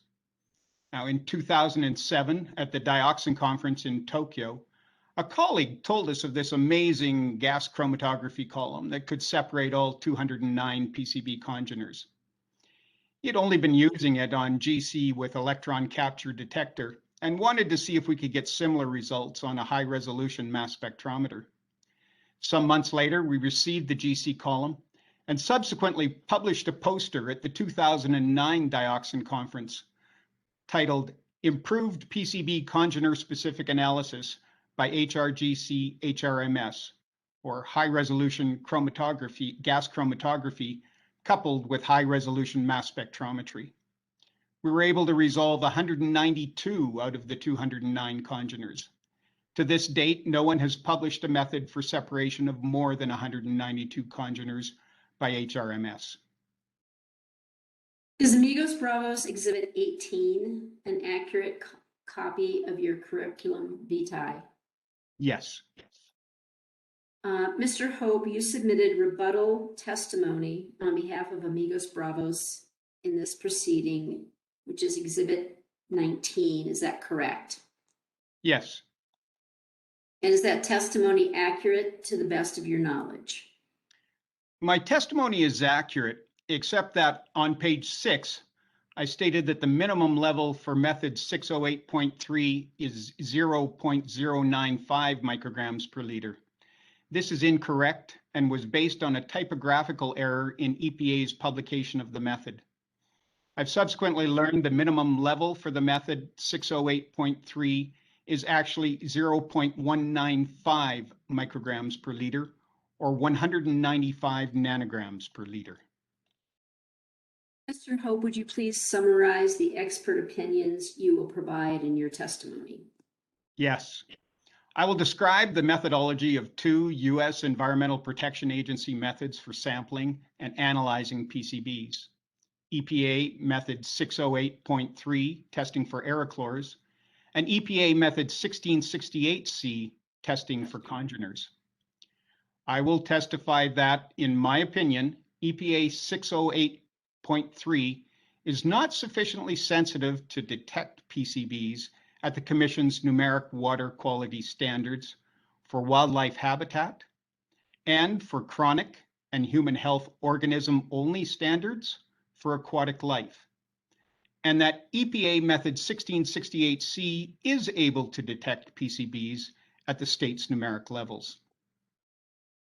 I will testify that, in my opinion, the state of New Mexico should not limit itself to the use of sampling methods approved by EPA in 40 CFR Part 136, often referred to as Part 136 methods, for the purposes of compliance with federal permits. Currently, the Commission's regulations authorize use of other sampling methods from reliable sources. There are other sampling methods and analysis methods, such as EPA Method 1668C, approved by the EPA's Office of Water, that accurately detect pollutants and should be available to the state to monitor the discharge of pollutants in New Mexico's surface waters. What are PCBs? PCBs is a generic term used to refer to a group of 209 individual molecules, or congeners, that have 1 to 10 chlorine atoms on a biphenyl backbone. For the most part, PCBs were manufactured chemicals. Their production was discontinued in North America in 1977, but continued in other parts of the world until 1993. Aerochlor is a trade name used to describe the product manufactured by Monsanto. Approximately 1.3 to 1.5 million tons were produced globally, about half of that in the USA. 50% of the remaining production was imported to the USA. Do PCBs in water present a risk to humans and other living organisms? I'm not a toxicologist, but I am in the business of testing PCBs because they are toxic. PCBs do not degrade, which is why they are labeled as persistent organic pollutants. 12 PCB congeners have been labeled as dioxin-like PCBs by the World Health Organization and given toxic equivalency factors. These factors relate the toxicity of the congener to that of 2,3,7,8 tetrachlorodibenzo P-dioxin, or TCDD, one of the most dangerous chemicals we know. For example, PCB 126 has a toxic equivalency factor of 0.1, or is 10% as toxic as TCDD. What experience do you and your laboratory have analyzing PCBs in water media? As a commercial lab, we analyze samples submitted by clients. PCBs were part of the first set of analytes for which Pacific Rim Labs was accredited in 2003. In 2004, we implemented EPA 1668. Now, in the last 5 years, 2016 to 2020, we have averaged 1,210 PCB samples per year, of which 383 were water samples. So you're familiar, Mr. Hope, with EPA Method 1668C, testing for congeners, and Method 608.3, testing for aerochlors and PCBs, correct? Yes. Would you explain how each of these methods work and the differences between the two? Method 608 was first written in 1984 for the combined analysis of organochlorine pesticides and PCBs. It used packed columns and electron capture detectors. Method 608.3 was published in 2016. It has modernized the method, calling for capillary columns and any halogen-specific detector. That is chlorine, bromine, fluorine, and iodine, they're all halogens. Not much else has changed as far as extraction or quantitation techniques are concerned. It was and is an aerochlor method. Method 608.3 is a Part 136 method. Now, high-resolution mass spectrometry, or HRMS, was commercially available since the 1960s, but distribution was limited to universities and government labs. It became a required instrument for dioxin labs in the early 1990s. At first, HRMS PCB methods were limited to the 12 dioxin-like PCBs. Then method 1668A was written in December 1999, the first method to look at all 209 PCB congeners on an individual basis. The latest version, 1668C, was published in April 2010. Many of the significant updates were around quality control acceptance criteria. Extraction and instrumentation remained the same. Method 1668C is not a Part 136 method. It is published by EPA's Office of Water. The two methods are relatively similar for extracting water. The main difference is in the use of surrogates and internal standards. Now, a surrogate is similar to the chemicals you are analyzing and is expected to behave in a similar fashion, and therefore its recovery in the final analysis can give you an indication of the quality of the result. As an extreme example, if your method does not recover any surrogate, then the analytical result you get for PCB concentration would not be valid. After extraction and cleanup, both methods use gas chromatography, or GC, to separate the 209 PCB congeners. Method 608.3 uses a 30 meter capillary column, while 1668 uses 60 meters. After chromatography comes the detector. Method 608.3 uses a halogen-specific detector, again meaning any compound having chlorine, bromine, fluorine, or iodine to give a signal. 1668C uses high-resolution mass spectrometry, which is very specific. It can tell the difference between a molecule of mass 300 and one of 300.03. Method 608.3 requires up to 4 surrogates added to the water sample prior to extraction. Method 1668C uses 27 surrogates, all of which are carbon-13 labeled PCBs. These standards are not just similar to PCB, they are PCBs. However, each carbon atom has an extra neutron, and they have a different molecular weight, and therefore are easily distinguishable from regular PCBs on the mass spectrometer. After extraction, 3 more carbon-13 labeled PCB standards are added. Then prior to injection on the GC, 5 more carbon-13 PCB standards are added. These standards are added for quality control purposes and to calculate final PCB concentrations. Method 1668C gives acceptable recoveries and limits for each of these standards. Method 608.3, on the other hand, leaves it up to each lab to determine the acceptable criteria for its limited number of surrogates. This increases the chance of interlab variability and thereby decreases the method's reliability. This all sounds very complicated, and it is. It's hard to put into a simplified form and yet make sense.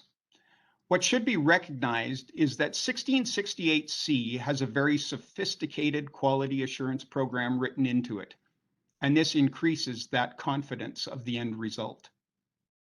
Methods for calculating PCB concentrations are very different between the two methods. Method 608.3 requires the analyst to compare a chromatogram of a sample with a chromatogram of 7 different aerochlors. The analyst looks at the chromatograms and determines which aerochlor, if any, matches the sample. 3 to 5 peaks are identified in both standards and sample, and the areas are summed. The ratio of the total areas is directly related to the concentration of PCB.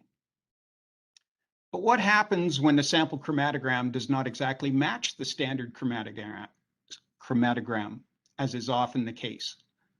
Long-term environmental exposure can cause losses, predominantly to the lower chlorinated PCBs. This can mistakenly cause an analyst to misidentify the aerochlor, thereby altering the calculating standard and resulting in the wrong concentration. The analysis can also be complicated by having a combination of air chlors present. Often there can be a mixture of 1242, 1254, and 1260. Calculating PCB concentrations based on one of these air chlors will give a wrong result. Complicating things even more is when you have a weathered sample with a combination of air chlors present. In many cases, it comes down to educated guesswork. Two different analysts in the same or in different labs would get different answers based on their interpretation of the patterns. Again, calling the reliability of the method into question. It's critical to understand that air chlors do not contain all 209 PCB congeners. Each air chlor will have 30 to 60 congeners present. Dr. George Frame, a legend in the PCB analysis, was only able to identify about 2/3 of the 209 PCB congeners in any of the air chlors. As such, air chlor analysis does not quantify all PCBs. Now, an example is PCB 11, or 3,3-dichlorobiphenyl. It's a common byproduct of yellow pigments and is not found in any air chlor and would not be identified by method 608.3. Method 1668 looks at the individual congeners or colluting congeners. In our lab, we look at 182 PCB peaks representing the 209 congeners. The concentrations are calculated relative to the carbon-13 PCBs that are added at the beginning of the analysis. 2 carbon-13 monochlorobiphenyls are used to quantify 3 monochlorobiphenyl congeners. 2 13C dichlorobiphenyls are used to quantify the 12 dichlorobiphenyl congeners. 3 carbon-13 trichlorobiphenyls are used to quantify the 24 trichlorobiphenyl congeners, and so on. We calculate the concentration of each PCB and then add them all up to get a total PCB. Nothing is missing. According to the method, the minimum level for 608.3 is 194 nanograms per liter, or 0.195 micrograms per liter. As I previously mentioned in my written testimony, I mistakenly stated it was 0.095 micrograms per liter. That error was based on a typographical error in EPA's publication of the method. The method detection limit, or MDL, is 65 nanograms per liter, or 0.065 micrograms per liter. The minimum level for 1668C, on the other hand, is 20 to 200 picograms per liter, or 0.00002 to 0.0002 micrograms per liter. And the MDL is 7 to 77 picograms per liter, or 0.000007 to 0.000077 micrograms per liter. Mr. Hope, are you familiar with the Commission's numeric water quality standards for PCBs? Yes. For the Commission's reference, I set forth a chart of the Commission standards for PCBs on page 6 of my testimony.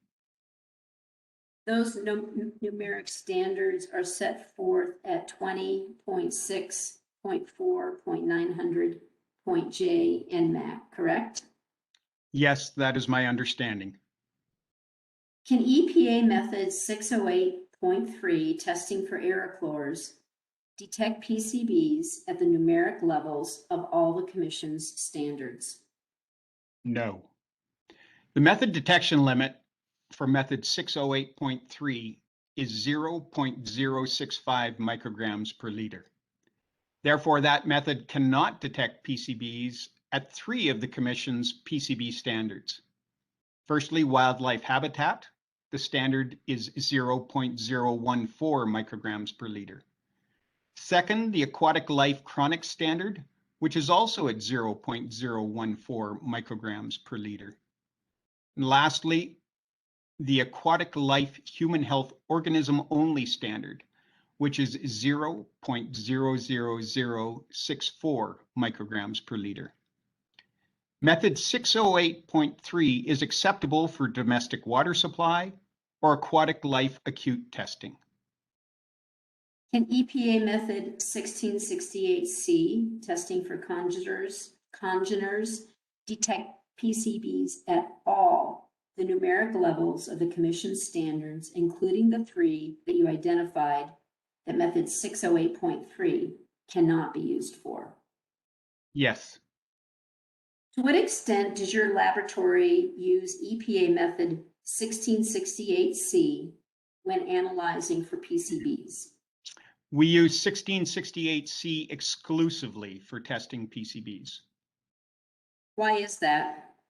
It's the most reliable and sensitive method. What is your expert opinion regarding the validity, accuracy, and sensitivity of EPA method 1668C? EPA 1668C is the definitive method for low-level PCB analysis. That is anything below 0.1 microgram per liter. It is sensitive and reproducible. The quality control measures far exceed anything found in EPA 608.3. Regulations talk about concentrations of PCB. EPA 608.3 provides concentrations of aerochlores, which are a subset of PCBs. There are PCBs that can be present in water that are not found in aerochlores. EPA 1668C includes all PCBs.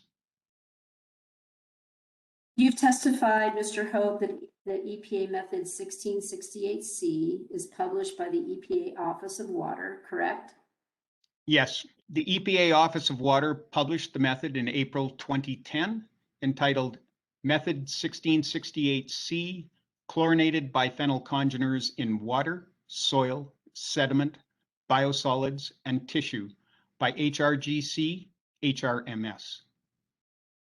That's Amigos Bravos Exhibit 20? Yes. Have you worked with state and local governments in the United States testing PCBs? Yes.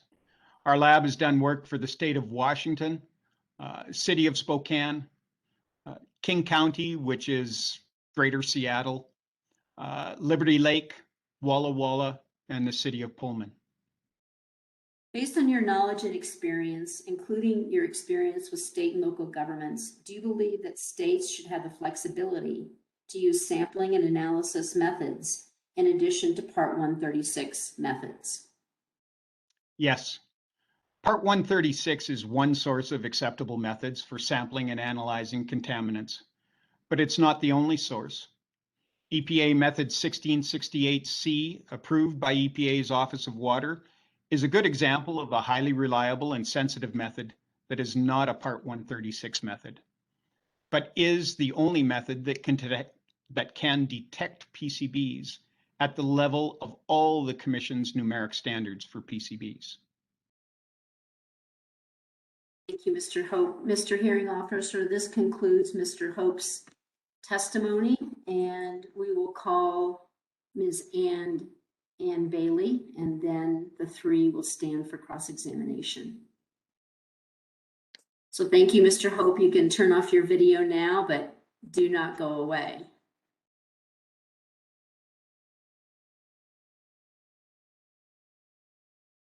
Ms. Bailey has been sworn in. Please state your name. Ann Bailey. Ms. Bailey, what is your educational background? I graduated with a BA in biology in 1972 from University of Oregon. And then in 1976, I received a master's degree in environmental studies from University of Montana, focusing on chemical contaminant measurements. Would you please describe your professional experience? I started out as a bench chemist and worked for 3 years doing a variety of analyses, and then was technical director of a laboratory in Seattle, Washington for 4 years. And we performed a wide variety of analyses, including PCBs, for both municipal cities and industrial clients. And then in 1983, I founded my own consulting firm.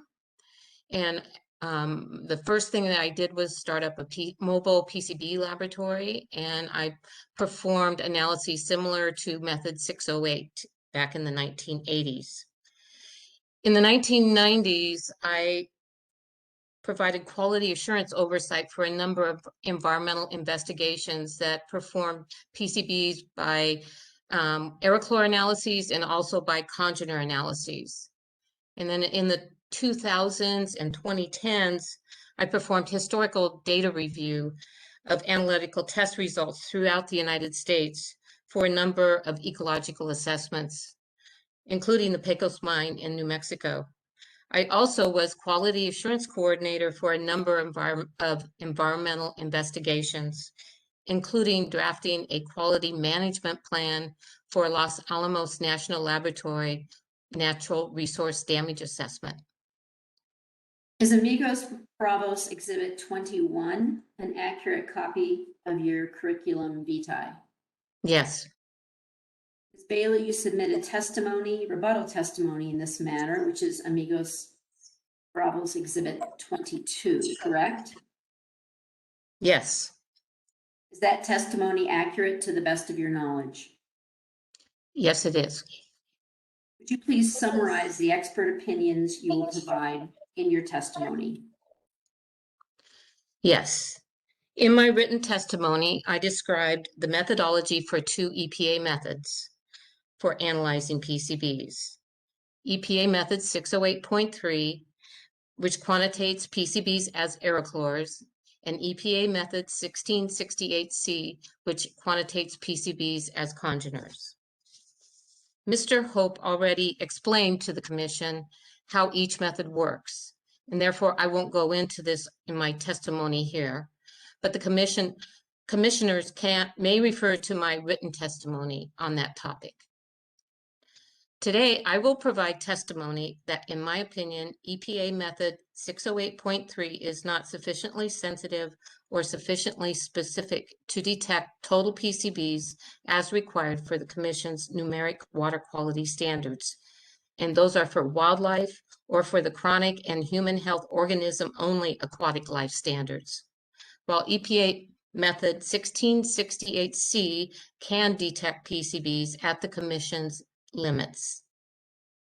I will also testify that, in my opinion, the state of New Mexico should not limit itself to use of analytical methods listed in 40 CFR Part 136, also known as Part 136 methods. Currently, the Commission's regulations authorize use of other analytical methods from reliable sources. There are other methods, such as EPA method 1668C, that are sensitive enough to reliably report total PCBs to the state's numeric limits and are available to the state to monitor the discharge of pollutants to New Mexico's surface waters. Ms. Bailey, what experience do you have sampling and analyzing PCBs in water media? As I said, in the 1980s, I set up a mobile PCB laboratory, and I analyzed various environmental matrices for Seattle City Light.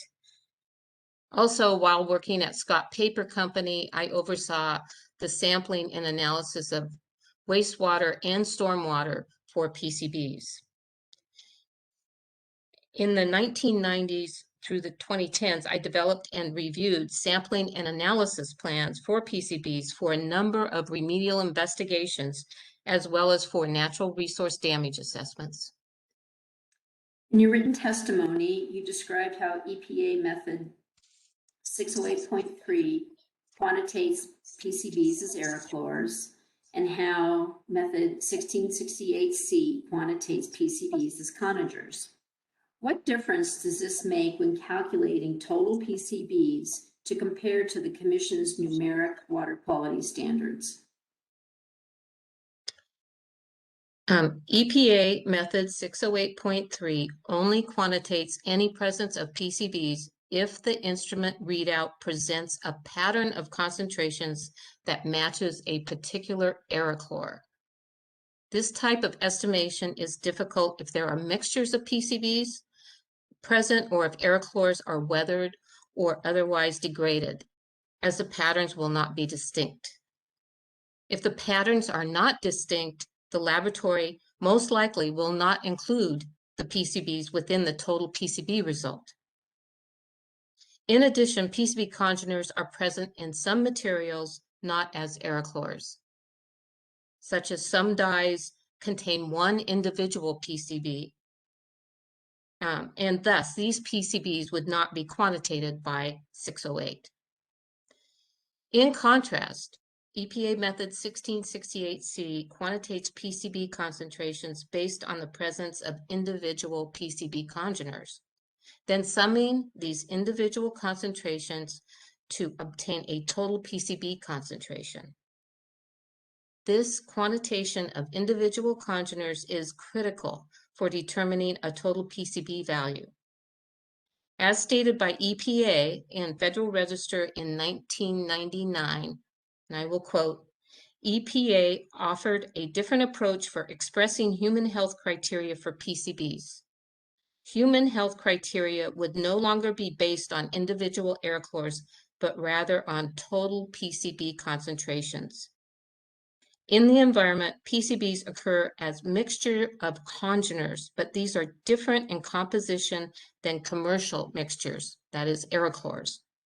This is because PCB mixtures can change over time through partitioning among different environmental media, such as water, sediment, by chemically transforming or preferentially bioaccumulating. Therefore, it can be imprecise and inappropriate to characterize environmental mixtures in terms of aerochlors. It is the agency's view that expressing the criteria in terms of total PCBs rather than individual aerochlors better reflects current scientific thought, unquote. Are you familiar with the Commission's numeric water quality standards for PCBs found at 20.6.4.900J Nmac? Yes, and I set them forth in my testimony for the Commission's reference. And can EPA method 608.3 testing for aerochlors detect PCBs at the numeric levels of all the Commission's standards? No, not all of the Commission standards. The method detection limit for aerochlor 1242 listed in EPA's protocol for method 608.3 is 0.065 micrograms per liter. No MDLs or quantitation limits are provided in the method for the other aerochlors, but it would be very similar. EPA 608.3 is not able to detect PCBs at the numeric limits for wildlife habitat and aquatic life chronic, which are set at 0.014 micrograms per liter, or for aquatic life human health organism only, which is set at 0.00064 micrograms per liter. Can EPA method 1668 testing for conagers detect PCBs at the numeric levels of all the Commission's standards? Yes. Method 1668C can detect PCBs in water as low as 3 picograms per liter, or 0.000003 micrograms per liter. Detection and quantitation limits vary from congener to congener, but are generally significantly less than the 0.00064 micrograms per liter, the lowest numeric limit in the Commission's standards for PCBs. And Ms. Bailey, are you familiar with EPA's proposal in 2010 to adopt method 1668C as an approved method under 40 CFR Part 136? Yes. Do you know why that proposal was not promulgated as a final EPA regulation? EPA deferred nationwide approval of method 1668C under Part 136 on the basis of industry comments concerning the documentation for the validation study and other reasons, and industry had concerns on the cost of the method. However, it's important to note that EPA found that, quote, some states indicated that they are already requiring this method for use in permits and for other purposes, unquote. And that, quote, this decision does not negate the merits of this method for the determination of PCB congeners in regulatory programs, unquote. You're reading from a May 2012 Federal Register, 77 Federal Register at 29763, which is Amigos Bravos Exhibit 23. Yes. Have you reviewed the testimony of John Toll submitted on behalf of LANL, which is LANL Exhibit 7? Yes. Yes. How does Mr. Thank you. How does Mr. Toll characterize EPA's reasons for not adopting method 1668C? Mr. Toll on page 8, lines 8 to 14 of his testimony states, quote, that draft rule was not finalized and the use of method 1668C was not approved under 40 CFR Part 136 because the method did not withstand the scrutiny of EPA's approval process. Noted shortcomings included a need for new detection and quantitation procedures as recommended by the Federal Advisory Committee on Detection and Quantitation Approaches and Uses in the Clean Water Act programs, and technical issues identified by laboratories and data users, unquote.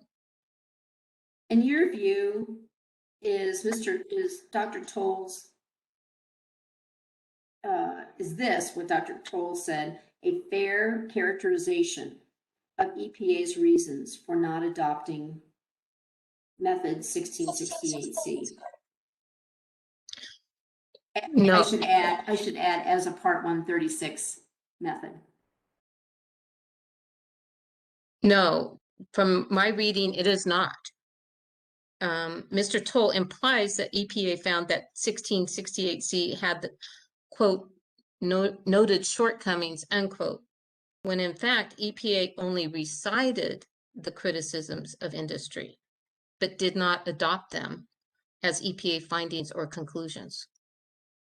Mr. Toll also omits important language from EPA's decision, including that it found that method 1668C, quote, is being used in some states in their regulatory programs and by other groups for some projects with good success, unquote. EPA found that the data from method 1668C, quote, shows that recoveries and precision for this method are within the performance achievable with other approved methods, unquote. And that, quote, some states indicated they are already requiring this method for use in permits and for other purposes, unquote.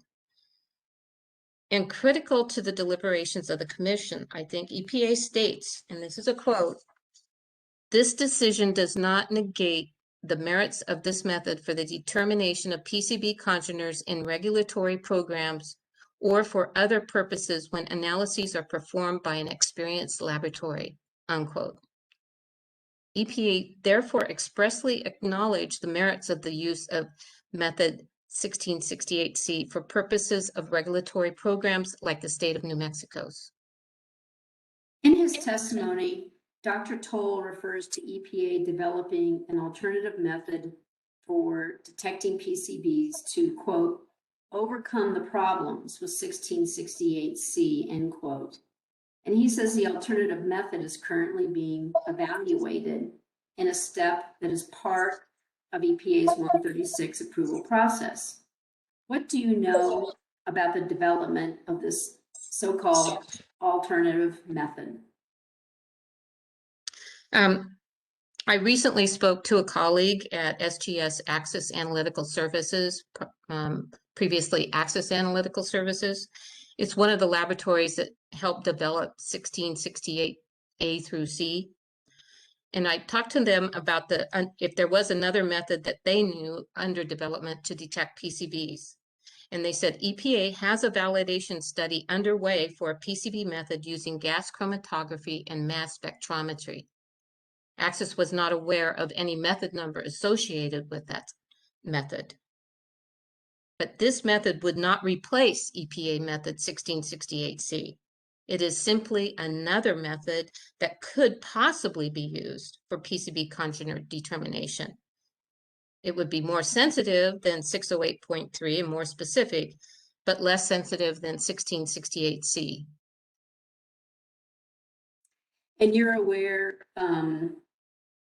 Ms. Bailey, that EPA Office of Water has published method 1668C?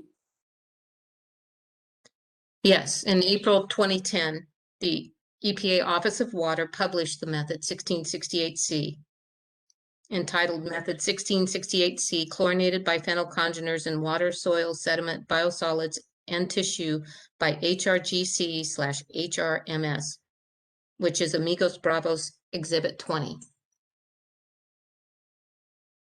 What is your expert opinion regarding the validity, accuracy, and sensitivity of EPA method 1668C?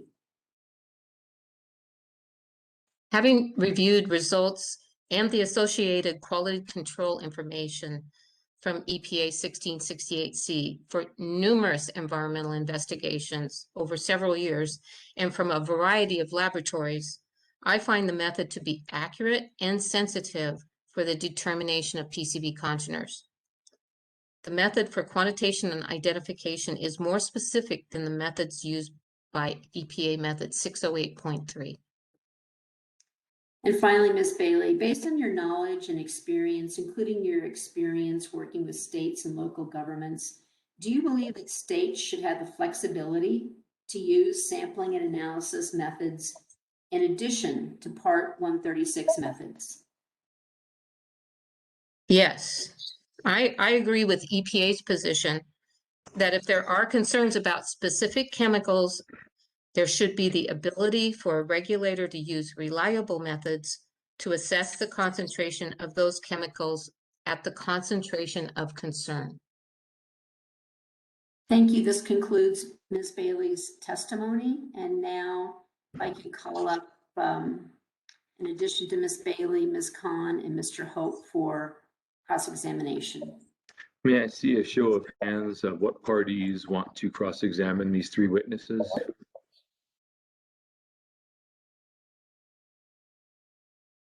Mr. Rose, are there any others? No. Okay, Mr. Rose, please proceed. Thank you, Mr. Hearing Officer, and I guess the witnesses can decide which one of them should answer, so I'll leave it up to them. With respect to Part 136, is it the witness's testimony that EPA rules or that the Clean Water Act allows for states to impose different sampling requirements for NPDES permits? I'm sorry, Mr. Rose, I did not hear that, the entirety of that question. You cut out a little bit. Okay, let me move some stuff around here. But what I was asking is it the witness's testimony that the state is not limited to Part 136 approved methods as a result of federal law, either the Clean Water Act or EPA regulation? Objection outside the scope. Mr. Hearing Officer, they testified, I thought, in terms of what the requirements were and what the state either should or could do with respect to alternative methods, including method 1668C. I'm asking them the basis for their conclusion that the state has the authority to do what they're recommending. And Ms. Fox, why is that outside the scope? None of the three witnesses testified as to the legal authority of Part 136. Mr. Hope and Ms. Bailey are offering opinions based on their scientific knowledge. Ms. Khan is offering her opinion based on her policy background. None testified that regarding the legal authority of requiring methods other than Part 136 methods. That will be left to lawyers like me for briefing. Okay, so let me ask here. you, so Ms. Fox, you're objecting to the question going to what is the legal authority of their opinions? Is that characterized correctly? Well, he's asking their opinion on the legal authority, and they did not offer their opinions on the legal authority. Okay, okay. So You're not Mr. Rose,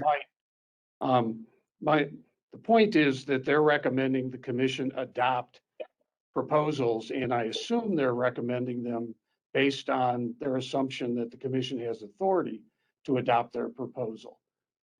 Otherwise, why would they be proposing it? So they've concluded that the commission has the authority. Otherwise, they wouldn't be recommending it. I'm just trying to explore what the basis of that assumption is.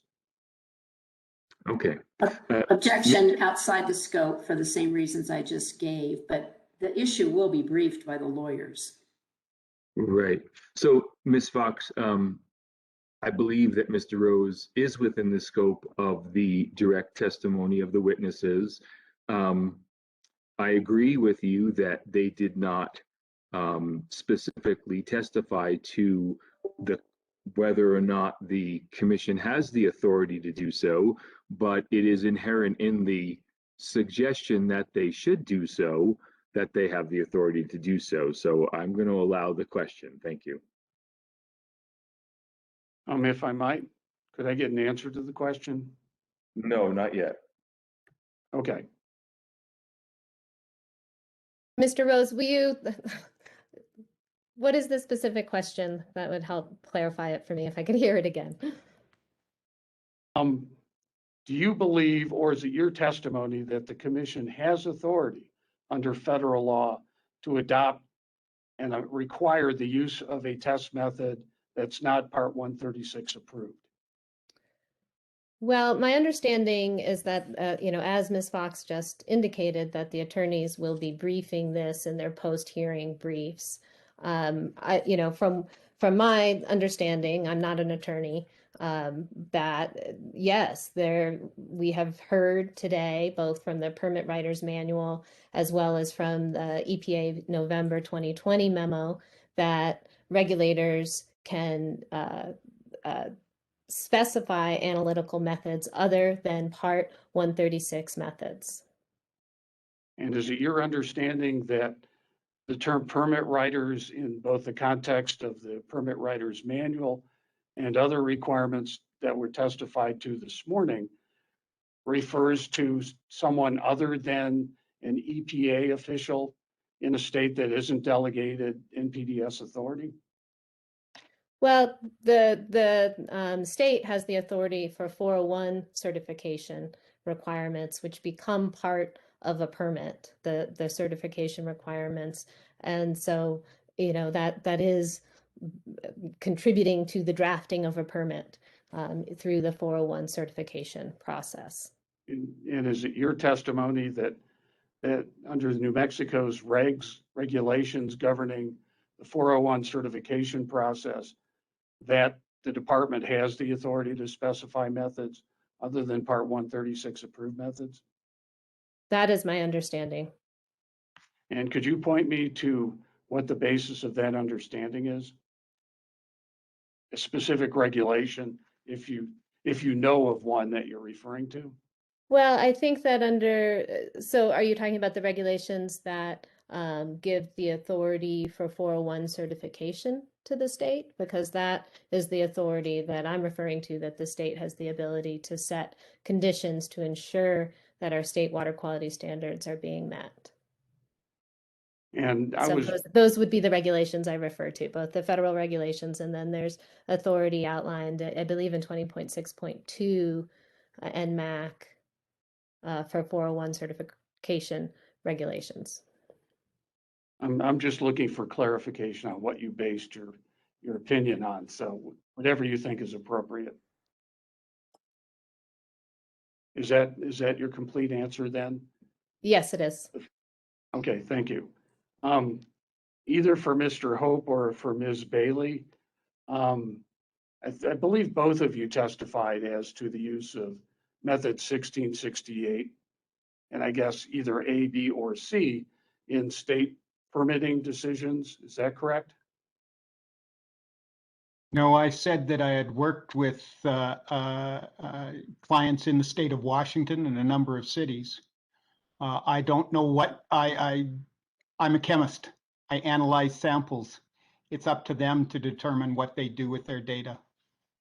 So you aren't aware of what the state of Washington's requirements are for PCB testing in state-issued NPDES permits? I am not. Okay, thank you. Are either of you aware of any request to EPA for approval of method 1668 as an alternative method under 40 CFR Part 136?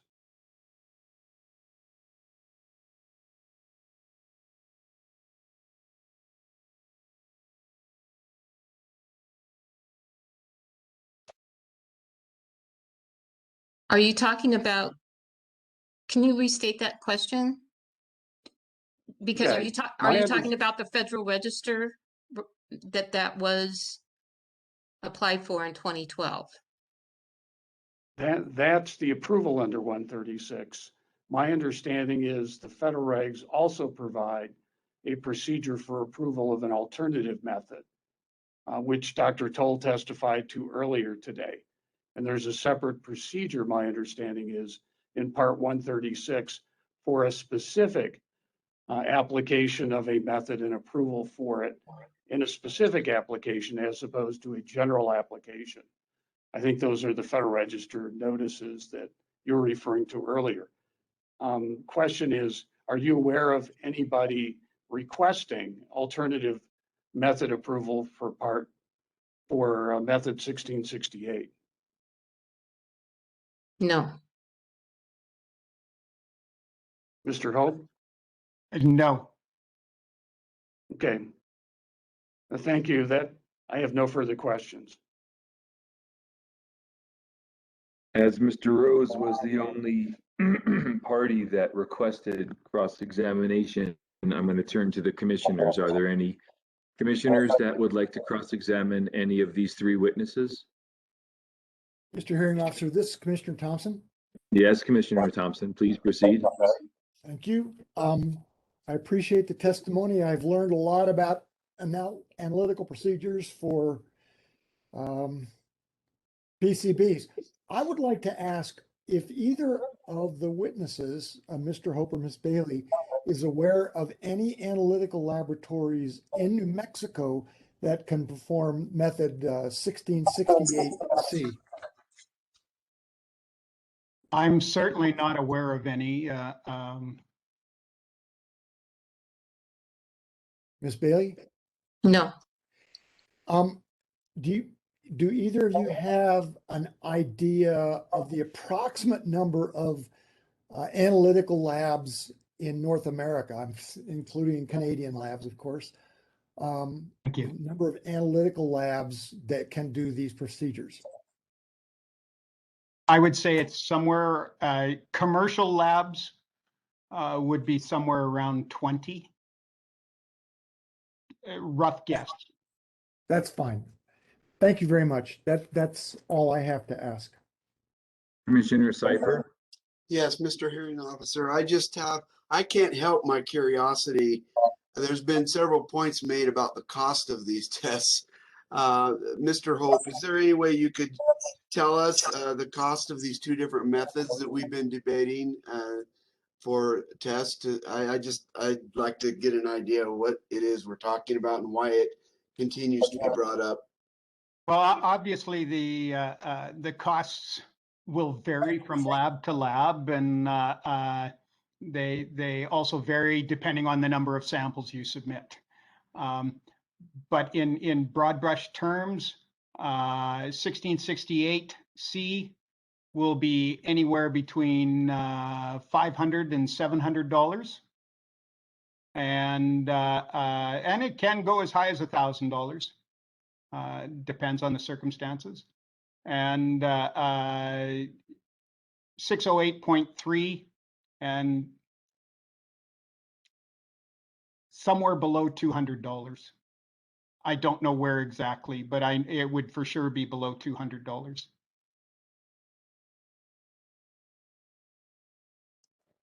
Thank you. That's all I had, Mr. Examiner. Are there any other commissioners who have cross-examination questions for these three witnesses? Ms. Fox, do you have any redirect specifically on the cross-examination questions? I do not, Mr. Hearing Officer. Okay. So we're going to take, is it Dr. DeWitt tomorrow? Good. All right, fine. She is a legit PhD, yes. That's good to hear. So I will make a note of that. All right, let's move on to San Juan for Mr. Rose Baman, who is under oath. Thank you, Mr. Hearing Officer. San Juan Water Commission calls Ms. DeRose Baman.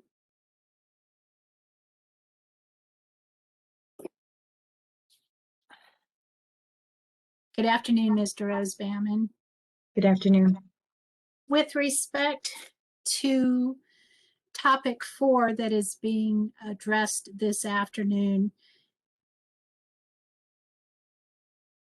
my understanding is that you provided written and rebuttal testimony with respect to the Environment Department's proposal to add effluent conditions to sections 20.6.4.105B and 106B of the New Mexico Water Quality Standards. Is that the focus of your testimony at this time? Yes.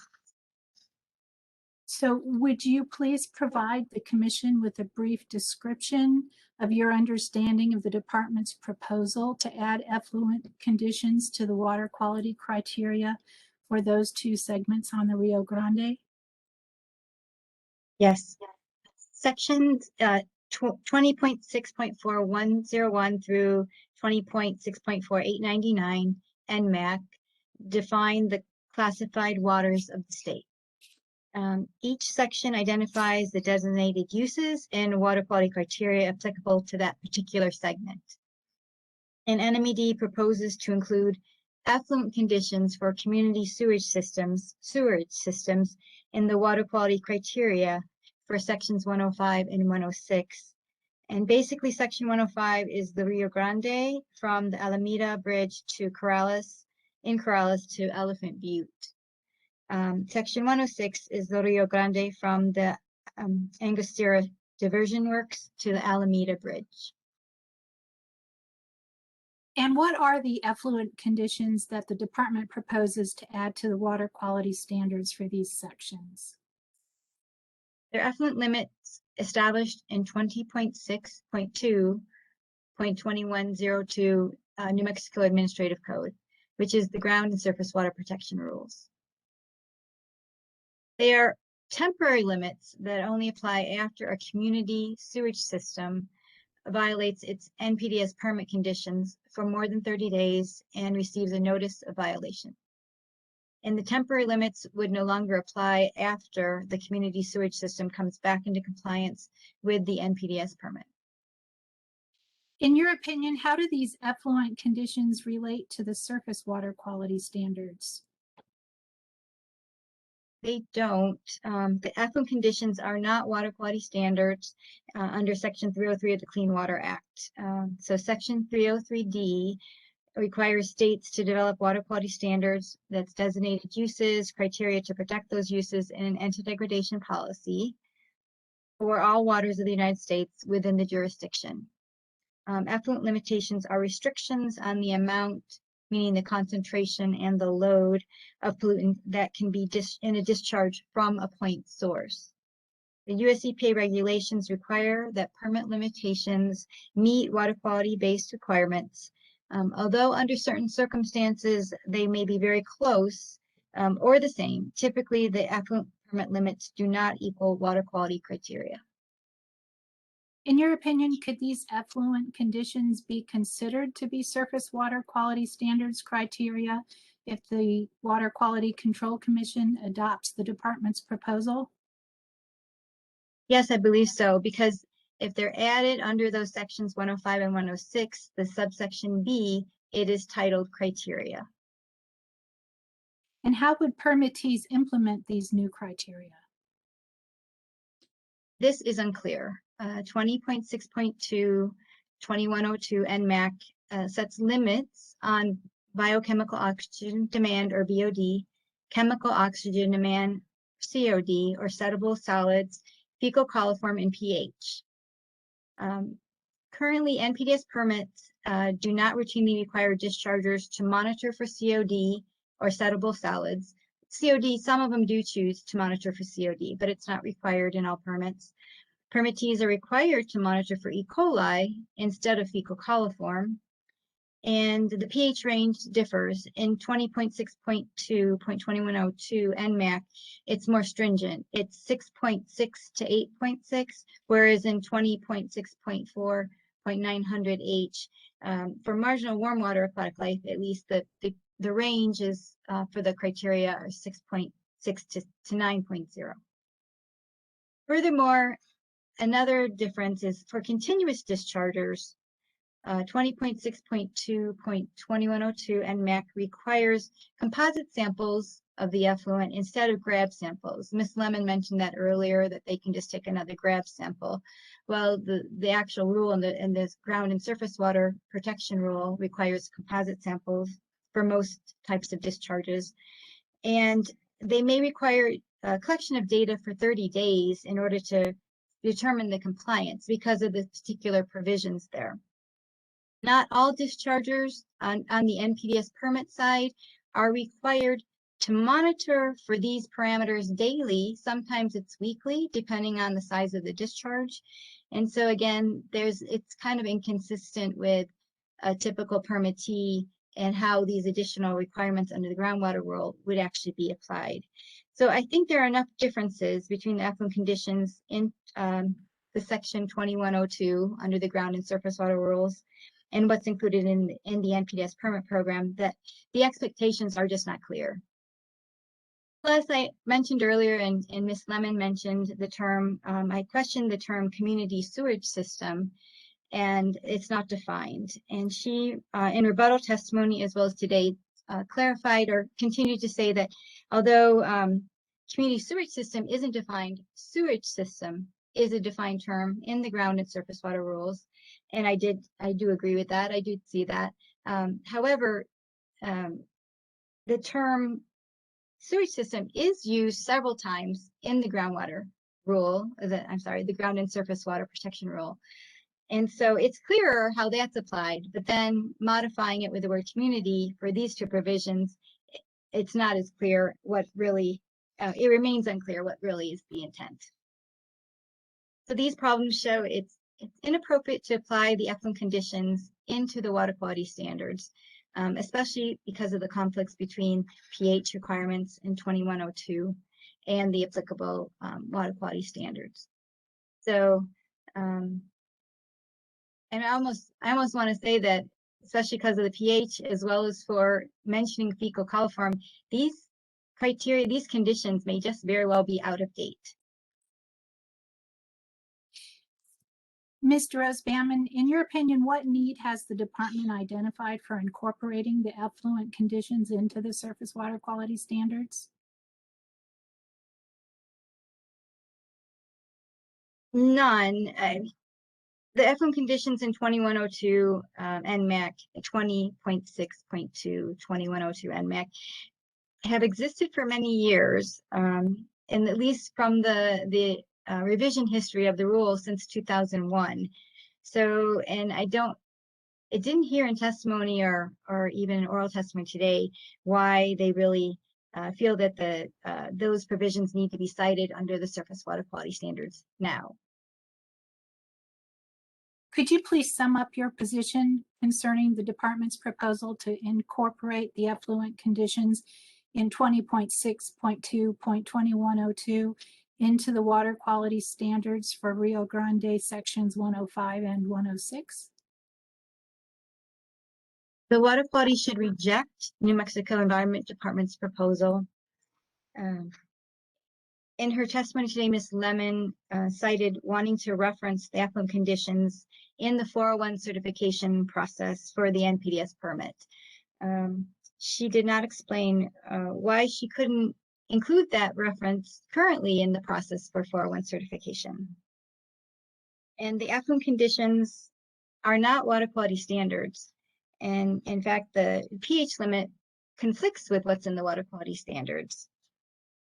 And many permittees currently do not monitor for some of the parameters, such as chemical oxygen demand or settable solids. And per the surface water quality standards, really all permittees must monitor for E. coli instead of fecal coliform. And so, and there's a potential, the groundwater and surface water rule protection rule provision may require a composite sample for bacteriological monitoring for fecal coliform instead of a grab sample, which is pretty typical. So clearly section 20.6.2.2102 is really out of date and contains provisions that are inconsistent with typical NPDES permit limitations. Therefore, I disagree with Ms. Lemon's assertion in her written rebuttal testimony that, quote, the inclusion of this language aids in the implementation of appropriate water quality protections that apply to the waters in this region, particularly as they pertain to sewage systems, end quote. And that's from New Mexico Environment Department's Exhibit 106. And Mr. Rose Bamman, I just want to clarify one thing I heard you say. I heard you say that the water quality should reject the department's proposal. Did you mean the Water Quality Control Commission should reject the department's proposal? Yes, thank you. The Water Quality Control Commission, yes. Thank you. And do you have any further testimony you would like to give on this issue? No, this concludes my testimony on this issue. Thank you. Thank you. Mr. Hearing Examiner, I have no further questions for Ms. DeRose Bamman, and she's available for cross-examination. And she's your only witness, correct? That's correct. Okay. Are there any parties that wish to cross-examine this witness? Ms. Maxfield, are there any others? Okay, Ms. Maxfield, please proceed. Thank you, Mr. Hearing Officer. Good afternoon, Ms. DeRose Bamman. Good afternoon. So you mentioned in your direct testimony that proposed sections 105 and 106 deal with a portion of the Rio Grande from Corrales to Elephant Butte, roughly, correct? Yes, yes. And well, one of the section does. I was reading from the actual sections for 105 and 106.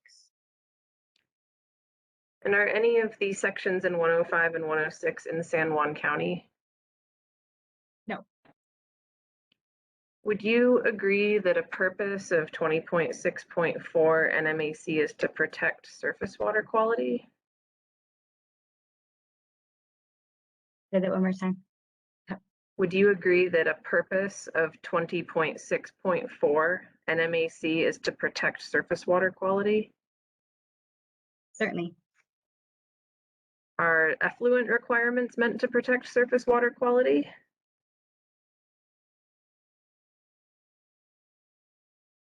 Yes. Would you agree that EPA considers a water quality standard to be designated uses, criteria to protect those uses, and the anti-degradation quality? Yes, I testified that. So those same points.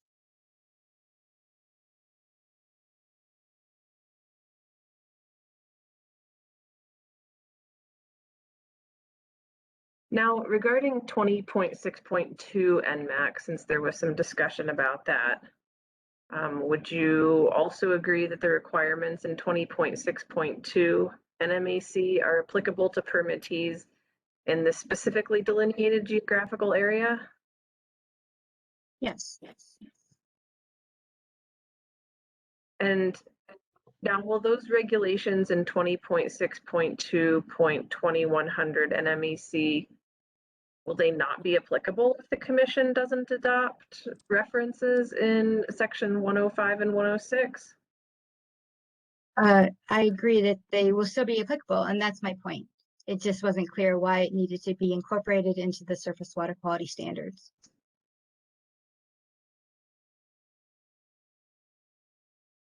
Well, without the addition of 105 and 106, what mechanism would EPA have, being the permit writers for these permits, to cross-reference these applicable regulations in 20.6.2? Through the 401 certification process is what Ms. Lemon was citing earlier today. So my question had been, these have been in regulations all these years. Why are we now realizing that maybe there needs to be a citation here? You've had the authority. Why hasn't NMED gone ahead and used that authority and included that in their 401 certification procedures this whole time? I mean, which I think is a very valid point. So, were you present for Ms. Lemon's entire testimony this morning? I was. And did you hear her testimony about how NMED frequently has to point permit writers to 20.6.2 specifically? I did hear that. But I also wondered if these provisions weren't already cited in a 401 certification provision, that would have been the pointer as well. Are you aware that regulations are often cross-referenced in other regulations? Sure. Yes, I am. Okay, and just to be clear, in your direct testimony, you mentioned that regulations in 20.6.2 NMAC may be out of date. Are you indicating that those regulations should not apply? I'm saying that there's going to be some contradictions with the current procedures for NPDES permitting, which is really the main means for regulating point source discharges. And since the rules still refer to fecal coliform, which the state years ago changed to E. coli monitoring under the surface water quality standards, that is one example where they could just be out of date. So they should not apply then? Well, I'm saying they could apply. I'm not saying that. I'm just saying that you can already apply them through other existing means, and you don't need to include the reference. It doesn't appear that there was enough testimony to explain why the reference needs to be included under the surface water quality standards. All right. I have no further questions for this witness at this time. Thank you, Mr. Hearing Officer. And I haven't seen any other party who wishes to cross-examine this witness. Are there any commissioners who have questions for this witness? Ms. McCaleb, are there any redirect questions for this witness? Yes, sir. Just a couple of questions. Mr. Rose Bamman, to follow up on the conversation you just had with Ms. Maxfield about the potential of the effluent conditions being out of date, what is your opinion about whether the water quality standards or any provision proposed to be added to the water quality standards should be brought before the commission and credible scientific evidence or other support for that proposal be presented at that time before it is adopted? The regulations and the statutes do require those terms, sound science and credible scientific data, be the basis for any adoption. And I think that the conditions of the surface water standards are superior to what's provided in the standard, a regulation that was adopted in 2001. Yeah, and so I think that there's justification to show that what's in the standards currently is superior, and to try and reference an old, outdated standard under the groundwater and ground surface water rule, it may not meet those conditions. And you testified that in your opinion, this isn't necessarily just a reference to another regulation, but in fact could be read to translate the effluent conditions into a surface water quality standard. Is that correct? Yes. Thank you. I have no further questions. Okay, and I think you don't have any witnesses on this, so we're going to go to CCW. And Mr. DeSalen, how many witnesses do you have today on issue number 4? Thank you, Mr. Hearing Officer. We have only one witness. Homer? That's correct, yes. And Sanchez will be tomorrow. Correct. Okay, please proceed. Thank you. We now recall Ms. Pamela Homer, and she has already been sworn in. Please proceed.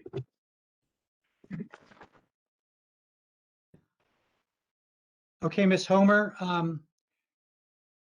could you please summarize your rebuttal testimony on analytical methods? Yes. In my rebuttal testimony, I recommend rejection of the DOE proposals pertaining to analytical methods in 20.6.4.12e and 14a, and the related definition for sufficiently sensitive in the definitions section. In proposing that 20.6.4.12e be amended to prohibit the Commission from enforcing a water quality criterion below the lowest minimum level of the analytical methods approved by EPA under 40 CFR Part 136, Dr. Toll cited 40 CFR 122.44. Others have testified as to the substance of these requirements. I only wish to point out that those regulations at 40 CFR 122 are not directed at states. They are entitled EPA Administered Permit Programs, the National Pollutant Discharge Elimination System. They tell EPA what to include in NPDES permits in states such as New Mexico that do not have primacy for the NPDES program. If we look at 40 CFR 131, the water quality standards regulations that are pertinent to this rulemaking, we see that the state must designate uses and establish criteria to support those uses. We see that states may include in their standards policies, quote, generally affecting their application and implementation, unquote, such as those in sections 12 and 14 of 20.6.4. The state also has the obligation under 40 CFR Part 123.3 to certify that a discharge from a federally licensed or permitted activity will comply with water quality requirements. Limiting analytical methods to those in 40 CFR Part 136 would constrict the state's ability to ensure through monitoring and enforcement that water quality standards are actually attained. The state should retain the flexibility it now has and reject these proposals. Thank you, Ms. Homer. Now, I believe you also prepared some rebuttal testimony on the application of the human health organism only criteria. Given the testimony that we heard this morning, do you want to make any comments about that? Yes, I did hear Mr. Barrios on behalf of NMED summarize my main points in his testimony. And I believe I heard Mr. Fulton state that DOE is substantially revising the proposal in acknowledgement of the fact that a fish consumption use is not defined in the standards, and none of the state's waters has a designated fish consumption use.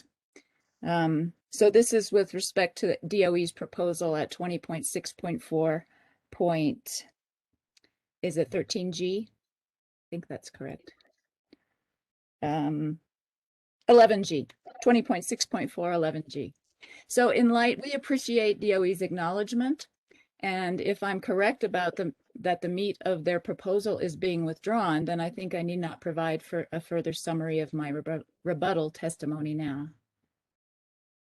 Okay, thank you, Ms. Homer. And do you have any comments on the proposal that DOE and Triad seem to make this morning? Since I have not seen a written version and I'm not able to really review what they are proposing. So no, I have no comments on it. Okay, thank you. That's all the questions I have. The witness is available for cross-examination. Mr. DeSalen, is that the only witness that you have for today? Yes, Mr. Hearing Officer, that is the only witness that we have for today. Okay, wonderful. Are there any parties that wish to cross-examine Ms. Homer?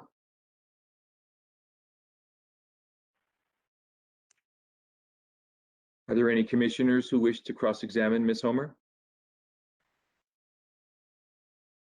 Are there any members of the public? Pam, have we received any requests for public comment? Yes, sir. We have two who wish to speak at 5 o'clock. Marvelous, thank you. Okay,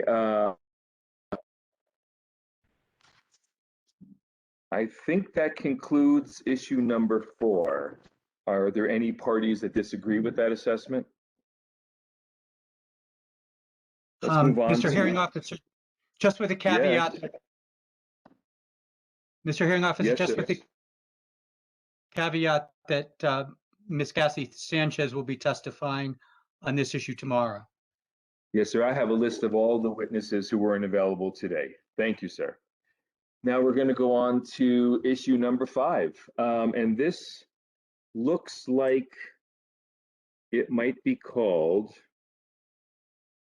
it's hard to quantify this issue. So I'm just going to call it issue number 5. Department, are you ready for your direct and rebuttal testimony?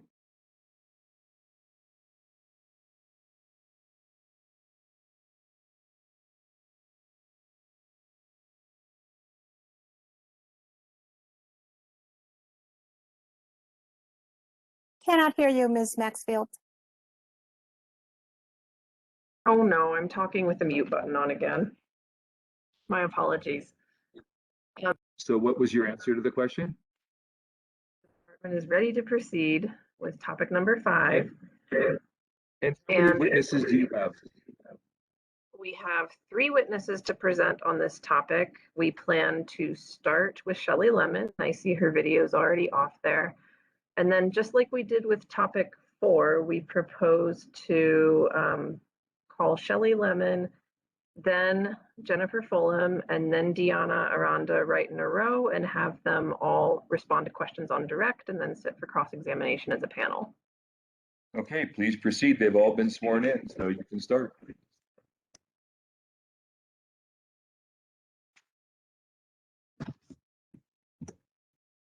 All right, thank you, Mr. Officer, and good afternoon again, Ms. Lemon.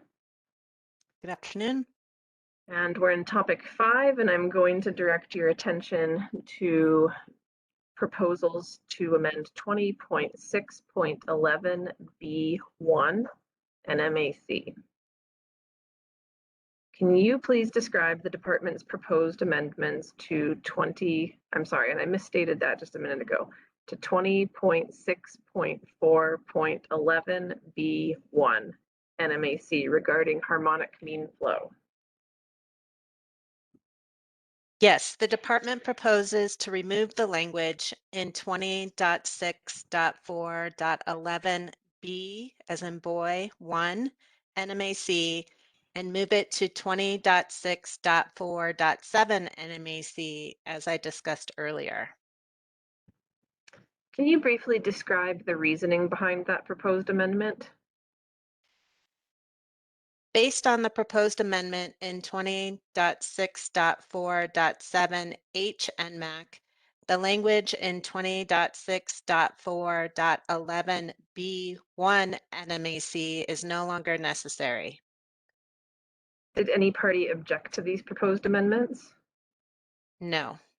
Does the department wish to revise the proposed amendments as noted in NMED Exhibit 110 at this time? No. Hey, Mr. Hearing Officer, at this point in time, I have no further questions for this witness on this topic. And would you call your next witness? I believe Mr. Verheuel, my co-counsel, will call Jennifer Fulham next, and I'll let him do that.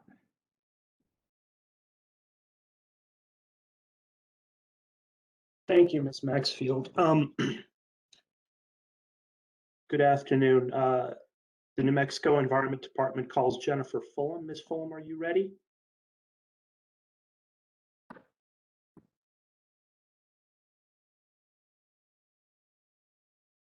Ms. Fulham?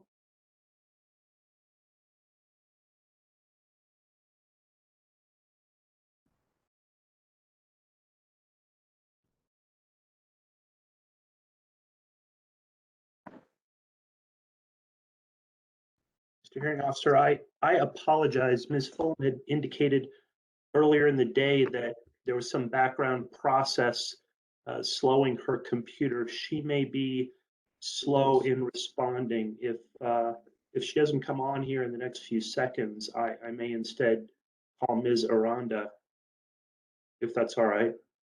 Of course. Okay. And we can always take Ms. Fulham at another time in the proceeding so that we can keep this moving along. I understand. Ms. Aranda, are you available? Yes, I'm here. Wonderful. Thank you, Deanna. And I apologize for the noise in the background. There is nothing I can do about that.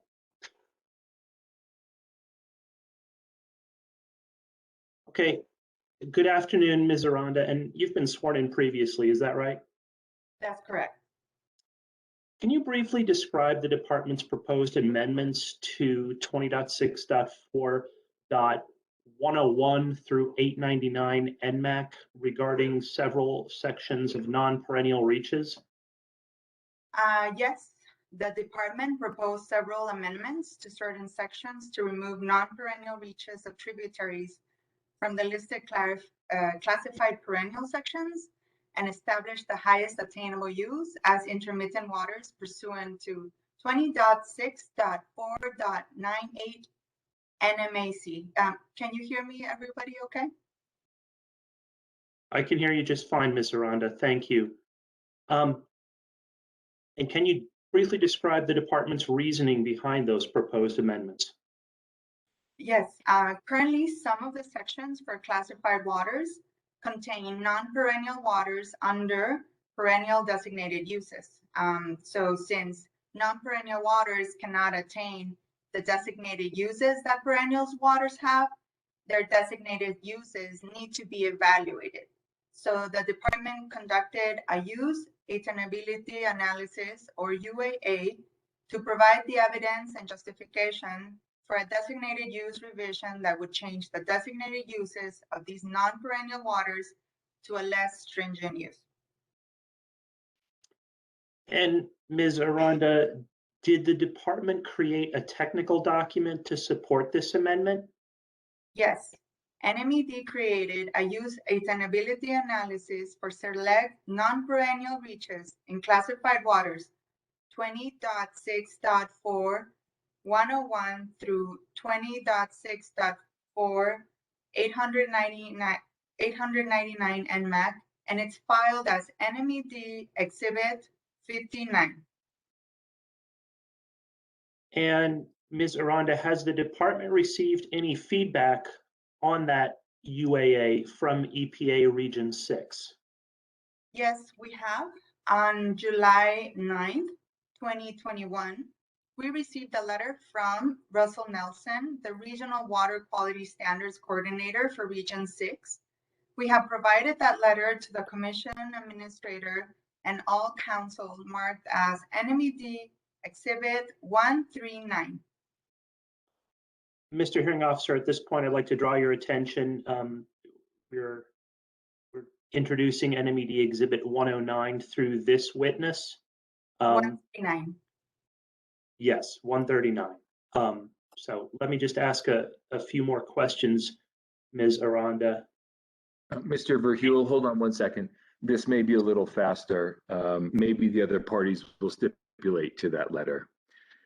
Is that what you were about to do, is lay a foundation for the letter? I was. Okay. Are there any parties who oppose the admission into evidence of NMED Exhibit 139, a letter from the EPA?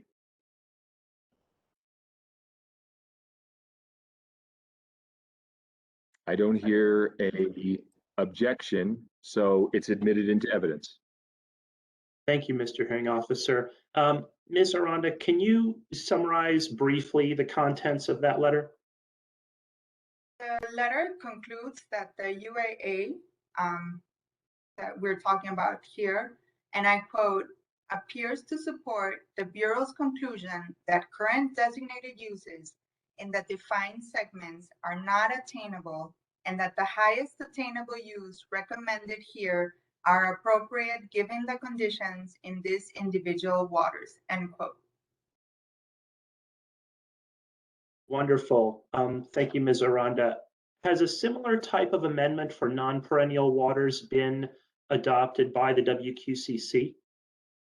Yes, for docketed matter WQCC 03-05R, the Commission adopted designated uses for unclassified non-perennial waters through the creation of new section where unclassified intermittent reaches would now be covered by section 20.6.4.98 Nmac.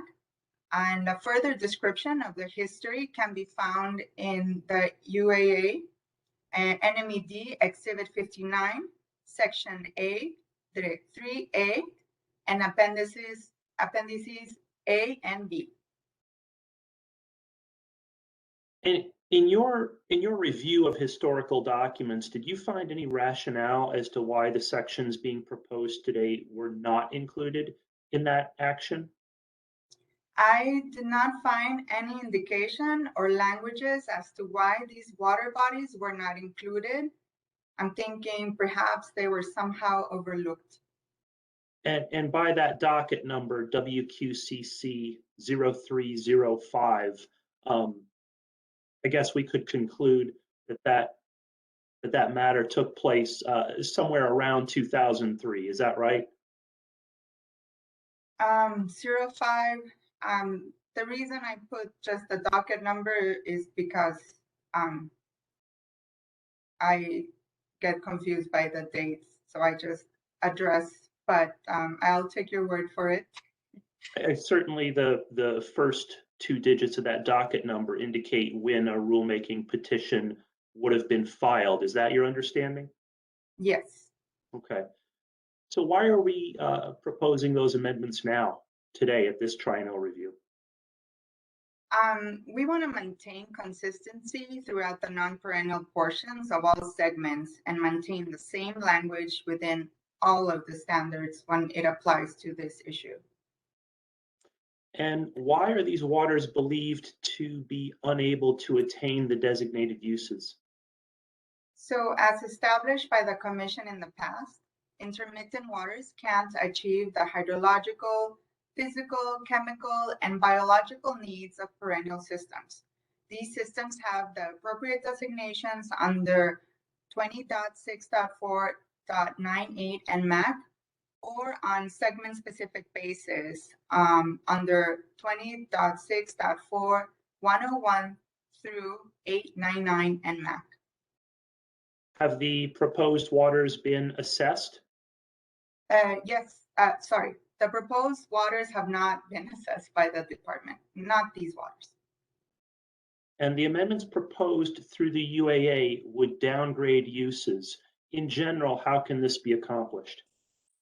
So under 40 CFR section 131.10a, states are allowed to remove designated uses such that they reflect the appropriate water use through the submission of a use attainability analysis. In order to reclassify those selected waters, there are three elements that must be supported for a change in designated use. One is that the proposed designated uses are no less stringent than the existing use. Two, that one of the factors in 40 CFR section 131.10g is preventing attainment of the current designated uses. And 3, that there is evidence to support its highest attainable use. Were all of those 3 elements vetted to meet the qualifications of a lower designated use change? So as provided in this UAA, prepared for these waters, filed as NMED Exhibit 59, all of these 3 elements were fulfilled. So for the first element, the department evaluated to see if any assessments were conducted for the proposed waterways and did not find historical or current water quality or biological conditions for the proposed water.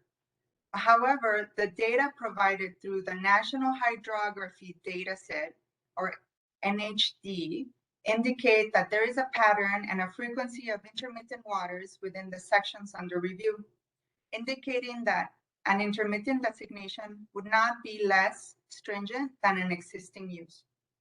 So now for the second element, the factor contained in 40 CFR section 131.10G2 was determined to be the applicable factor for this case scenario. So this factor that I'm talking about should be used if the natural, ephemeral, intermittent, low flow conditions or water levels prevent the attainment of the use. And finally, for the third element, it was found appropriate to utilize the established highest attainable use under 20.6.4.98 Nmac. If adopted, does this amendment prevent these waters from being amended in the future? Absolutely not. As water quality or existing uses are determined to have a higher quality, the designated use would be amended accordingly as required by law by 40 CFR 131.20 and 40 CFR 131.10I. Please explain how it was determined that the factor contained in 40 CFR section 131.10G2, where natural conditions prevent the attainment of the current designated use, how was it determined that that factor applies here? So yes, first, intermittent conditions were evaluated using the National Hydrography Dataset tool, or again, the NHD. So the NHD tool indicates that these segments under evaluation were determined by NHD as intermittent segments. So second, it was verified that the intermittent water bodies are unable to attain the hydrological, physical, chemical, and biological conditions that perennial water bodies would achieve. So the UAA, again, Exhibit 59, NMED Exhibit 59, elaborates how the current designated uses were evaluated for this amendment. Did you find any waters that were not appropriate to undergo an amendment for the designated uses? Yes, Calaveras Canyon in 20.6.4, 108 Nmac, and Cox Canyon in 20.6.4.208 Nmac were excluded because these waters contain low flow conditions that were not likely attaining, but the department could not determine if the low flow conditions were present for reasons outside of that natural low flow condition factor. More details of this determination, again, can be found in the UAA under Section 7C, NMED Exhibit 59.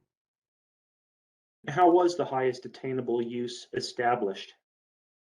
The department determined the highest attainable use would be that of other intermittent waters, as it has been established and adopted by the WQCC under 20.6.4.98 Nmac. Therefore, the remaining qualified non-perennial waters would be in what section? So these amended waters would now fall under intermittent waters as defined by 20.6.4.98 Nmac. Ultimately, what is the proposed language that would indicate that non-perennial sections are to be found in 20.6.4.98 Nmac? The amendment proposed is to add the words perennial reaches of such that the classified section's descriptive language refers only to those waters that are perennial, and all of the intermittent waters are defaulted into 98 Nmac. And did any party object to these amendments regarding the designated use change to non-perennial?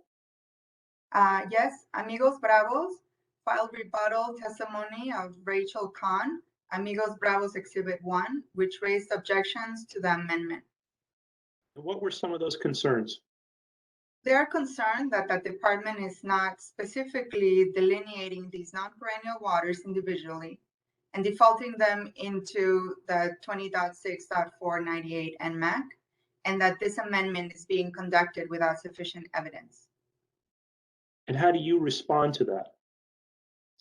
So the evidence presented, although not specific to each waterway, is sufficient for the proposed amendment.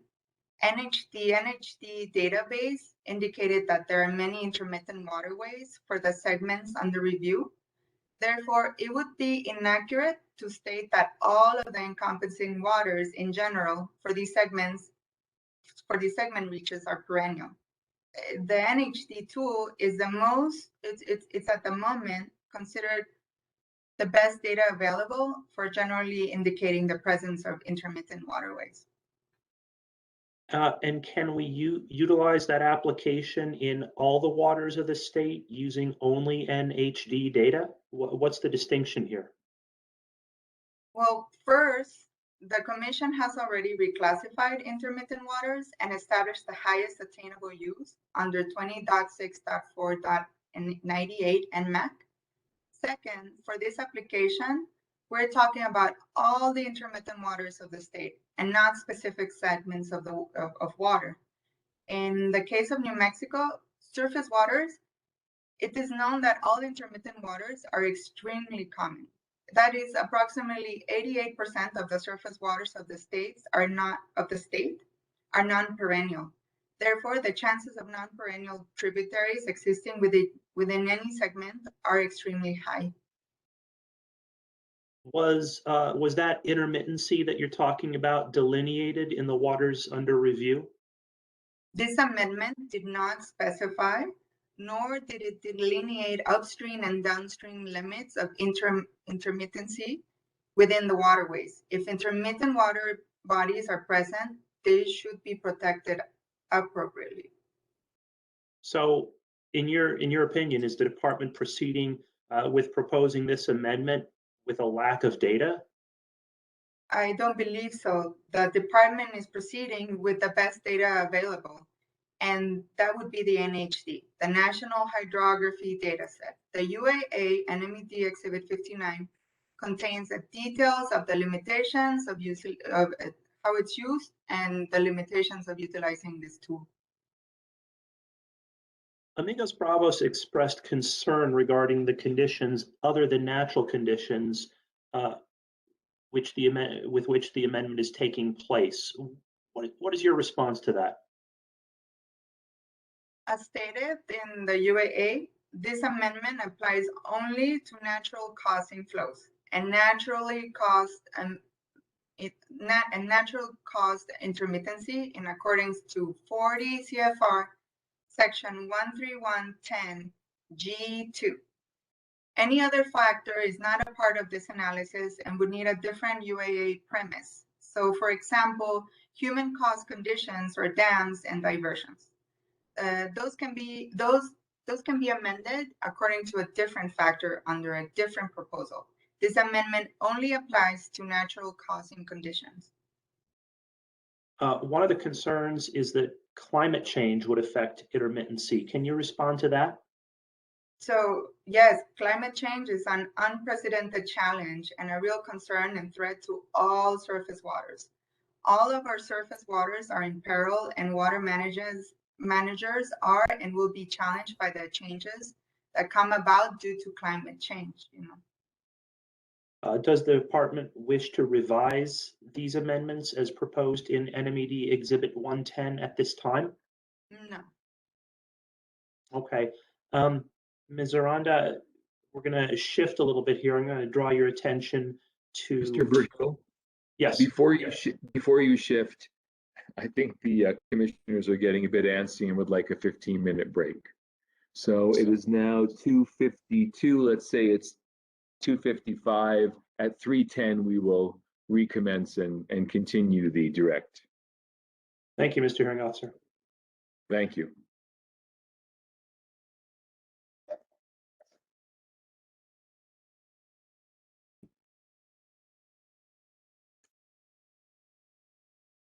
Hi, Cheryl. I haven't had a chance to say hello.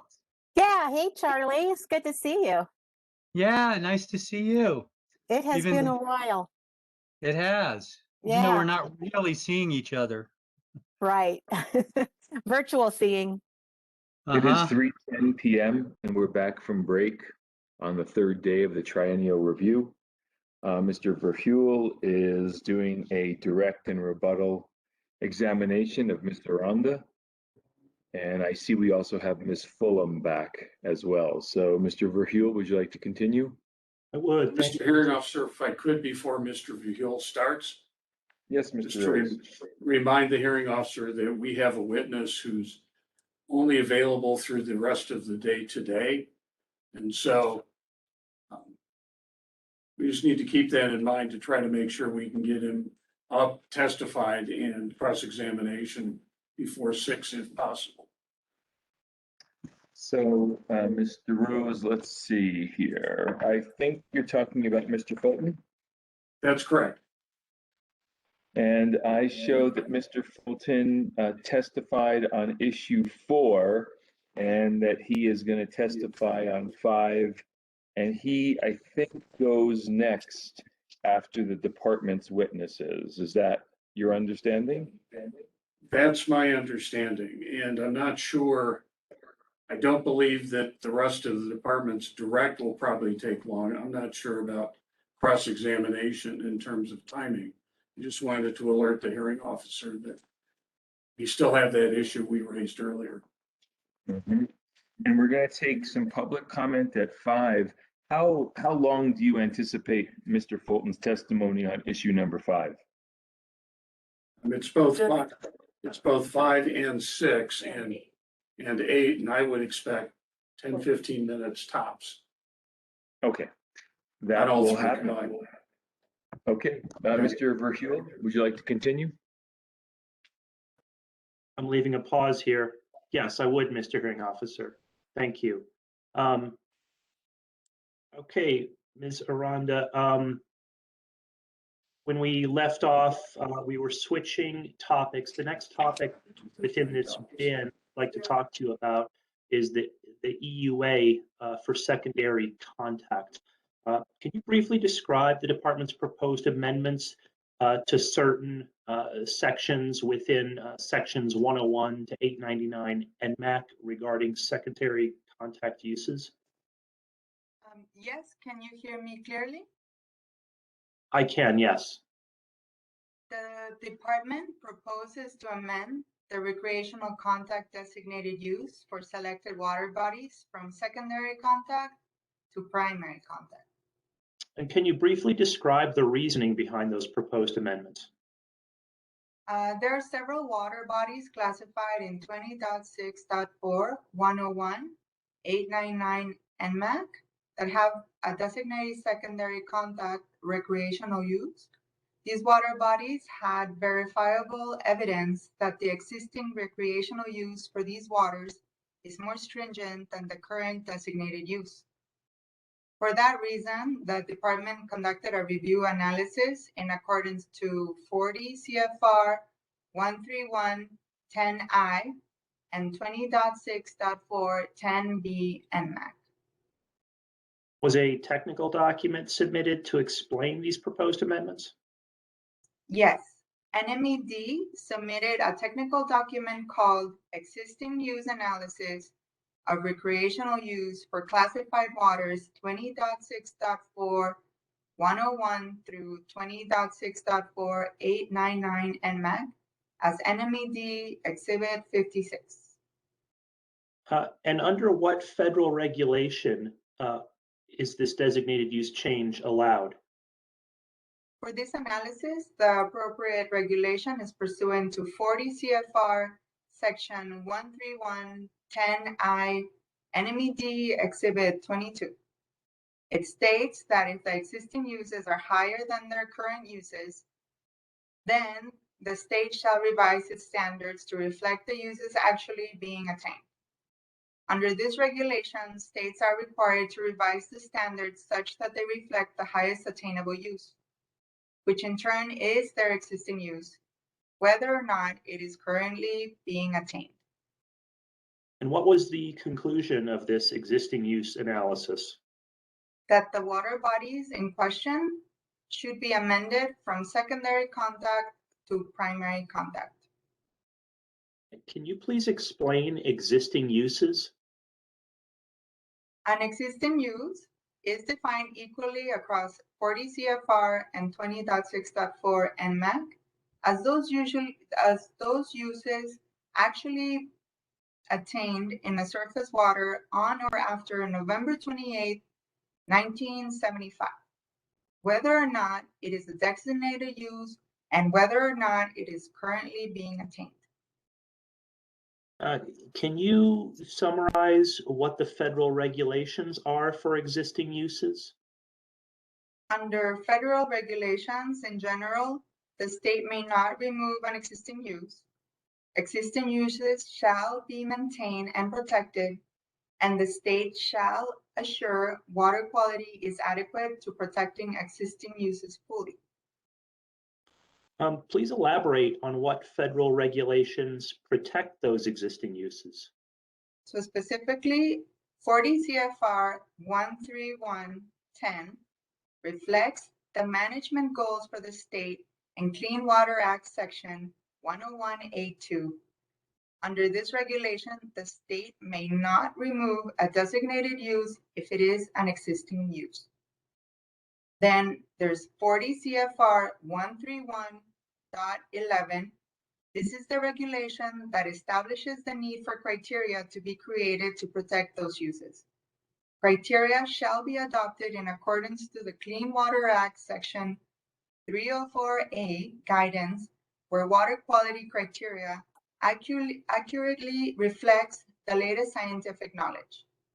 Under this rule, states must adopt those water quality criteria that protect the designated use.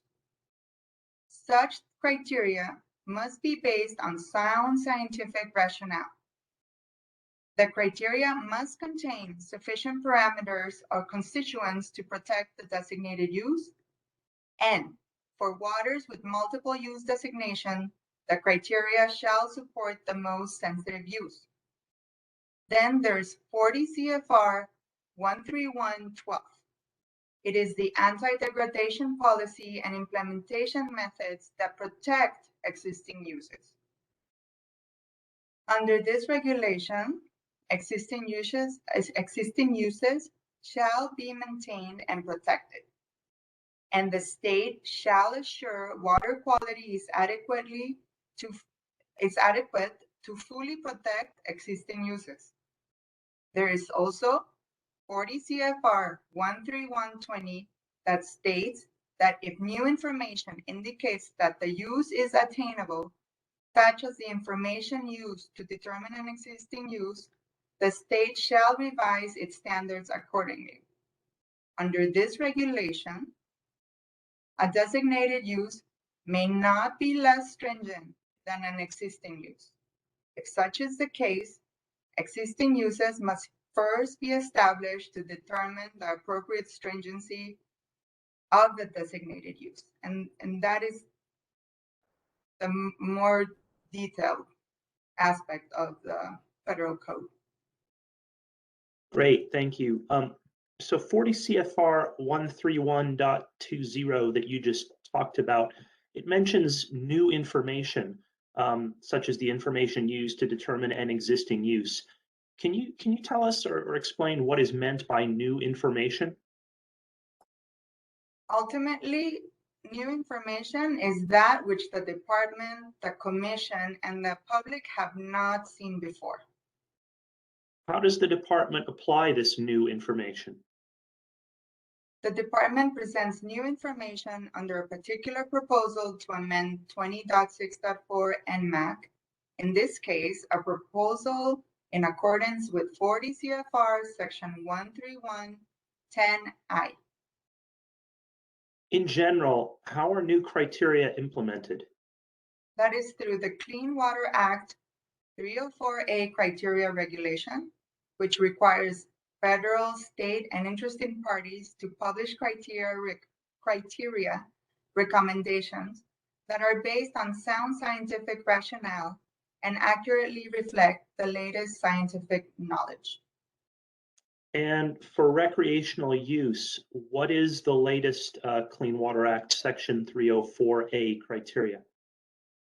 So for primary contact criteria, the pH must be within the range of 6.6 to 9.0, and E. coli bacteria must not exceed the monthly geometric mean criterion of 126 colony forming units, or CFUs, per 100 milliliters, or exceed the single sample criterion and of 410 colony forming units per 100 milliliters. Can you please explain how E. coli bacteria is used for recreational use criteria? E. coli bacteria are used as pathogen indicators for fecal contamination. Fecal contamination is associated with multiple pathogens that can be disease-causing, such as viruses, protozoa, and bacteria. And since there are so many pathogens associated with fecal contamination, not every single one can be monitored for. Therefore, E. coli bacteria are utilized as indicators. Ultimately, what is the purpose of the EPA updating the recreational criteria? EPA updates recreational criteria to prevent acute illnesses as a result of recreation in these waters. This includes gastrointestinal, skin, ear, and eye infections, as well as other illnesses. The EPA published its new guidelines based on the latest science and epidemiological studies, and is the basis for their guidance. Can you tell us how the department's proposed change in designation might affect any discharge permit holders? For some permit holders, effluent limits may change. And were these potentially affected stakeholders contacted directly? Yes, the department identified these permittees as stakeholders, and the department sent a letter on January 20th, 2021 to inform the permittees of the proposed amendments. You can see NMED Exhibit 58.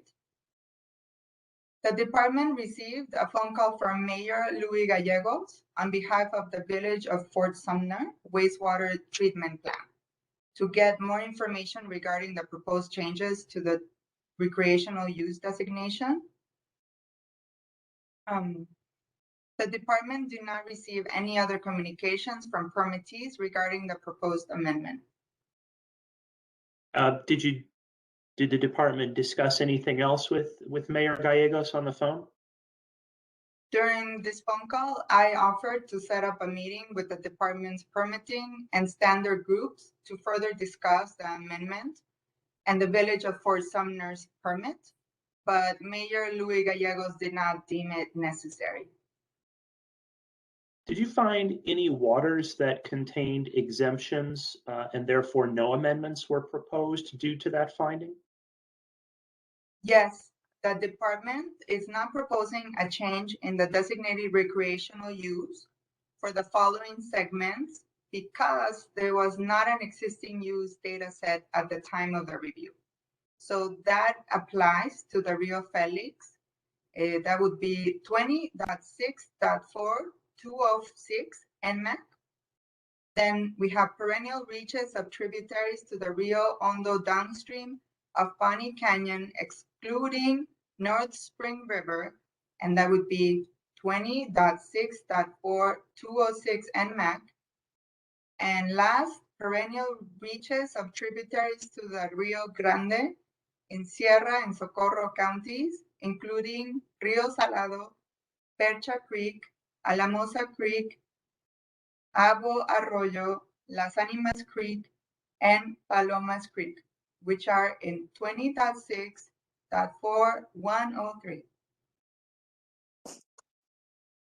What were the findings of the analysis for the pH levels in these water bodies? All the appropriate water bodies attain the pH criteria. So no water bodies underwent elimination for the pH parameter. Were there any water bodies where, due to the data that you only had one E. coli sample to go by? No, there was none. The minimum sample numbers that fulfilled primary contact had 3 samples. Those segments belong to Rio Salado and Rio Tusa segments, which had 3 out of 4 samples that met primary contact criterion, recreational criteria. The rest of the water bodies had more than 3 samples that were at or below the primary contact recreational criteria. So this existing use analysis that you've been talking about, what were the conclusions of it?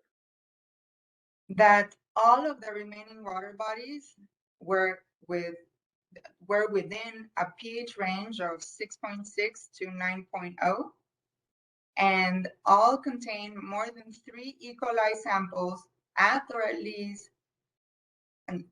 or less than the 410 CFU per 100 milliliter primary contact criteria. Our analysis indicates that primary contact recreation is the highest designated use and the appropriate existing use. Were all waters that contained secondary contact existing uses included in this analysis? Not all the waters were included.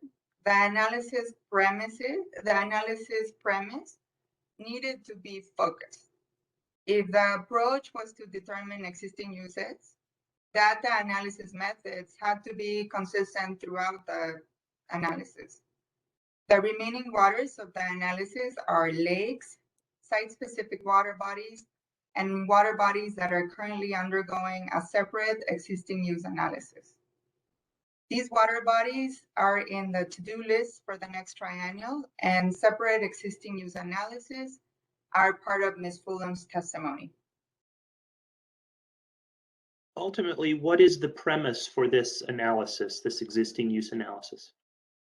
Pursuant to 40 CFR section 131.10I, filed as exhibit NMED exhibit 22, states are required to revise their standards to reflect the highest attainable use, which in turn is their existing use, whether or not it's currently being attained. NMED's intent was to provide recreational use data to the Commission and stakeholders that could be affected to aid in their decision-making. The analysis approach was based on a binary decision tree as a plausible way to reach an understanding of the appropriate designated use. The data has been vetted according to the department's quality control and quality assurance procedures. Did any party object to these proposed amendments? Yes, the San Juan Water Commission filed the rebuttal testimony of Jane DeRose Baman, SJWC Exhibit 3, and also Triad DOE NNSA filed the rebuttal testimony of Dr. Richard Meyerhoff, Lannel Exhibit 58. Both raised objections to the amendment. And what were some of their concerns?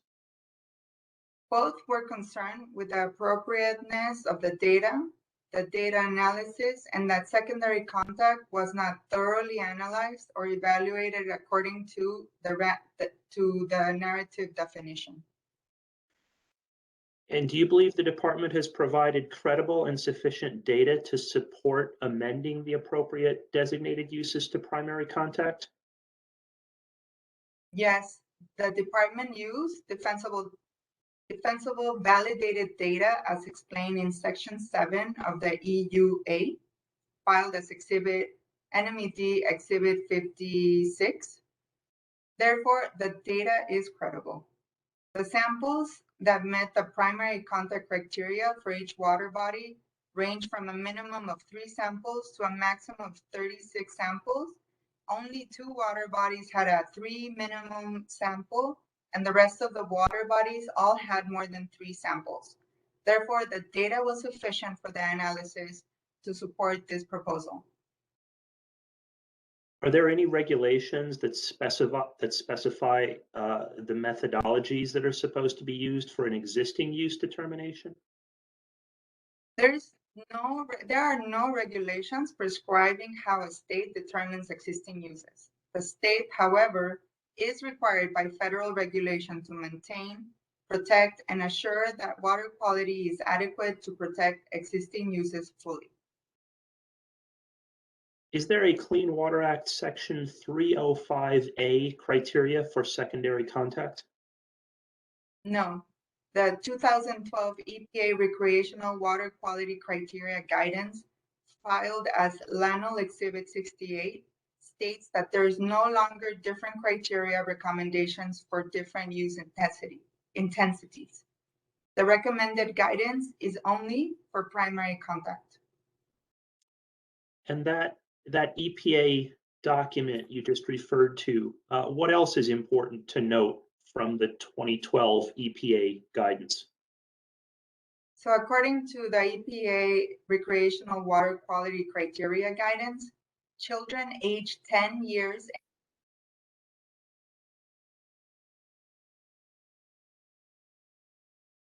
Did she stop for anybody else? Yes. Okay.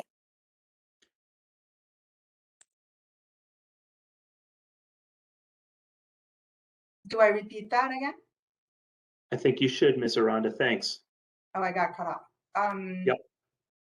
That according to the 2012 EPA Recreational Water Quality Criteria Guidance, children aged 10 years and younger showed a higher rate of illness than adults conducting recreational common activities. And according to this 2012 EPA guidance, what are the common activities that this primary contact protects for? So common activities include wading, tubing, and water play by children. Which recreational contact use do those activities align with? Those activities align with secondary contact. What is the state's secondary contact based on? It is based on EPA's 1986 recreational criteria, where the use intensity was utilized and is based on the 95% confidence limit. In your expert opinion, given your background in research for recreational contact uses, what are some of the public health concerns that this commission and the public should be aware of? That a pathogenic infection is not exclusive to ingestion or full submersion. For example, a fisherman with an open wound could develop a skin infection or touch his eyes and contract an infection due to fecal contaminated water. And during COVID, we all became experts rather quickly, and we learned how much we touch our face and eyes, and that this is a potential pathway for infections. Would the state's secondary contact numeric criteria be considered as protective? Not according to the 2012 EPA guidance. A single sample limit of 2,507 colony forming units per 100 milliliters for the state secondary contact versus a 410 colony forming units per 100 milliliter limit has a very steep curve to fulfill human health protections. We must remember that the 2012 EPA criteria includes and protects for vulnerable populations. I strongly believe that our job is to inform the public and the WQCC that applying these protective criteria will keep New Mexicans safer, no matter what the recreational activity people choose to pursue in our waters. Why didn't the department do an analysis based on the definition of secondary contact? An analysis based on the state's narrative secondary contact is perfectly acceptable. If the analysis approach was, for example, to collect qualitative data and a defensible analysis is produced, then that would have also been an approach to determine the appropriate designated use. This hypothetical proposal would need to fulfill the appropriate state and federal requirements and would need to provide the methodologies for its specific evidence-based approach. The department went with the vetted water quality data that was already available. The department has invested significant resources producing high-quality defensible data so that the appropriate assessments can be conducted. Hence, this analysis utilized the resources and high-quality data that it had at hand. Any other proposal would need additional resources, money, and methodologies to meet a need that we were able to fulfill simply by using the vetted water quality data. If the department would have chosen to base its analysis on the narrative definition of secondary contact, the approach would have to be different. Therefore, it would have to be a different proposal. Nevertheless, the department chose to present a proposal based on water quality data for this triennial. Does the department have a standard operating procedure that is specific to recreational use field observations? No, there's no standard operating procedure specific to gathering recreational use qualitative data for when field staff are on site. Staff are free to make any observations in the field sheets as they see pertinent. In addition, NMED staff is not specifically required to consistently observe what kind of recreational use is actually occurring at the site. Is that what was meant in the existing use analysis, where it says that staff does not monitor or gather information on recreational use? That is correct. If the recreational use changes to primary use, can secondary uses still occur? Yes, all uses as described in secondary use definition can still occur if the designated use changes from primary to secondary. Okay, great. Were there any other objections to this approach? The parties who opposed these amendments also expressed concern regarding the past triennial reviews and the precedent for applying recreational uses according to the definition of secondary contact. What is one of the concerns that the department has regarding some of these historical amendments and applying the same approach now? So for some of them, they may predate the 2012 EPA guidance. Therefore, applying them today would not have the appropriate protective criteria according to the most recent science. What happened in the last triennial review? In the last triennial review, the department proposed changing recreational designated uses from primary to secondary contact, such that they would meet the Clean Water Act Section 101A2 and the 304A criteria. This proposed amendment was not adopted by the Commission. In declining to adopt this proposal, the Commission stated that they required technical information in order to support the proposed amendment. So in order to provide an evidence-based approach to amending the recreational designated use, the selected waters existing use was established, which established the highest attainable use as primary contact in the proposed water bodies. And that statement from the commission at the, or after the last triennial review, how do you interpret that statement that the reason for not adopting the proposal was that the amendment required technical information? Our interpretation was that the commission required quantitative data in order to adopt the proposal, since they found that the qualitative data presented to be insufficient.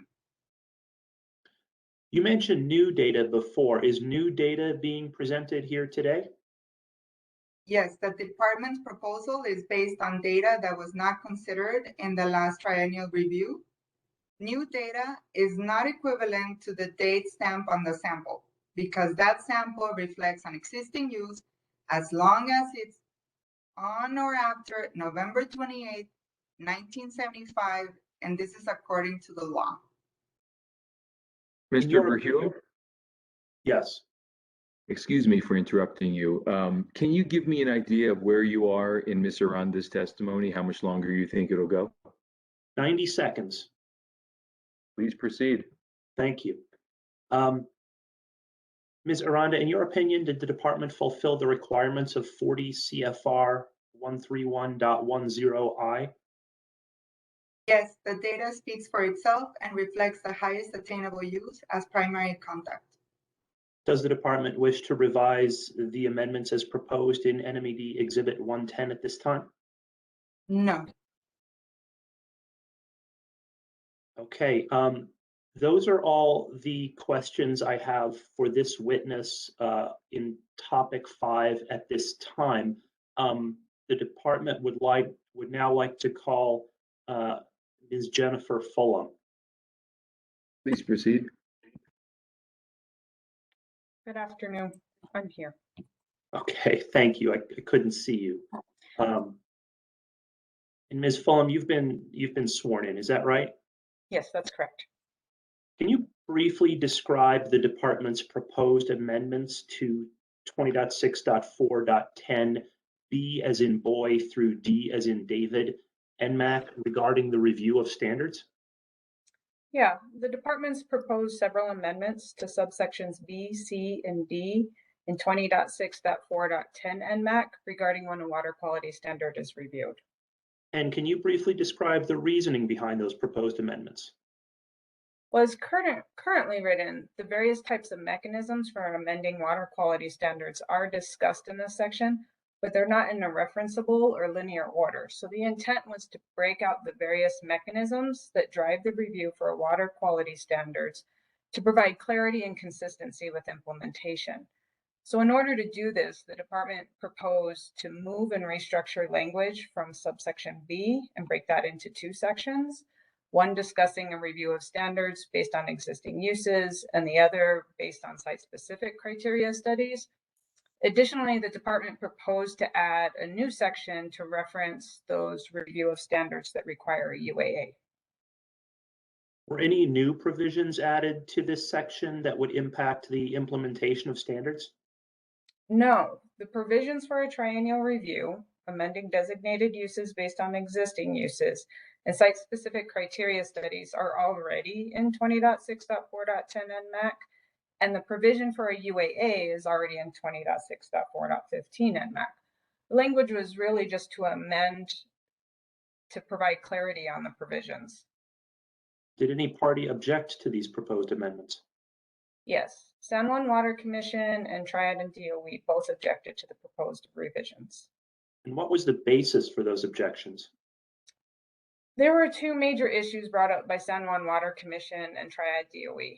First, both of the parties objected to the department's reference to stringency as it pertained to a use rather than a criteria associated with the use. Second, they objected to several issues with the language regarding a review of standards based on an existing use with more stringent criteria. San Juan Water Commission in SJWC2 argued that the language as proposed regarding the review of standards based on an existing use is too broad, and it introduces concepts not currently in the federal regulations or the state's water quality standards. and the department hasn't provided in regulation what acceptable evidence would be needed to amend a designated use based on an existing use.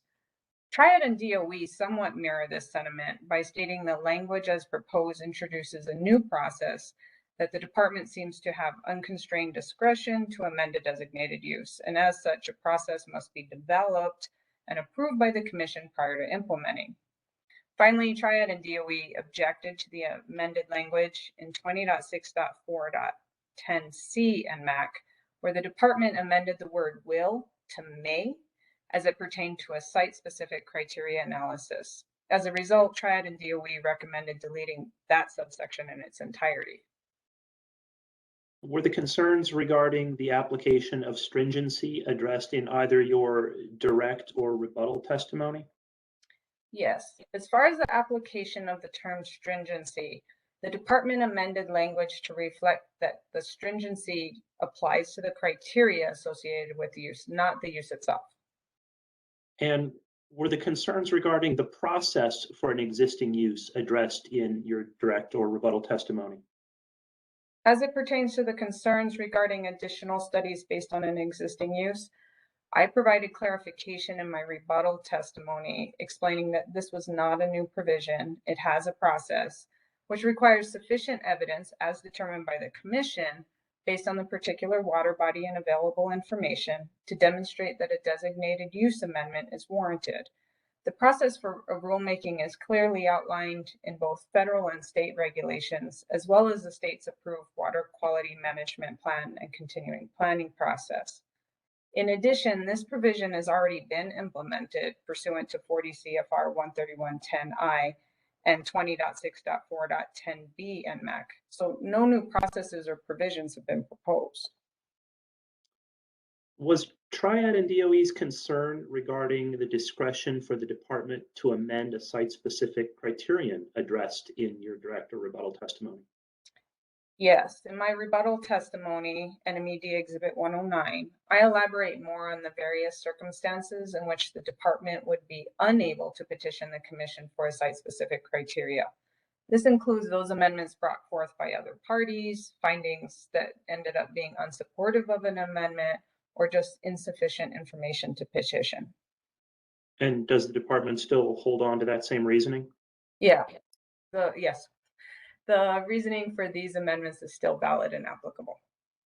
But based on these concerns, does the department wish to revise the amendments as proposed in NMED Exhibit 110?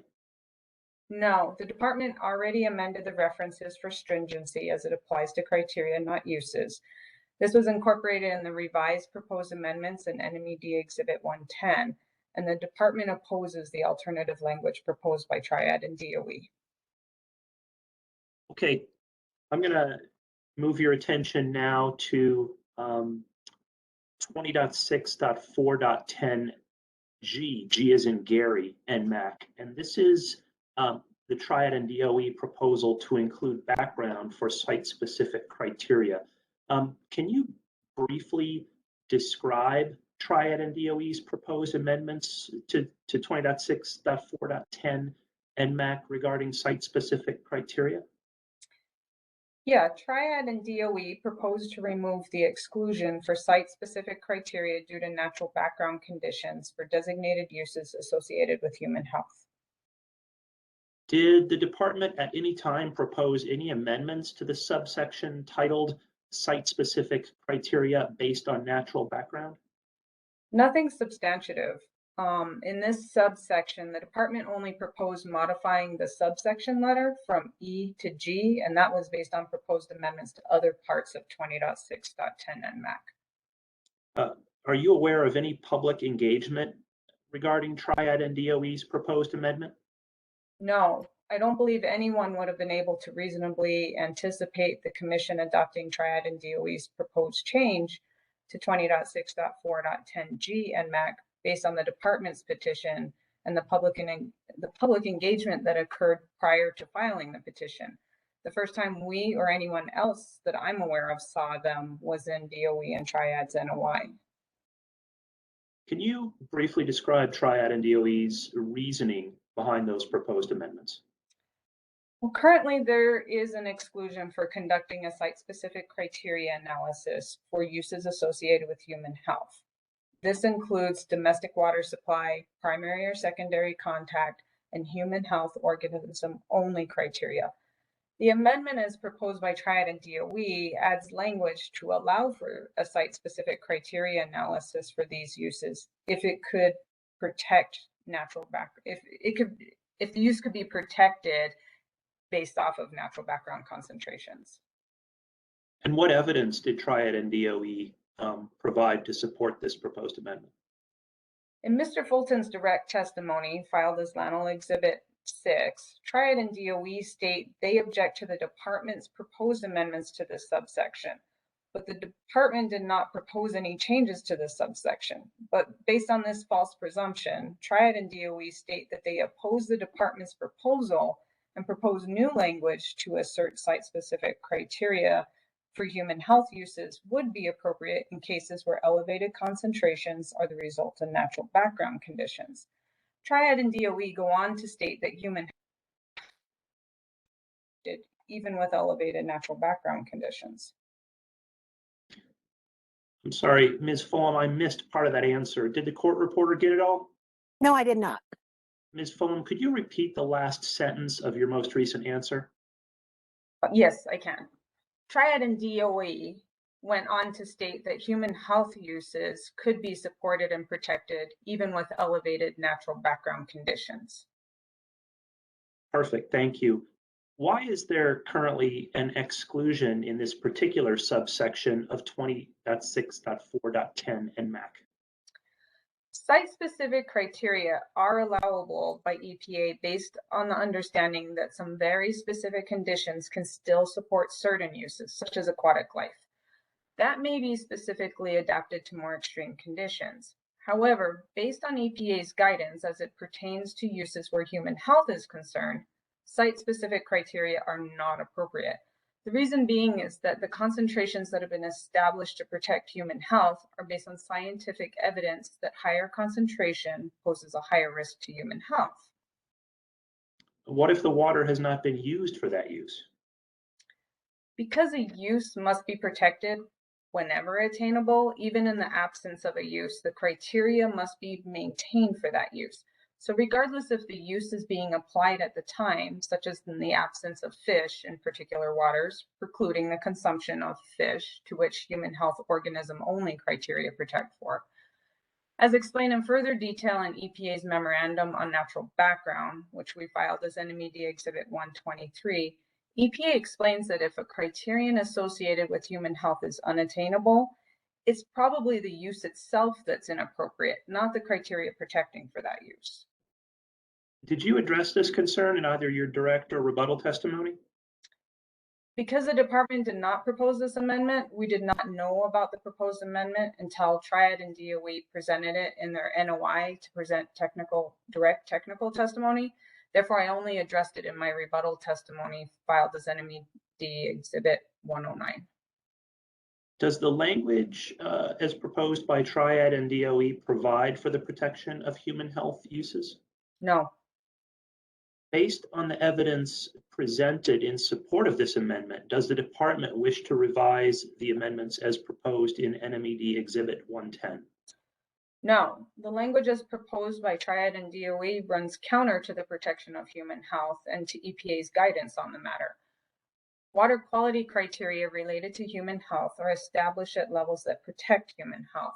The idea that a criterion related to human health can be amended to be less stringent, even if the source is natural, when that contaminant has been demonstrated via scientific evidence to be harmful to human health, it's definitely not protective of human health. Triad and DOE's proposal is not sufficiently protective of human health. All right. Thank you, Ms. Fulham. I'm going to shift your attention now to proposed amendments to 20.6.4.15 Nmac, and this has to do with use attainability analysis or UAAs. Can you briefly describe the department's proposed amendments to 20.6.4.15 Nmac regarding UAAs? The department is proposing several amendments to this section to align with federal requirements for use attainability analyses, or UAAs, as you may hear me mention, and to aid with the consistent and appropriate implementation of the regulation. Can you briefly describe the reasoning behind those proposed amendments? A couple amendments are focused on clarifying language to aid in the development of a UAA. This included minor language amendments to subsections A and B and adding a new subsection C, devoted to describing the need to demonstrate the highest attainable use as prescribed in 40 CFR 131.10G. We also propose amendments to the process to amend a designated use to include language for amending a designated use, either through the regular water quality standards rulemaking and adoption process, which had not been incorporated into the regulations before, or through the expedited UAA process for waters determined by the department to be ephemeral through a hydrology protocol survey. Finally, the department is proposing to amend language for UAAs conducted by third parties, and this is to streamline the process and clarify what's required for such an undertaking. All of the amendments were in an attempt to make language consistent with the federal regulation and with the water quality management plan and continuing planning process to aid in the consistent implementation of the standards. Did any party object to these proposed amendments? Yes, both San Juan Water Commission and Triad and DOE provided testimony objecting to some of the proposed amendments, and New Mexico Mining Association provided non-technical testimony on the matter. What was the basis for San Juan Water Commission's objections? San Juan Water Commission has several concerns. These included concerns with references to stringency of uses instead of criteria, the references to federal regulations in 20.6.4 Nmac, the proposed language of the headers, and the incorporation of language describing when a UAA would not be needed.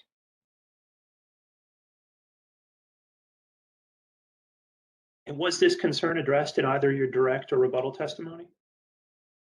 Yes, my rebuttal testimony and the department's revised proposed amendments to some language in 20.6.4.15 Nmac, as reflected in NMED Exhibit 110, reflect San Juan Water Commission's direct concerns regarding stringency.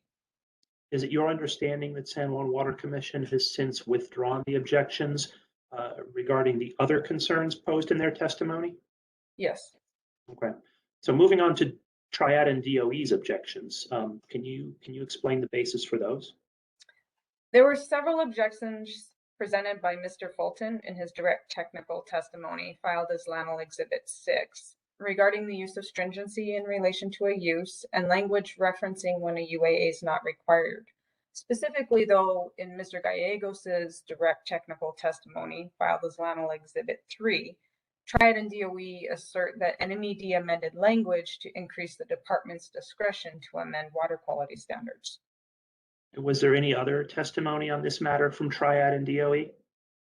Yes, in both Mr. Gallegos and Mr. Fulton's rebuttal testimony, filed as Lanel Exhibits 59 and 62, respectively, they reiterated their original concerns and referenced their direct technical testimony. And do you believe the department has addressed Triad and DOE's concerns here? Yes. Since Triad and DOE only reiterated their concerns in their rebuttal testimony, my rebuttal testimony addressed the concerns posed by Triad and DOE, and as a result, amended some of the proposed language in 20.6.4.15 Nmac, and that revised language was filed as NMED Exhibit 110. And the New Mexico Mining Association, what was their objection? New Mexico Mining Association, or NMMA, presented non-technical testimony regarding their concerns about the jurisdictional applicability for conducting a UAA, unclear application of highest attainable use, and the department's inclusion of language when a UAA is not required. And what was the basis for these objections? The NMMA asserts the regulations in 20.6.4.15 Nmac should be consistent with federal regulations. Are they consistent with the federal regulations? Yes. Has EPA commented on these proposed amendments? Yes, EPA Region 6 provided comment during the public comment period in November of 2020, which was filed as NMED Exhibit 88, And EPA states in those comments that the revised language appears generally consistent with the state's water quality management plan and continuing planning process. Are UAAs limited in scope to be conducted only for waters of the United States as suggested by NMMA? No, the state has authority to promulgate regulations to protect all waters of the state, not just those identified as waters of the United States. In addition, the state has the obligation to promulgate regulations that at a minimum meet federal requirements, but may be more stringent as the state deems appropriate. Did you address this concern in your direct or rebuttal testimony? Yes, my rebuttal testimony, NMED Exhibit 109, addresses the concerns posed by NMMA. What is your understanding of New Mexico Mining Association's position on these proposed amendments now? It's my understanding, based on the opening statements and communication with New Mexico Mining Association, that they are no longer objecting to the proposed amendments, except the clarification and language in 20.6.4.15 D2 Nmac regarding the expedited process for UAAs prepared by an entity other than the department. And what is the basis for this provision to be limited to actions taken by the department? Based on how the language for an expedited UAA is currently written, a party other than the department would be unable to fulfill the requirements. This is a provision approved by EPA for actions in which the department is the petitioner. There are several elements to which third parties would not be able to fulfill, including posting of the UAA for public notice and stakeholder engagement, and proceeding with the filing with EPA Region 6, sometimes years after the study was conducted. In addition, it would be the department that would petition the commission at a later, at a later date for adoption of any proposed amendments in 20.6.4 Nmac that will result from such a UAA. And again, what is EPA's position on this? So although this provision is approved by EPA, in the comments submitted on the draft proposed amendments, EPA states in NMED Exhibit 88, quote, the EPA will not provide technical approval for any UAA to ensure that associated comments or recommendations are not considered a final decision or finding under Section 303C of the Clean Water Act or Water Quality Standards Regulation 40 CFR 131. The New Mexico Administrative Code does not supersede the Clean Water Act requirement that water quality standards be adopted by the state before they can be approved by EPA as effective for Clean Water Act purposes. Any decisions on the effectiveness of new and revised water quality standards for Clean Water Act purposes will be made by the EPA following their adoption and submission to Region 6 by the WQCC. Okay, so based on all these concerns, does the department wish to revise the amendments as proposed in NMED Exhibit 110 at this time? No. Mr. Hearing Officer, at this time, I have no further direct or rebuttal questions for these witnesses on these topics. And these witnesses, Ms. Lemon, Ms. Aranda, and Ms. Fulham, are ready to stand for cross-examination as a panel. May I see a show of hands of which parties want to cross-examine?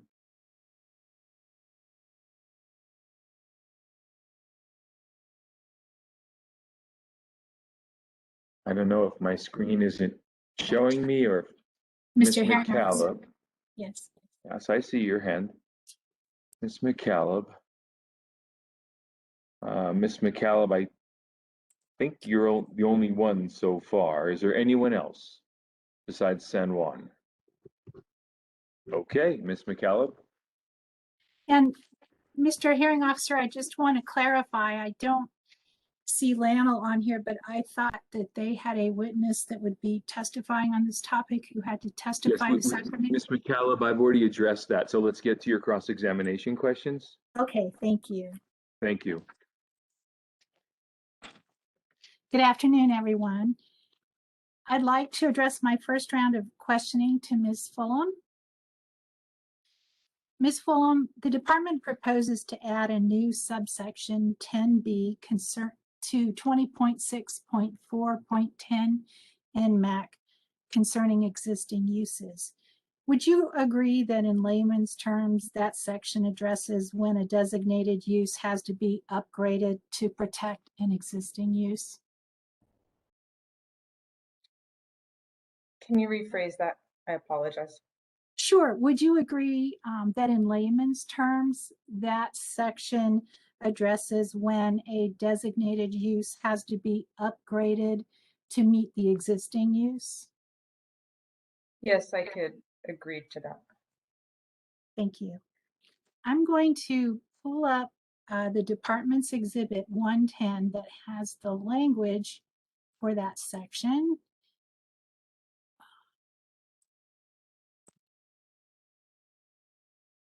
Can you tell me if you can see that? I see something. Could you make it larger though? Yes, ma'am. This is where you can see. Can you see that? Yes. I may have to. Actually a little bit. I have it here as well. Okay, if I need to scroll my screen one way or the other, just let me know. I will. Okay. In this proposed language, it contains the term higher quality water. States, in accordance with 40 CFR 131.10I, when an existing use as defined under 20.6.4.7 Nmac is higher quality water than prescribed by the designated use. Can you explain what the department means by the term higher quality water? Yes. The language in 131.10, and I can pull it up so I can quote it for you. And then you can see where some of our, let me get the language from 131.10 real quickly for you. Actually, I think I may have it here if you'd like me to pull it up. Either way, we can see who can get it. Here we go. I think move things along. I think it's highlighted in green. Can you see the whole thing? We'll have to enlarge that one for me. Okay. This is,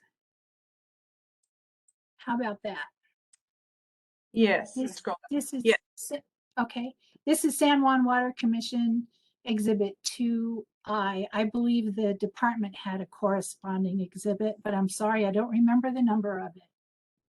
Correct. So essentially the way that the language in 131.10I reads, it is less than specific for uses. And so our attempt in explaining that in 20.6.4.10b was to clarify that it is the stringency of the criteria that needs to be maintained, and that would reflect in the appropriate designated use change.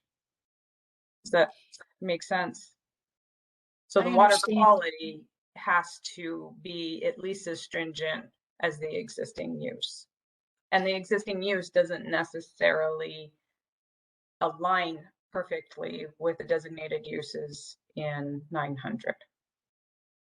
And how would you determine whether the water quality is higher quality water?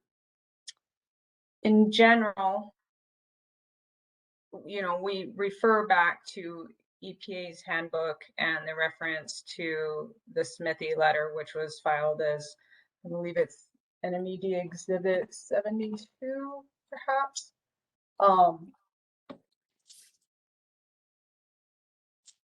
Basically, go ahead. I'm sorry, I was just going to state, if you're referring to the 2008 Smithy letter, I believe that's NMED Exhibit 62, if I have it correct. Thank you for the correction.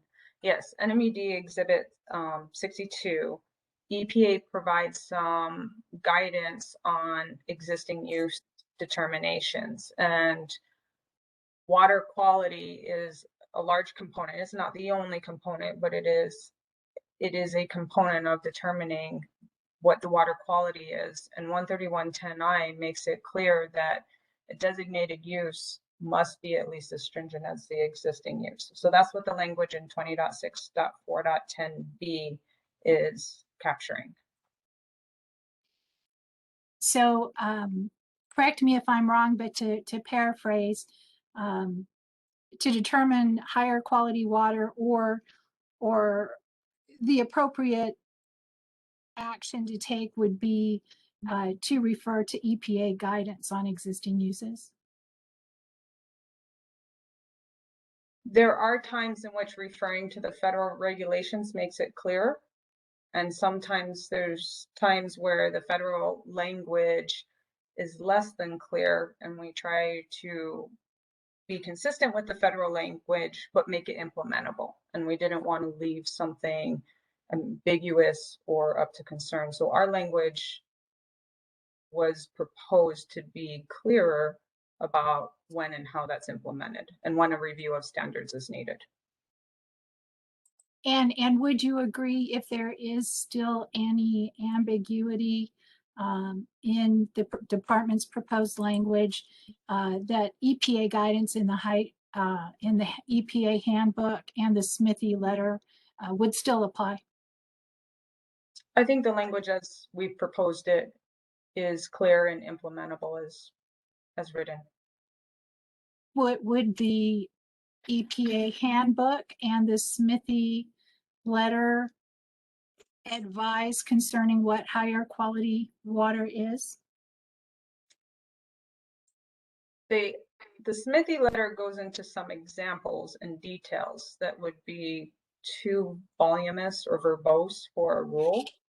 So I don't think that there's anything in the Smithy letter that we don't actually capture in this language. And what about the phrase supporting evidence demonstrates? I'm sorry, I'm scrolling the screen because it's so big on my computer that I can't see the entire thing at the same time. Supporting evidence demonstrates the presence of that use.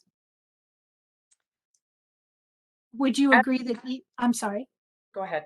The question. Would you agree that EPA guidance concerning how to determine I'm sorry, it's getting late in the afternoon and I'm a bit tongue-tied.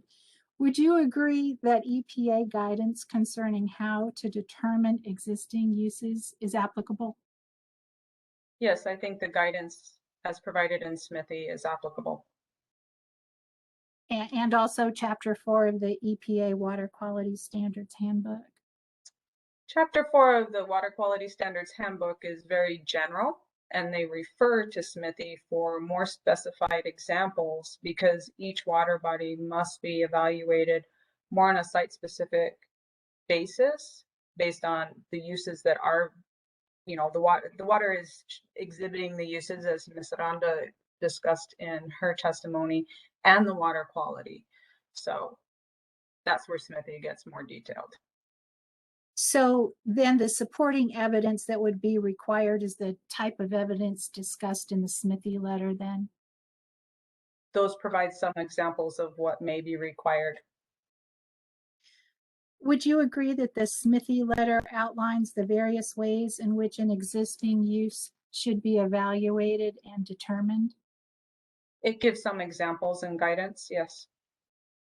And does the Smithy letter indicate that an existing use determination should be based on site-specific conditions? They discuss that all information should be evaluated when determining existing uses. All available information. Let me clarify. So in order to determine an existing use, you should evaluate all of the supporting evidence?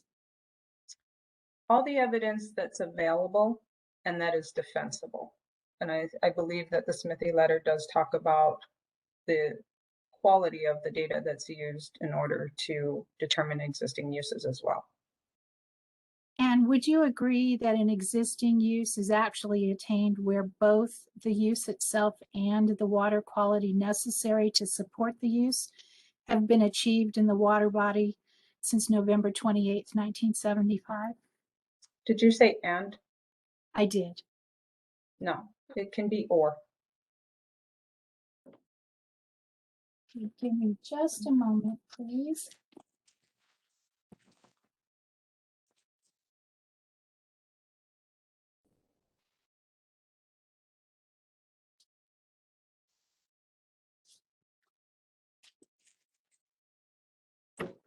Ms. Lemon, do you have available your rebuttal testimony in Exhibit 109?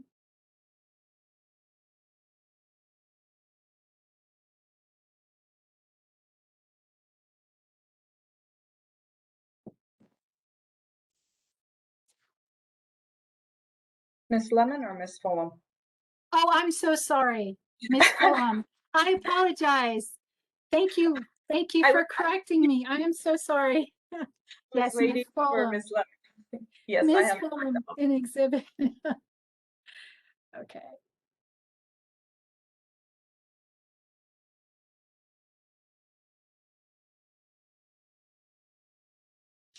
Could you please turn to page 8 of your rebuttal testimony, beginning at line 7? And you stated that EPA considers the phrase existing uses or those uses actually attained to mean the use and water quality necessary to support the use that have been achieved in the water body on or after November 28, 1975? Yes, that's what my rebuttal testimony says.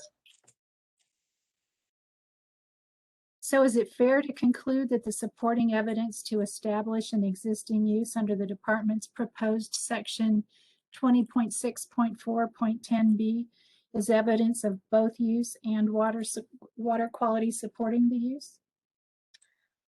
I would disagree with that. As you read on in EPA's guidance, and it is, I believe I talk about it in my rebuttal testimony, that the existing uses are those actually attained to mean the uses and the water quality necessary to support. The Smithy letter clearly indicates that not all information is available for every water body, but the existing use is still required to be protected in accordance with 40 CFR 131.10I and the Clean Water Act to meet those goals of the Clean Water Act. So in order to accommodate for that, we can establish existing uses either based on observational or based on water quality or based on both, if both are available. There is nothing that precludes the state from establishing existing uses on either observational or water quality. They do recommend that both, if available and defensible, be used. Could you please turn to page 12 of your rebuttal testimony? Sure. Beginning at line 17. And you state, as described in the Smithy letter, NMED Exhibit 62, the existing use for each water must be evaluated independently based on all available evidence of use and water quality? Yes, I see that.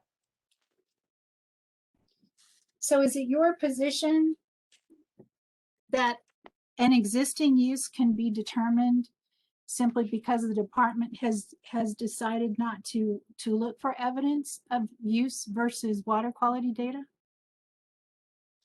I don't know that the statement that we've chosen not to look for data is accurate. So I don't think that I would agree with that statement. You've indicated that it's the department's position that an existing use can be determined based on either evidence concerning the use or evidence concerning the water quality if one or the other is not available. Is that a fair summary of your testimony? I believe that would be fair to say, yes. And how would you determine whether evidence of an existing use is not available? Generally, when we do investigations, we do our best within our resources to gather the information that's available, defensible. You know, the department has quality assurance project plans. We have a quality management plan. And we have standard operating procedures that vet our data and make it defensible. So there's some checks and balances when we determine whether information, be it numerical data or observational data, is appropriate to use for making a determination. And that's essentially kind of the process we would have to go through, whether it was our data or somebody else's. And you've testified that according to EPA guidance, the existing use analysis should be based on site-specific conditions. Is that correct? We would do an investigation based on conditions of a particular tributary, yeah. So if you did an investigation of site-specific conditions in a particular tributary, would that require a visit to the site? Doesn't necessarily require a visit to the site, no. How do you determine site-specific conditions if you don't visit the site? Because we're looking at water quality, and as the individual, there are people that have been to the site that may not be the individual who's compiling the data for determining, but it's not a requirement to go to the site if the data is defensible and we have the backing for that. So it's the department's position that if you are conducting an existing use analysis for a recreational use, that it's not necessary to visit the site to determine whether recreational use is even possible at the site? If we have resources to observe, then we would like to do that, but that does not necessitate or prevent us from determining an existing use if we have water quality data that shows that it is attainable and therefore protectable under 40 CFR. What about public involvement and asking for information from the public about an existing recreational use? We do have requirements under water quality management plan and continuing planning process for outreach, and it would have to undergo a hearing process because it would be a rulemaking. So all of that requires public engagement.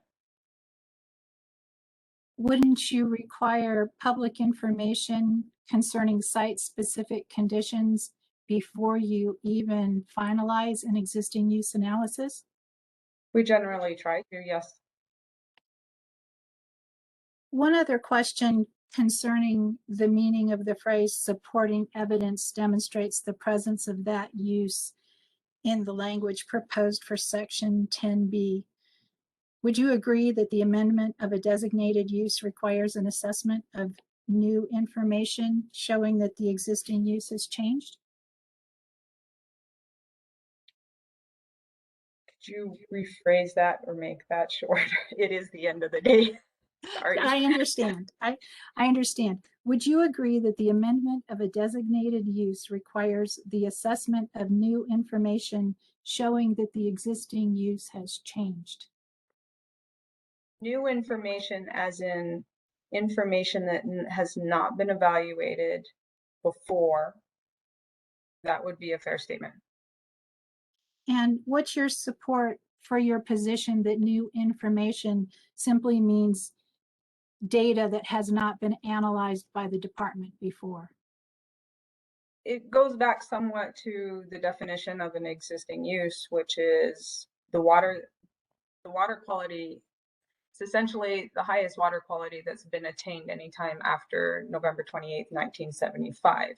So any data that the department has not evaluated since 1975 could be subject for use to determine what the existing use is. Existing uses are somewhat different in the sense that they're really that lower bar of the protections for anti-degradation.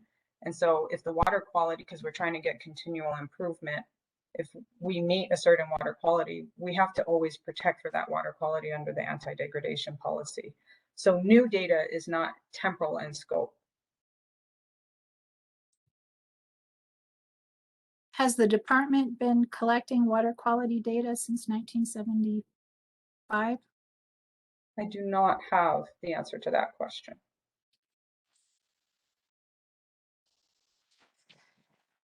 Sorry, I lost my notes here for a moment.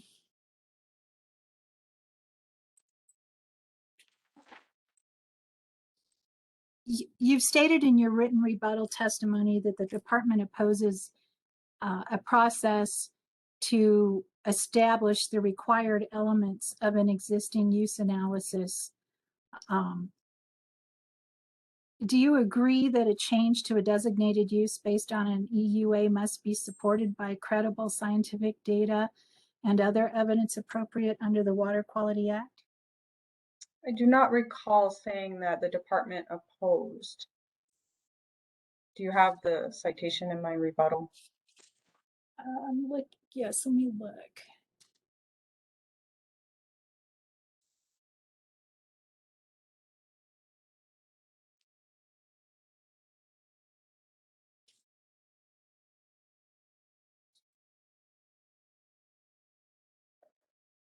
Ms. McCallum, have you finished your cross-examination? No, sir. I'm looking for the information in her rebuttal exhibit.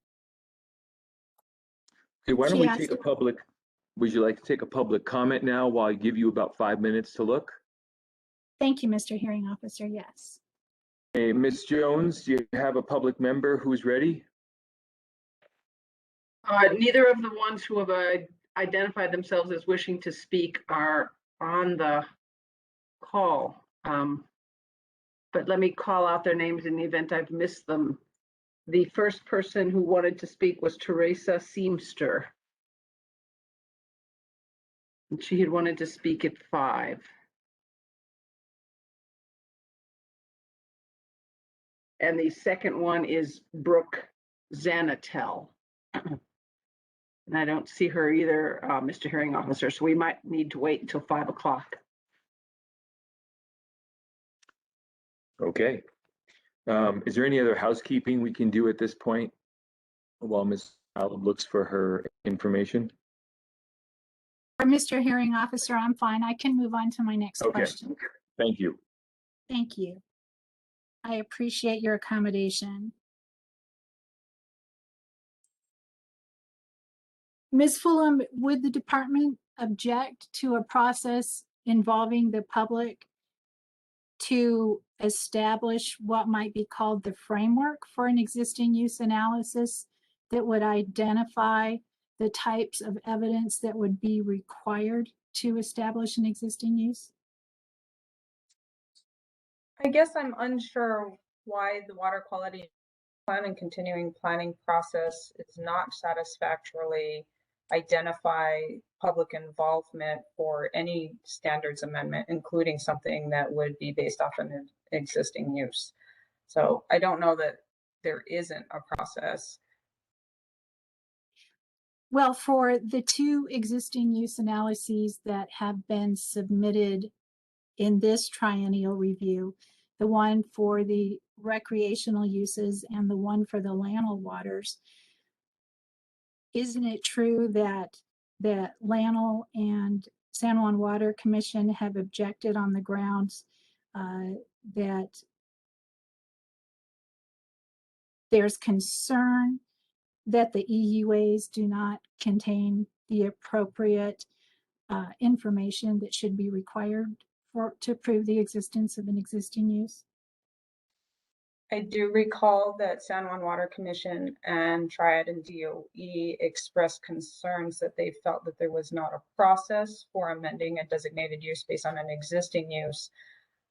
There are no federal provisions for what is required, and Smithy, the letter to Smithy, actually outlines that it could be many things or a single thing that you use to develop an existing use, but it must be done. And if the designated use is not protective of that existing use, then you shall amend it. So there is a process in the water quality management plan and continuing planning process, which I did file as an exhibit. Section 2 speaks specifically to standards amendments and the requirements for any standard amendment, which has to undergo a rulemaking process, which has public involvement. And it also includes the requirements in 40 CFR 25, which are EPA's requirements for public engagement. There are no elements that are specific to all existing uses. It's a matter of presenting information to demonstrate whether water quality or observational use of a water warrants an existing use determination. And if that is less stringent, or if that is more, has criteria more stringent than the current designated use, then we're obligated as the state to take that to the commission and amend. So I'm still unsure where the process does not exist because there are no required elements for an existing use. Well, for the two EUAs that have been submitted by the department in this triennial, they have what appears to me to be an established framework of the types of information that was analyzed concerning the applicable regulations and the water quality data and analysis of the ecoregions and analysis of endangered species, etc. Would you agree that the department, through those two EUAs, has developed a framework for EUAs going forward? We attempted to put together some proposals that would be easy to digest. It's a lot of information that's in there, and they happen to come together, and we were able to use the same structure. None of that is actually required in any part of the federal regulations or the state regulations. It's a convenience for the commission and the public to understand what we evaluated and to what thoroughness we evaluated it, but we're not obligated to have that structure, nor is anybody else for that matter.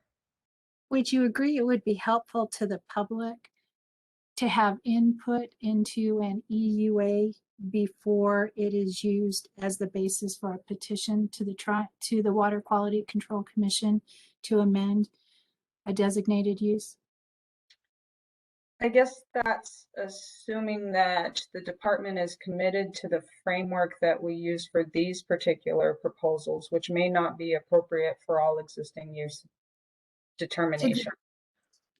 Did the department share the recreational use EUA with the public before filing its petition for this triennial review? It was filed May 3rd with our notice of intent. And the petition for this triennial review was filed in August of 2020, correct? That is correct. The proposed changes we were considering at the time were filed in August. So the public has had the opportunity to review this very technical document since May 3rd of this year. Is that correct? That is correct. When was the recreational use EUA finalized? In May. And so the department filed a petition based on the EUA before the EUA was finalized. We filed a petition in anticipation of what we may be able to accomplish for the triennial review. So that does not, so no, we didn't have the EUA. There was a couple of amendments that we ended up withdrawing because we did not end up with a satisfactory evidence, but we did want the public to know that we were considering this. We did talk about it in stakeholder meetings. We had 3 of those in July of last year, 2020, I have to remember with COVID. And then we had 2 public meetings in which we talked about them in November, but it was not mature enough for public, for releasing to the public until we were filing. But that is correct. So basically, you notified the public that you were conducting an EUA, but you provided no information concerning the EUA until May of 2021.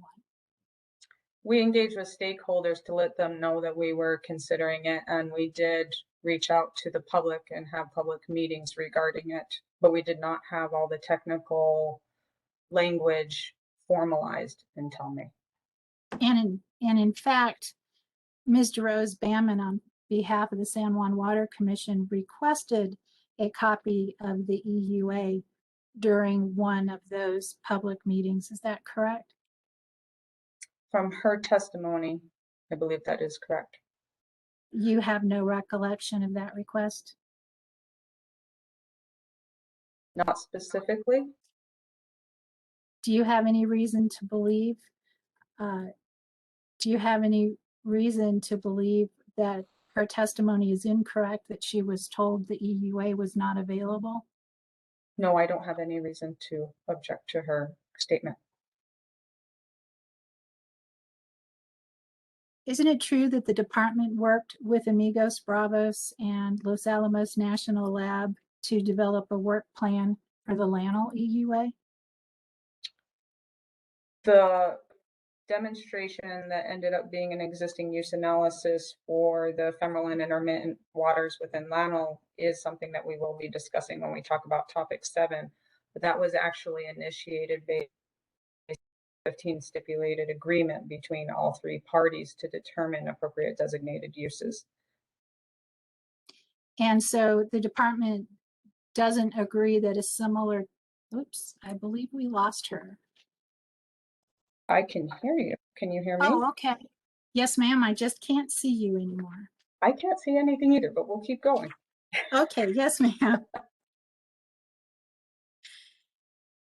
Does the department disagree that similar type engagement with the public for the development of a work plan for an existing use analysis would be helpful?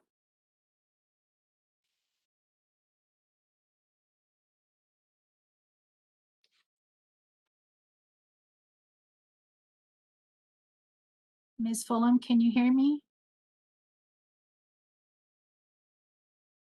I believe we lost the audio also. Okay, can you give us an idea of how many more questions you have for this witness? That was my last question for this witness. We'll come back to it as soon as she returns.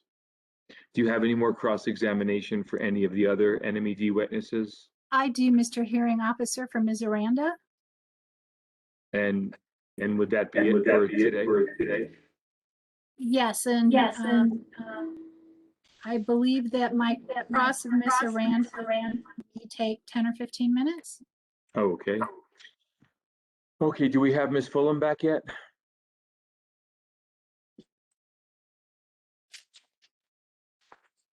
Oh, Ms. Fulham disappeared? Yes.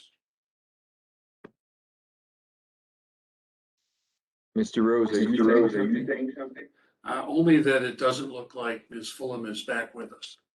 I would agree. Ms. McCallum, would you move on to Ms. Aranda for now? Yes, Mr. Hearing Officer, I'd be happy to. I'm not sure why I'm getting a feedback.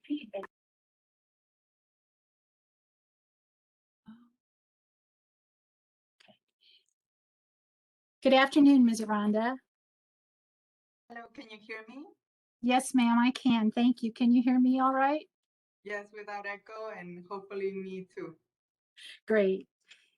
Ms. Aranda, because you're the department witness who has filed written direct and rebuttal testimony concerning the existing use analysis on recreational uses, I assume you prepared the EUA that's marked as Department Exhibit 56?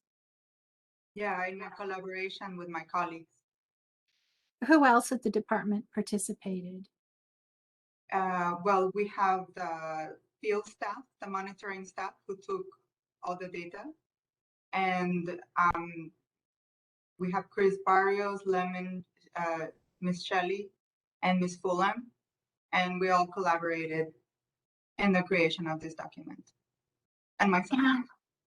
Did anyone in particular review and approve the final version of the EUA?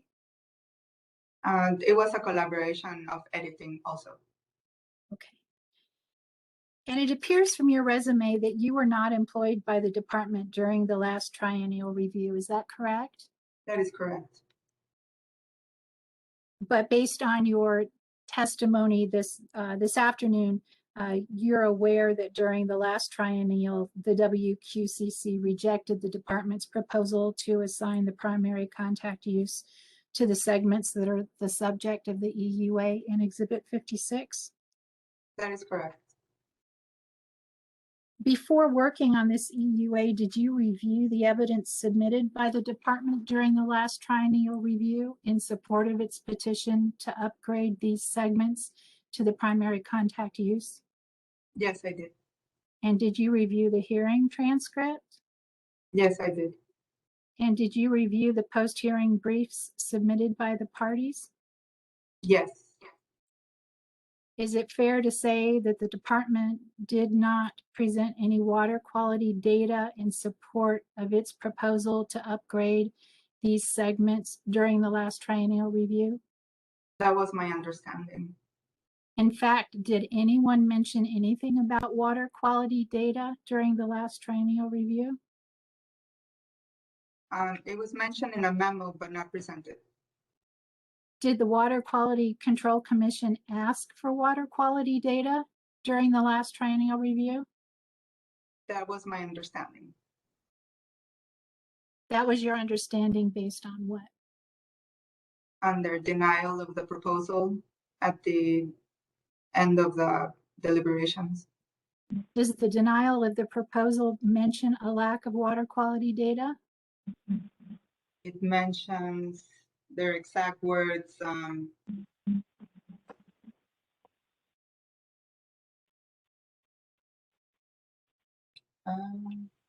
trying to find the exact quote. Do you need an exact quote?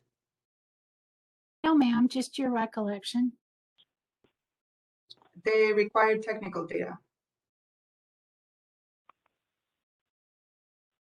Isn't it fair to say that a review of all of the evidence from the last triennial review indicates that the WQCC rejected the department's proposal to upgrade to the primary contact recreation use on these segments because it thought that the evidence of the existence of the primary contact use was insufficient? Are you asking me to speculate or do you have a quote? I'm asking you to give your opinion based on your review of the evidence from the last triennial review. Can you repeat the question? Sure. Based on your review of the evidence from the last triennial review, is it fair to say that the WQCC rejected the department's proposal at that time because the department had not provided evidence of the existence of the primary contact use, such as swimming?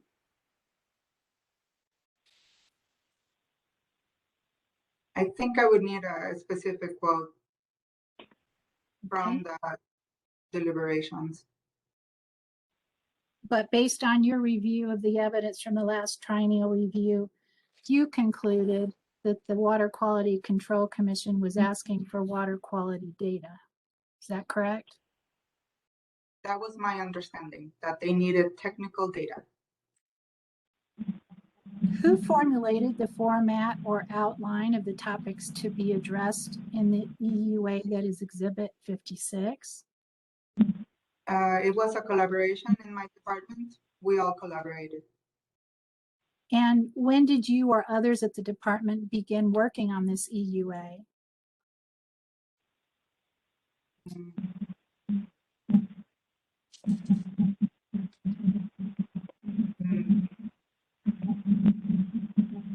It's been a long process, maybe 1.5 years or 2 years. It depends. We have things in between that have to be addressed. So I couldn't tell you like in summary how long it took to write this. Could you give me a rough idea of when you or others at the department began working on collecting the water quality data to support the EUA? I would have to look at my records. Do you have a general idea whether it was 1 or 2 or 3 years? Well, I've been with with this section for 2.5 years. So I would say like about 1.5 years that we started, but as I said, we have other deliverables. So I believe you're asking, I mean, what? That's my rough estimate. Thank you. And the department filed its petition for this triennial review in August of 2020. Is that correct? The petition, August 22, yes. And based on Ms. Fulham's testimony, the department finalized this EUA in May of this year? Mr. Hearing Officer, if we lost John, can we wait for him or how do we proceed? I'm sorry, I didn't hear you. I believe, I don't know if we have lost Mr. Verheugen. Okay, well, maybe Miss Maxfield is on with us.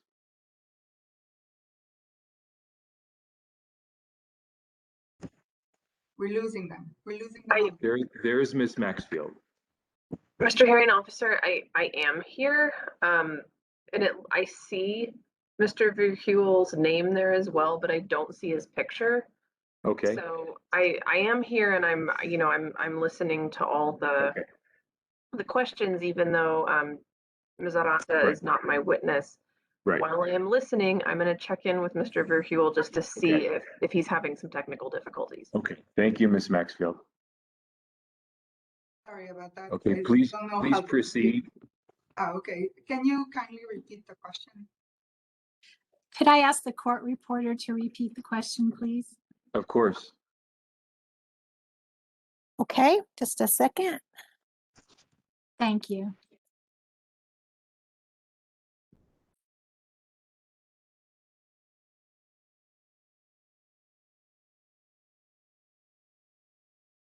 And based on Ms. Fulham's testimony, the department finalized this EUA in May of this year. Sorry, yes. Yes.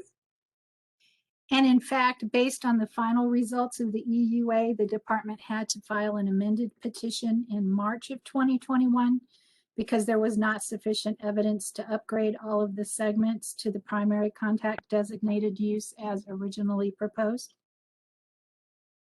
Originally. As originally petitioned. This triennial's petition has always been the same segments. Are you aware that an amended petition was filed in March 2021 that modified the segments being proposed to be upgraded to primary contact? Oh, I see what you mean.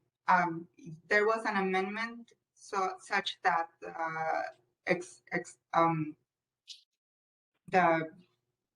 the segments that were not appropriate for amendment would be accommodated. So yes, there was an amendment, correct. Is it common practice for the department to petition to amend a designated use based on an EUA that is still in progress and not yet final? This is Jennifer. I'm back by phone. Would you like me to answer that? No, I would like Ms. Aranda to answer that, please. In the past, I do not know. Thank you. But I believe that is the case. It has happened before. In Exhibit 56, which is the EUA for the recreational use, it states that in order to determine the existing recreational use designation for these water bodies, the department conducted a historical data search. Is that correct? That is correct. And that data search was for pH and E. coli water quality data? That is correct. And the department's conclusion that the EUA supports the proposed designated use upgrades to primary contact is based solely on pH and E. coli data sets from as far back as 2004? That is correct. And the department concluded that primary contact is an existing use if the data set for a stream segment showed that at least once the water body attained the pH and E. coli criteria assigned to the primary contact use. That was the premise of the analysis, yet there was more than one, and in all cases, the pH was was attainable. And basically, is it fair to say it's the department's position that the analysis of water quality data sets shows that the select listed water bodies attain the criteria for primary contact recreational use? That is correct. Do you know when the secondary contact designated use was assigned to these water bodies by the WQCC?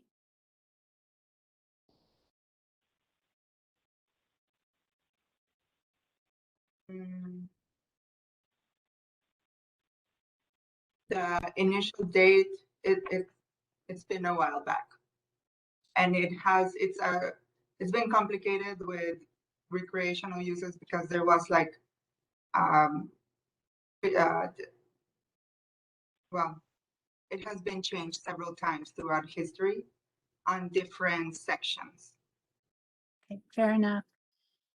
Do you know at the time the WQCC assigned the secondary contact recreation use, whether the water quality of any of those segments actually met the criteria for primary contact use? All I know is that it was based on the 1986 EPA designated use criteria, and that's when it was established. So you don't know whether the water quality of these segments has in fact improved from obtaining only criteria for secondary contact to attaining criteria for primary contact? The fact that we have to do an existing use analysis is proving that there was no baseline previous to this study. So without the absence of a baseline, you don't know what the water quality, whether the water quality at the time the secondary contact use was assigned actually met the primary contact criteria. Well, the data was there, it just needed to be analyzed in a comprehensive way. It doesn't do that the existing use was not there. Do you know whether the WQCC actually looked at water quality data when they assigned the secondary contact use? I do not. Where in the existing use analysis that is Exhibit 56 can I find the evidence showing that humans are participating in primary contact recreation, such as swimming, on those segments? Can you repeat the question? Sure.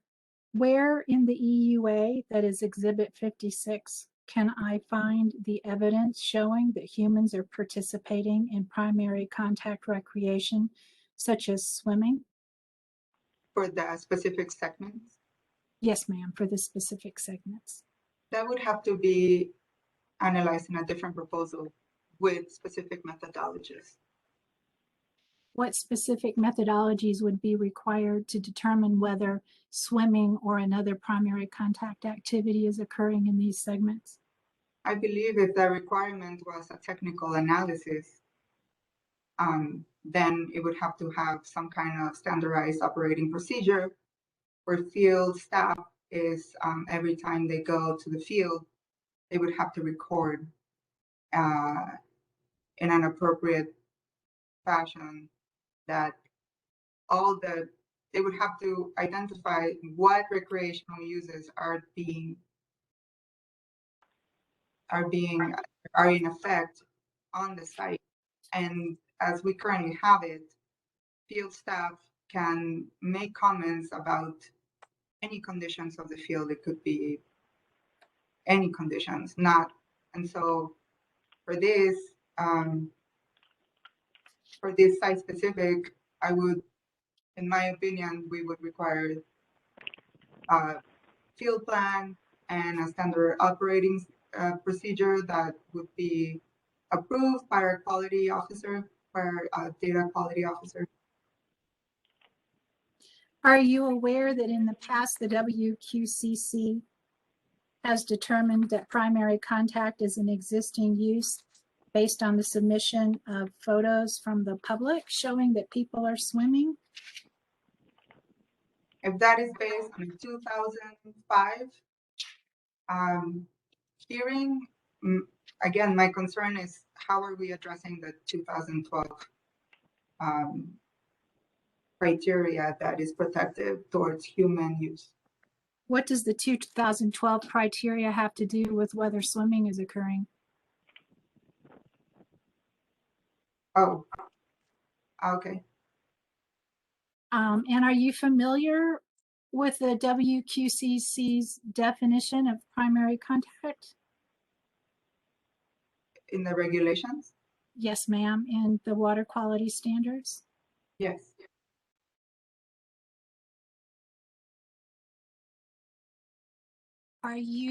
Is it the department's position that that definition is irrelevant because of the 2012 EPA criteria? No, both uses can be attained whether the criteria, secondary uses can be attained even though it's a primary use criteria. What is the definition of the primary contact use? Or I'm sorry, what is the definition of primary contact? Would you like me to read it? Yes, please. Do you have it there handy? Yes, 1 second, please. This, and that definition is found in 20.6.4.7. Primary contact. 0.7P6, I believe. Yes, ma'am. Could you read that, please? Means any recreational or other water use in which there is prolonged and intimate human contact with the water, such as swimming and water skiing, involving considerable risk of ingesting water in quantities sufficient to pose a significant health hazard. Primary contact also means that the use of a surface water of the state for cultural, religious, or ceremonial purposes in which there is intimate human contact with the water, including but not limited to ingestion or immersion that could pose a significant health hazard. Has the department proposed a change to the definition of primary contact? No.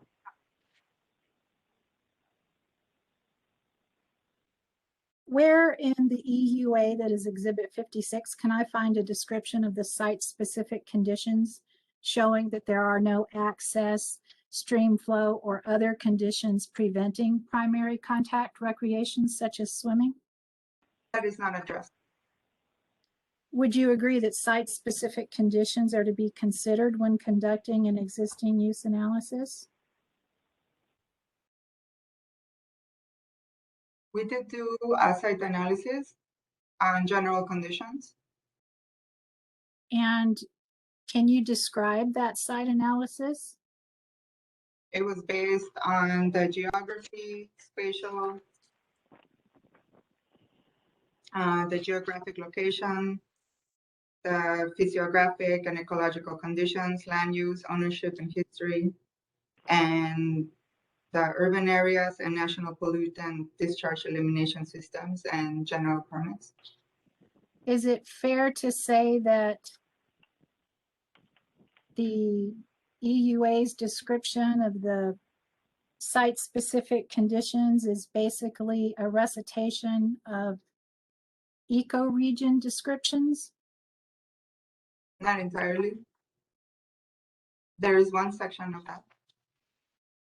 Where in the existing use analysis is there any indication of the actual site-specific conditions on these segments that would be observed from a site visit? Can you specify?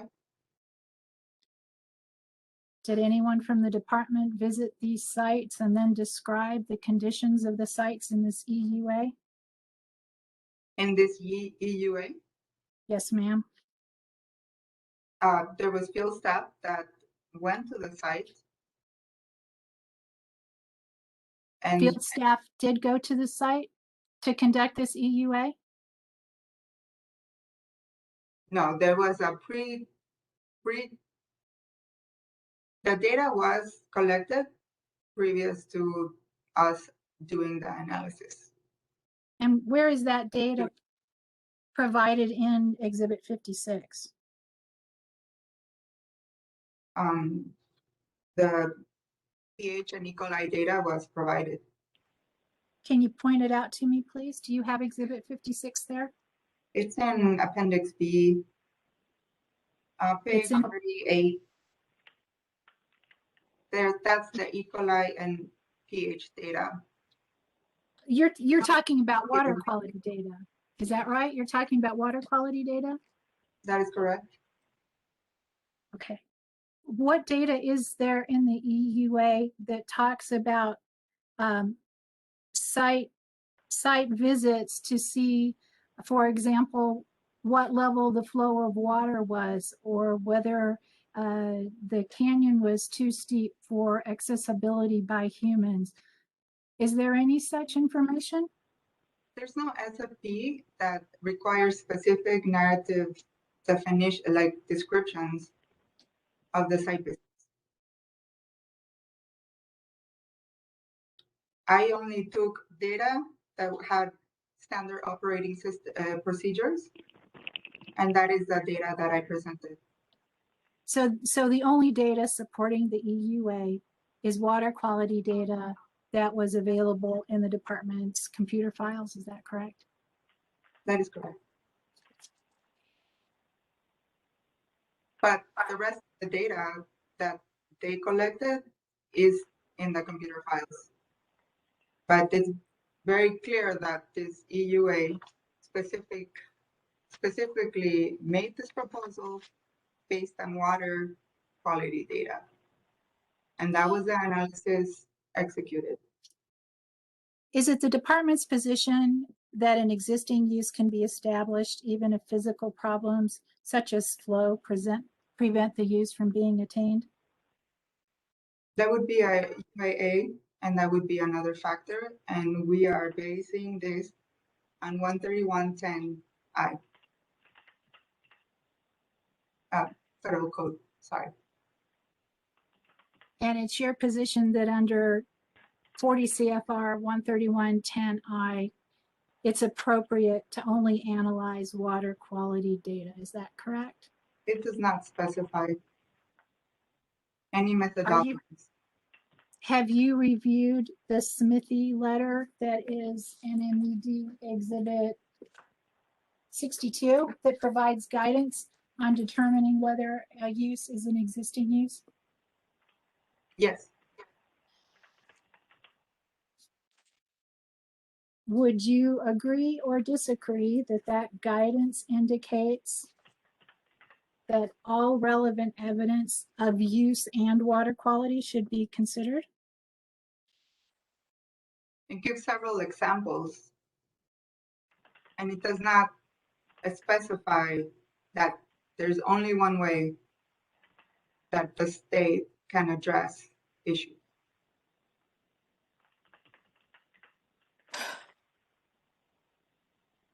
You're familiar with the state's anti-degradation policy in 20.6.4.8 Nmac? Yes.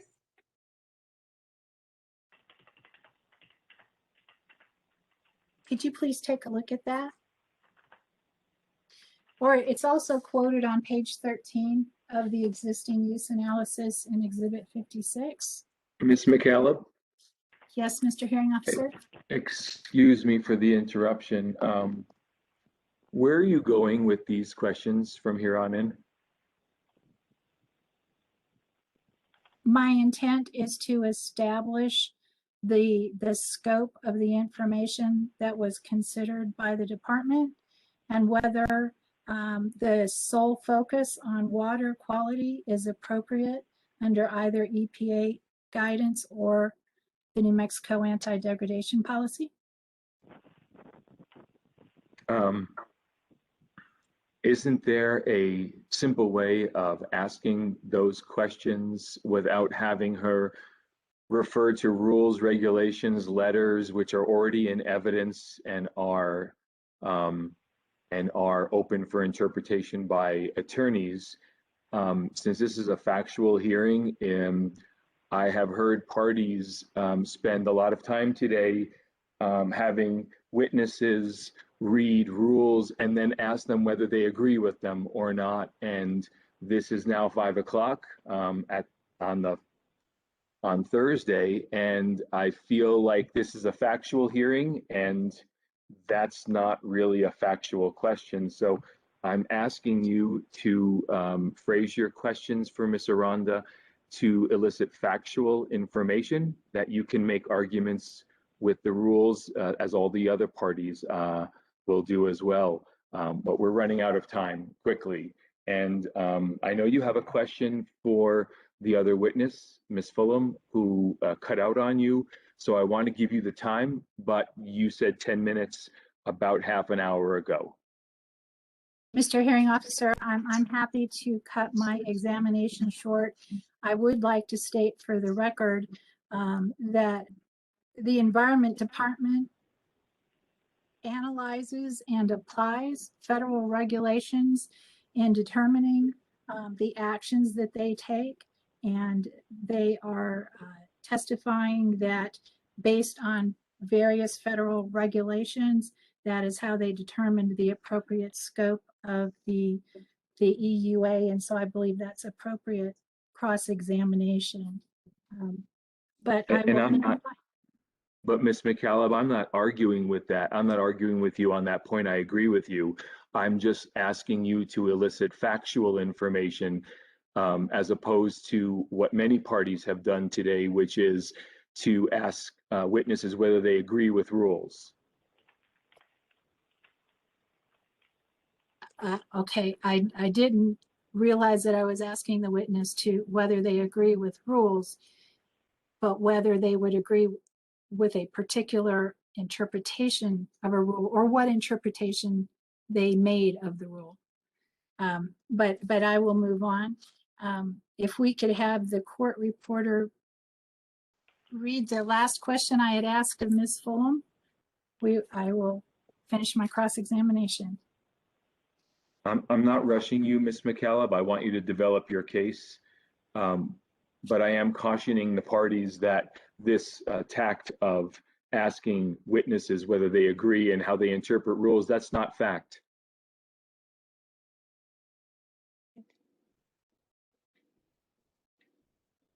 Thank you, Mr. Hearing Officer. Yes, 1 moment.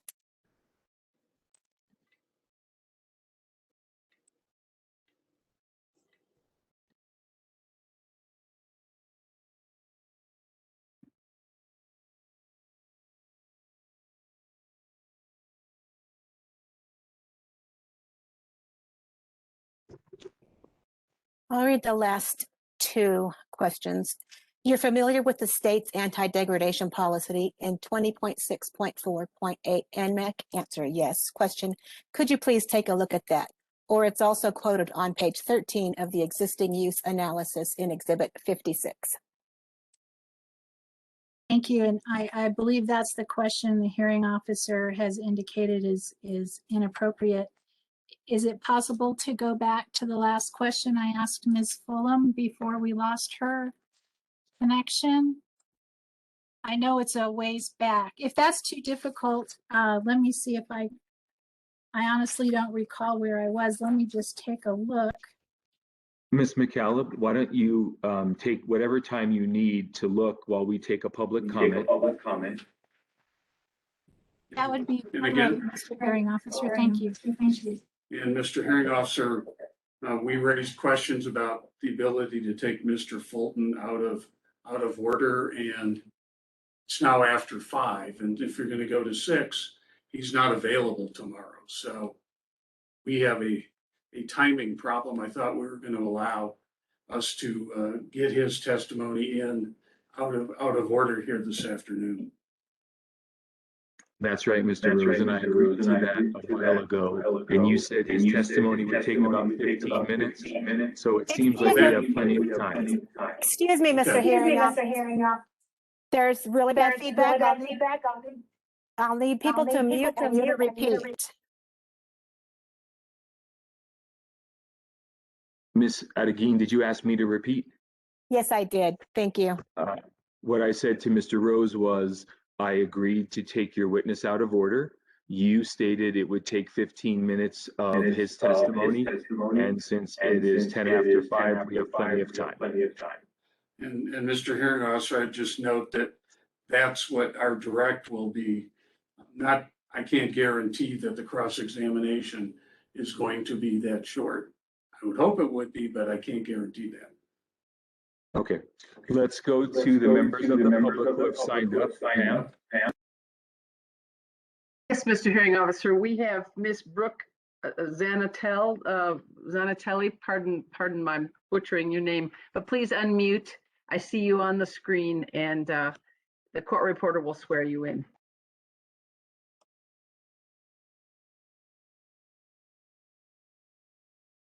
I do not see her yet. I think she's muted. Yes, you're unmuted now, right? Right, Brooke?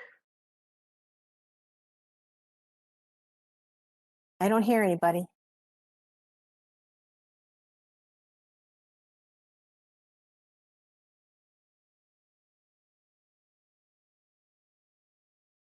Brooke, we can't hear you, so while you work out your... How about now? There you go. You are. Oh, yes. I'm always pleased if I can figure out something technical on my computer. Would you raise your right hand, please? You solemnly swear or affirm the testimony you're about to give will be the truth, the whole truth, and nothing but the truth. Yes, I swear. Would you please state and spell your full name, please? Brooke, Brooke. And my last name is Zanatel.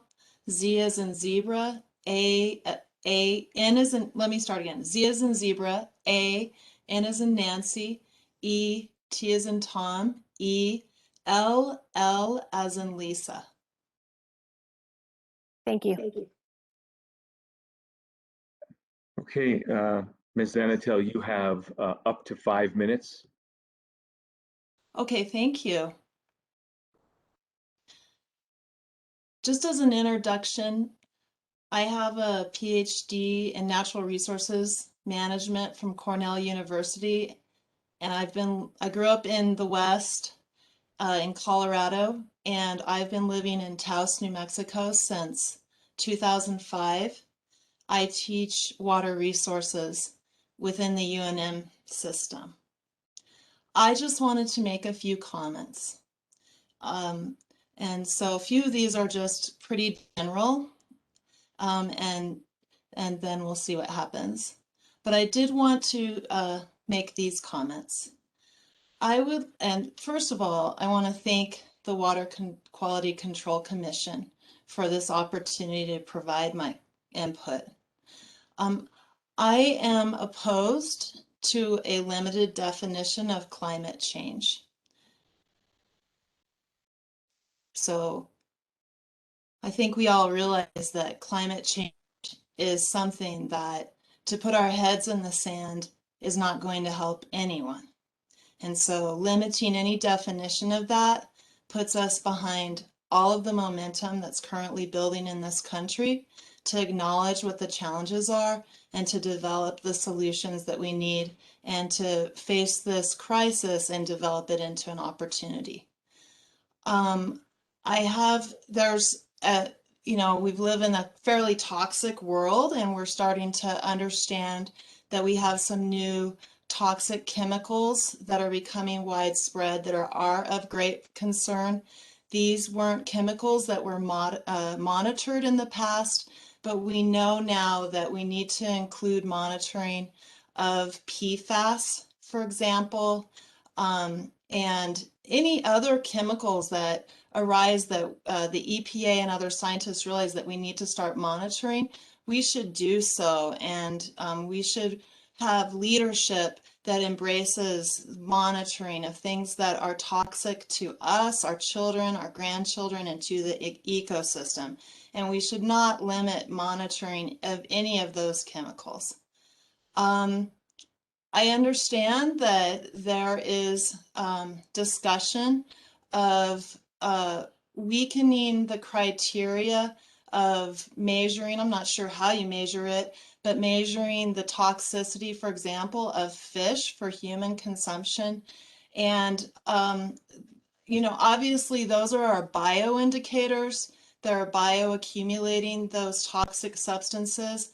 And they're really just canaries in the coal mine for us to understand whether or not we're polluting ourselves and our groundwater and our communities. And so really, we need to pay attention to the critters in our streams and let them tell us whether or not we're also being poisoned. So I'm really opposed any weakening of the HH-00 criteria. I support the existing definition of toxic pollutants. And I understand that there might be a proposal to try to change that definition and maybe go back to some outdated EPA definitions, but I oppose that strongly.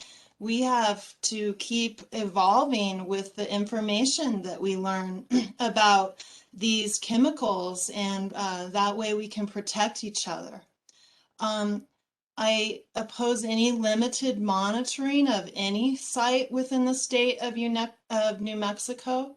And in regard to the, excuse me, national laboratory, because it is a national laboratory, and I understand that they've been very critical to our defense and to science and our development of many things. I also, I want them to be held to high standards of what they do there and how it impacts the state of New Mexico. And so I do not want any kind of limitation of any monitoring of the national laboratories, whether it's here in New Mexico or any state within the US, because that's just short-term thinking that will have long-term consequences. And again, we're just talking about people's health and lives, and these things get passed on generationally. They happen in the, they affect Excuse me. Yes. I'm sorry, but the 5 minutes is up. So would you just take another few seconds and finish? Sure. Thank you. In conclusion, I want to just point you up into the northern part of the state. We have massive industrialization happening, driven by tourism. And I hope that you are also keeping watch of that in our headwater streams up there. We have a lot of development in our ski areas that is impacting water quality that needs to be monitored. We need increased monitoring the Taos Ski Valley. Okay, we have a lot of forest thinning occurring. Thank you, ma'am. And we need to be monitoring Thank the you. water quality. We have to move on to the next member of the public. Thank you. Thank you. Pam or Mada E, who is the next member who would like to speak? The next one on the list is Teresa Seamster. Okay.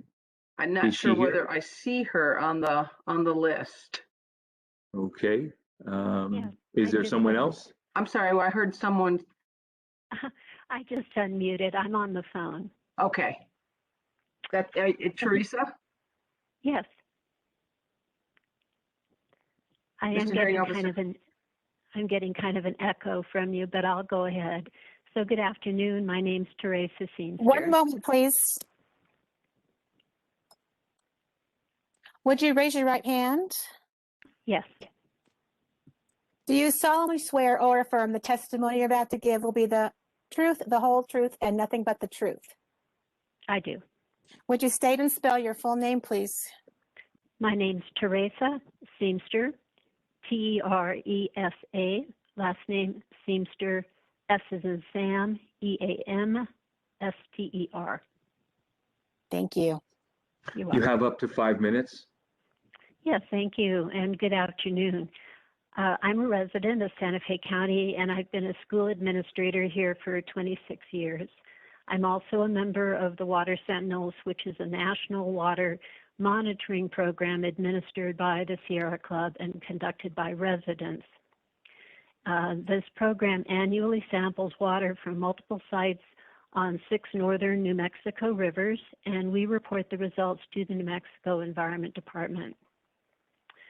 Now I'm going to give you an example that might help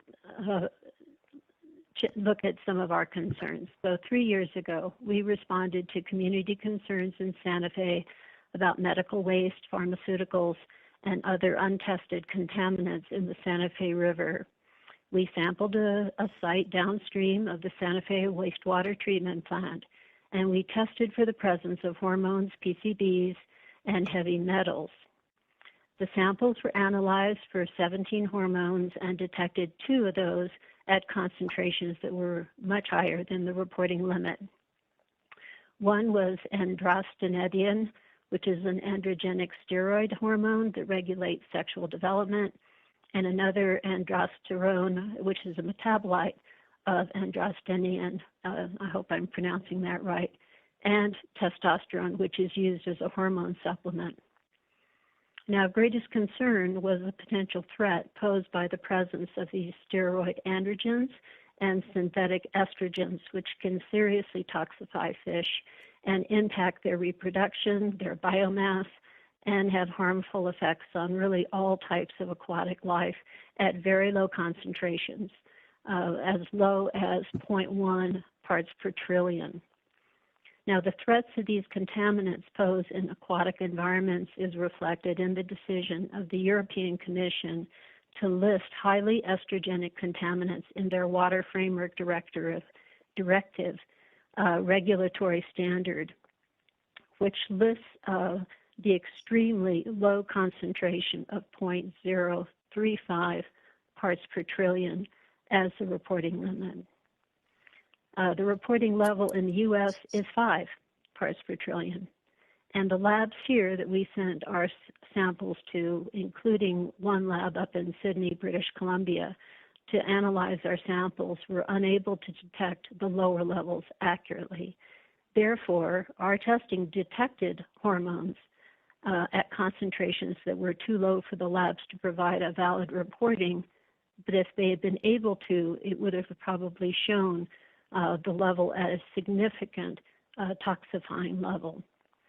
So our concern is that it's time that we catch up with protective regulations being put in place in other countries, that we adopt a comprehensive, updated definition of contaminants of emerging concern, and that we clearly give the New Mexico Environment Department the authority to both conduct and require the CEC testing.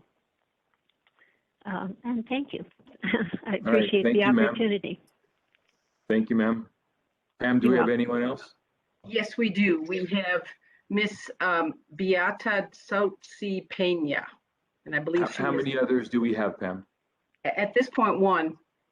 Okay, so Pam, if you're contacted any other members of the public from here on in, since we are trying to accommodate Ms. McCallum's questions and Mr. Rose's witness who's not available tomorrow, please let them know that we will take their public comment at 8 o'clock tomorrow morning.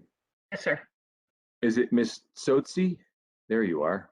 Hello. You're going to be, hello, you're going to be sworn in, and then you have up to 5 minutes to make a general comment. It's something that I have not stressed so far, but after the last comment, public comment has to be general. It can't be technical in nature.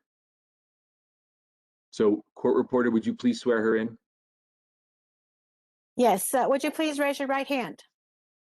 You solemnly swear or affirm the testimony you're about to give will be the truth, the whole truth, and nothing but the truth? Yes. Please state and spell your full name, please. Beata, last name Tsosie. Thank you. Please proceed. Gindi, with your respect, I'm from Santa Clara Pueblo and El Rito, and I work with Table Women United. I'm a birth worker, farmer, and educator, and advocate for an end to environmental violence from nuclear colonialism and extraction industries in my ancestral homelands. I want to start Excuse me 1 second. Excuse me 1 second. I'm sorry. Would you please slow down for me? Sure, I'm just anxious about only having 5 minutes, I guess. So I want to start with affirming my support for Communities for Clean Water's testimony and recommendations. Our community voices are facing multiple barriers to being able to participate in this hearing. So I hope CCW's testimony is recognized for the representation that they hold. As the Tewa caregiver of this land I'm a part of, I oppose several of the proposals put forth by Los Alamos National Laboratory, an ongoing for-profit military colonial occupation that has severely disrupted, degraded, and continues to cause ongoing harm to our land-based quality of life, the health of our community downwind and downriver, and the health and integrity of our precious living waters. I urge the Commission to protect all waterways and as many waterways as possible, including those on Lano's occupied property, to be protected under the human health organism only criteria for toxic pollutants. My community still subsists from fishing and hunting and is our indigenous human rights to continue to be able to live our traditional existence free from toxic exposures when it comes to fishing in our rivers, streams, reservoirs, and lakes. We are already impacted by bioaccumulation of toxins in our ecology. These protections are crucial when it comes to considering the cumulative and multiple exposures our peoples face just by living our traditional land-based existence. It is environmental racism perpetrated by Lano to try and limit the number of waters that hold this standard of protection to human health.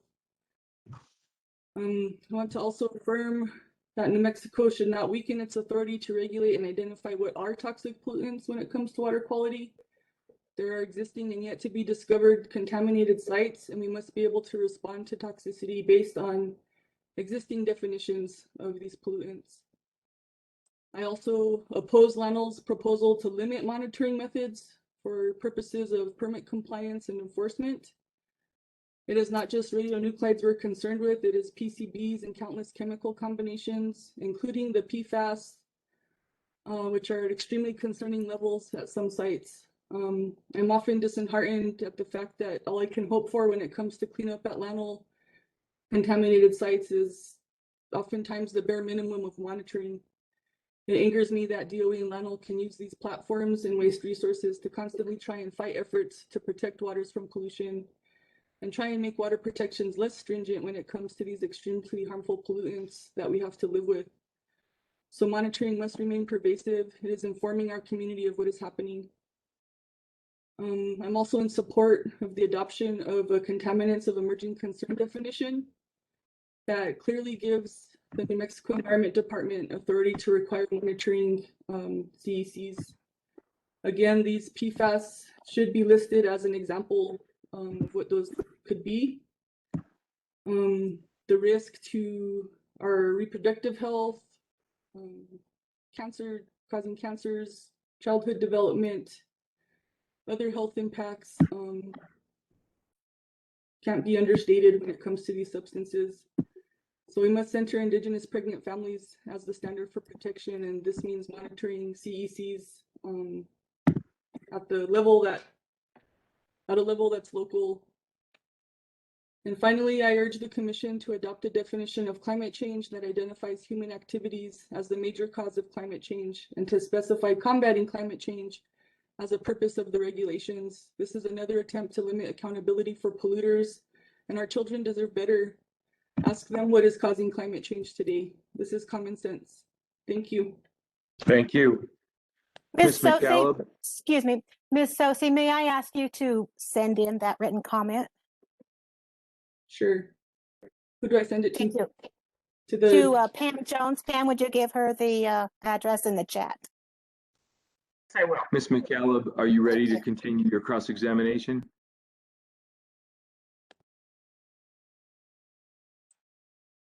Mr. Hearing Officer, I have no further questions. What about your final question for Ms. Fulham? I withdraw it. Okay. Mr. Rose, let's take your witness. Thank you, Mr. Hearing Officer. This is Terry Olson on behalf of Lano. I'll be presenting our next witness. Lano calls back to the stand Mr. Barry Fulton. Please proceed. And Mr. Fulton, Hearing Officer, would you please mute your microphone? Thank you. Mr. Fulton, you've previously been sworn in and you remain under oath during your testimony. We're going to cover your remaining 3 topics. That's topic 5, 6, and 8. Starting with your testimony related to what we've designated topic order 5. Can you please briefly summarize your testimony related to use of the term stringent in reference to designated uses and UAAs? Yes, so for topic 5, my testimony addresses use of the term stringent in the context of criteria and designated uses. For clarification, I recommended in several sections of the standards to limit the use of the term stringent to refer to the numeric criteria at the designated use, consistent with federal regulations. And Mr. Fulton, I believe you've previously testified you've reviewed the direct and rebuttal testimony of other participants, and you've been present throughout this proceeding to listen to other witnesses, direct and rebuttal and cross-examination. Is that correct? Yes. And to your knowledge, has anyone objected to your recommendation regarding use of the term stringent? No, the department recognized stringency applies to the criteria, not the use, and has proposed amendments to section 10B, 15A, and 15D2C Nmac in their exhibit 10-110 to reflect this clarification. Do you have any additional testimony related to the use of the term stringent through an NMAC?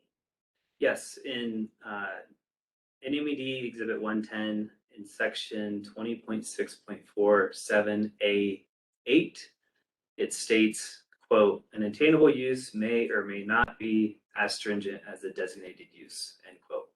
So consistent with my rationale for other proposed revisions, which is that stringent be used in reference to criteria at the use, I'd recommend the following, quote, an attainable use may require criteria more or less stringent than prescribed by the designated use, end quote. Do you have any additional response to NMED's amendments to section 10B in NMED exhibit 110?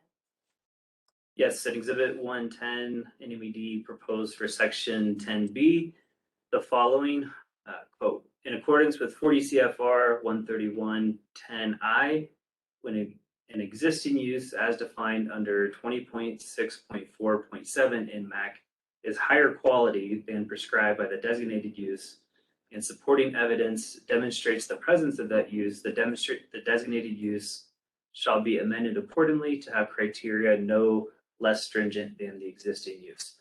And so the language higher quality in reference to an existing use may create confusion because subcategories of aquatic life uses are not necessarily of higher or lesser quality relative to one another.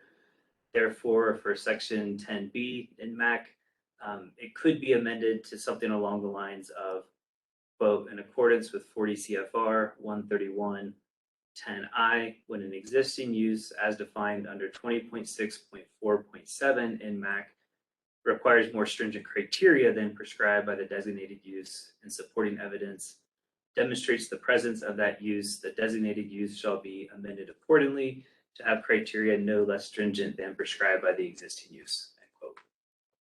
Again, the purpose of that recommendation is to avoid referring to subcategories of aquatic life uses of being higher or lesser quality relative to one another.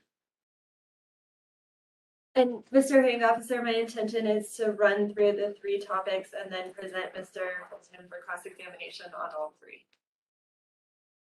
So turning to the next topic covered in your testimony, which is topic 6, can you please briefly summarize your testimony related to the adoption of EPA's 304A human health criteria for arsenic?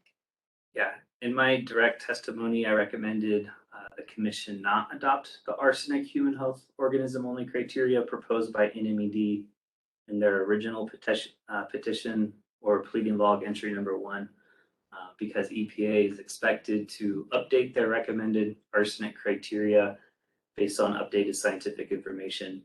I also raised concerns over the applicability of some of the input parameters used to derive that particular EPA criteria for arsenic relative to New Mexico's surface waters. For example, the bioaccumulation factor, fish consumption rates, and the proportion of inorganic arsenic. In their amended petition, the department withdrew its initial proposal and provided additional information in their Exhibit 48 on the derivation of New Mexico's current arsenic human health organism only criteria, which addressed the concerns that I raised in my direct testimony. And Mr. Fulton, to your knowledge, has anyone other than NMED addressed or objected to your recommendation to not adopt EPA's 304A criteria for arsenic? No.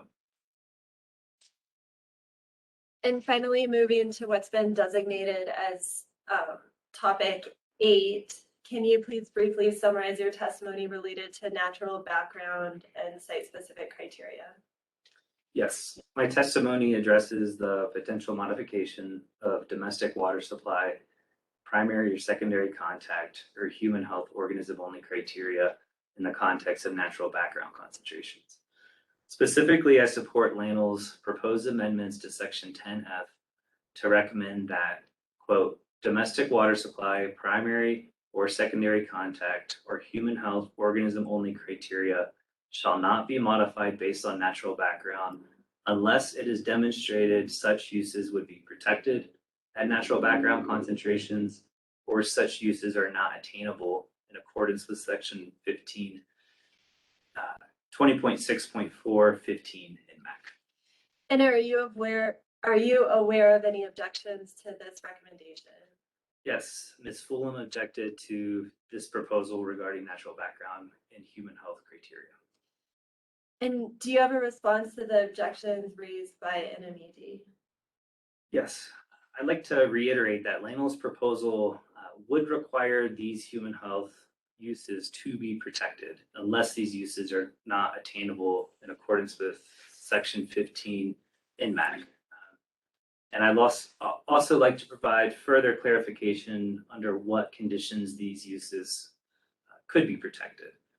So EPA establishes 304A criteria based on default exposure, bioaccumulation, and toxicity factors. States may adopt these EPA published criteria, modify these criteria to reflect site-specific conditions, or adopt different criteria based on other scientifically defensible methods.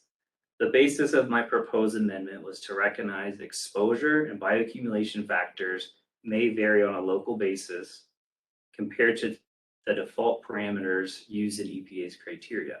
I did not suggest that toxicity factors be modified to reflect local conditions. In their guidance for deriving ambient water quality criteria for the protection of human health uses, EPA encourages states and tribes to develop or modify water quality criteria to appropriately reflect local fish consumption rates or fish bioaccumulation factors. This EPA guidance on developing human health criteria is actually referenced in 20.6.4 10D 4D Nmac. If local fish consumption rates or fish bioaccumulation factors differ from EPA's default values, it is appropriate, defensible, and protective to modify EPA's 304A criteria to reflect local conditions consistent with EPA guidance. Such modification may result in criteria that are greater than natural background conditions and therefore would be protective of human health uses. Therefore, rather than eliminating a human health use based on natural background concentrations or rejecting an EPA 304A criteria because it may be impractical based on natural background concentration, I think it would be prudent to address whether such uses could be protected when site-specific factors are considered.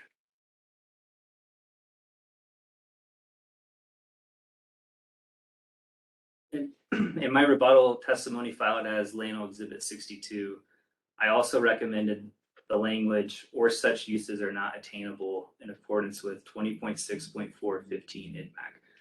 The purpose of this addition was to acknowledge that some uses associated with human health criteria for domestic water supply, drinking water use, primary or secondary contact, a recreation use, or human health organism only criteria a fish consumption use, may not be attainable due to a factor listed in 40 CFR 131.10G. In my rebuttal testimony, I also referred to EPA's 2007 memo that describes EPA's policy on establishing site-specific aquatic life criteria equal to natural background. So that memo is specific to aquatic life criteria, but they also address natural background and human health criteria. The memo notes, for human health uses where natural background concentration is documented, this new information should result in, at a minimum, a reevaluation of the human health use designation. Where the new background information documents that the natural background concentration does not support a human health use previously believed attained, it may be prudent for the state or tribe to change the human health use to one that natural background concentrations will support. However, the current language in section 10G states domestic water supply, primary or secondary contact, or human health organism only criteria shall not be modified based on natural background. The UAA procedure is not restricted to aquatic life uses and aquatic life criteria. It also applies to human health uses and criteria. Yet the current language in section 10G states human health criteria cannot be modified based on natural background.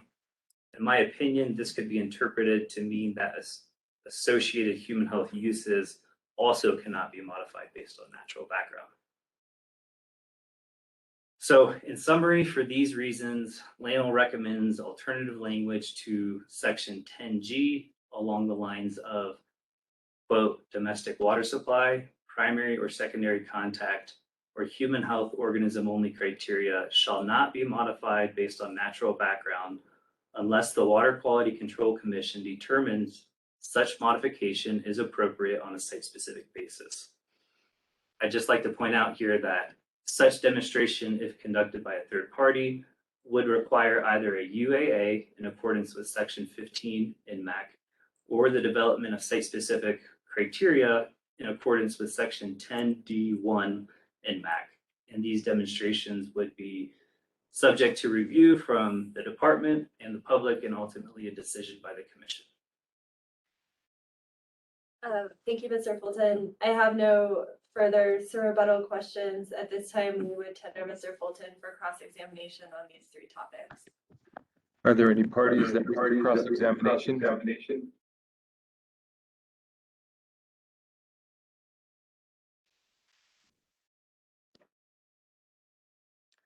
Are there any commissioners?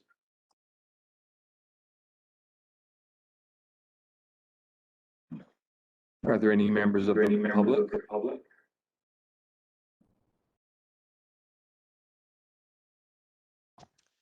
Okay, can this witness be excused?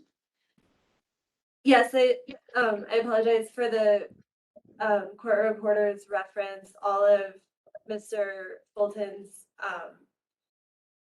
references to section blank Nmac are to the standards that issue in this proceeding under 20.6.4 Nmac. So can this witness be excused?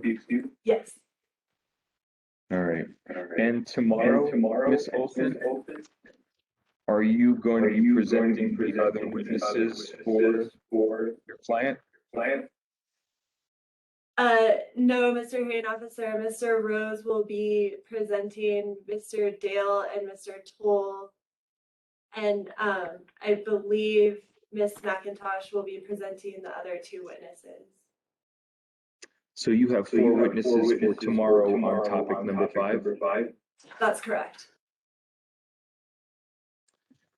Okay, I see on the spreadsheet Dale, Gallegos, Toll.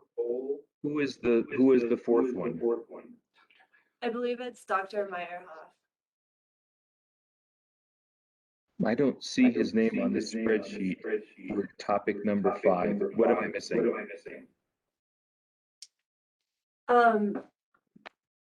If you'll give me just a Sure, brief minute to pull up the spreadsheet.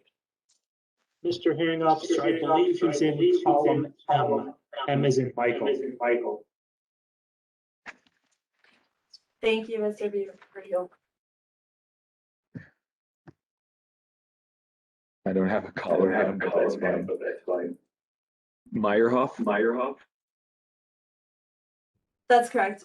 And I Okay. believe, has he given testimony earlier in this proceeding?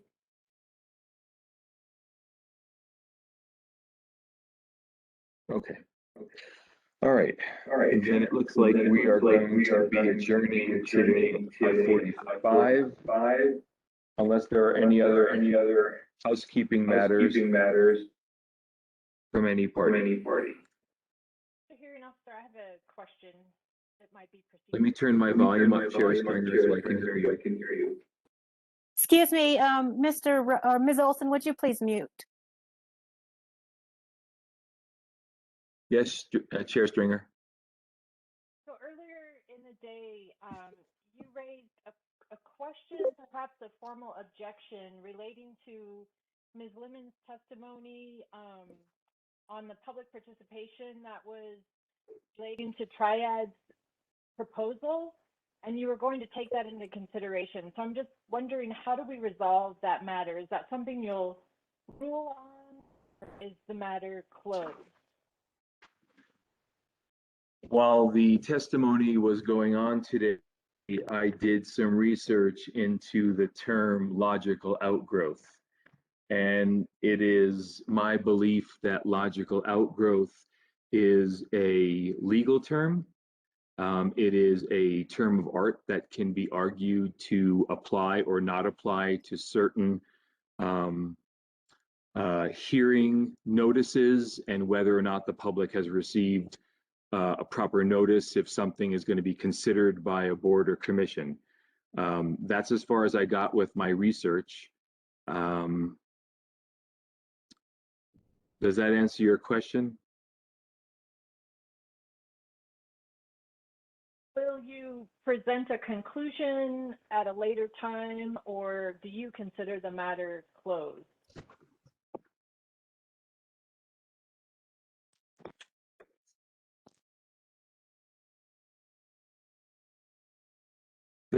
The question went to a question that was asked to a witness. And the answer is in the record. And if a party uses that answer to support a finding or conclusion, then I think there should be a briefing on whether logical outgrowth is a legal term or is it a factual, an issue of fact. So I guess it's not closed in my mind at this point. Thank you for the clarification. Thank you.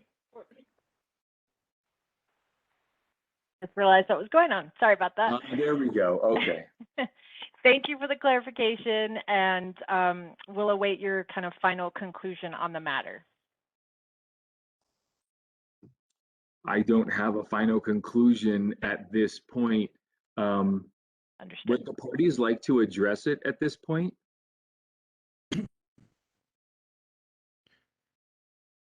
Hearing Mr. Mr. Kalen. Go ahead, This is Mr. Commission Counsel Francis. If I understood Chair Stringer's question correctly, you made a sua sponte objection to the testimony indicating that it called for a legal conclusion, and then later said you were taking the matter under advisement or holding it in abeyance. I think what Commissioner Stringer is asking is whether you will issue whether you'll sustain or overrule your own objection at a subsequent time. Thank you for clarifying. I don't have the information to either sustain or to overrule myself, because the research that I did is not conclusive. So what I will say, though, is that if it is an issue, and it sounds like it is an issue, an ongoing issue that's not been closed, that the parties can either weigh in now and give me their verbal make a verbal argument on whether or not it's a legal conclusion and it is suitable to ask a witness, a factual witness, to make a legal conclusion during this hearing. So I can listen to whatever arguments and make a decision now. Mr. Verheul? Hearing officer, in the interest of timeliness, I think it's fair for all the parties can likely agree we won't ask any more questions of our factual witnesses using the term logical outgrowth. However, we may ask factual questions which establish the facts which could then lead to determination whether or not a proposal is a logical outgrowth of the department's original petition, and then submit that in briefing in post-hearing pleadings. Okay, so then what I'll do, Mr. Sanchez, at this point is I'm going to sustain my objection that question was improper, because I do believe that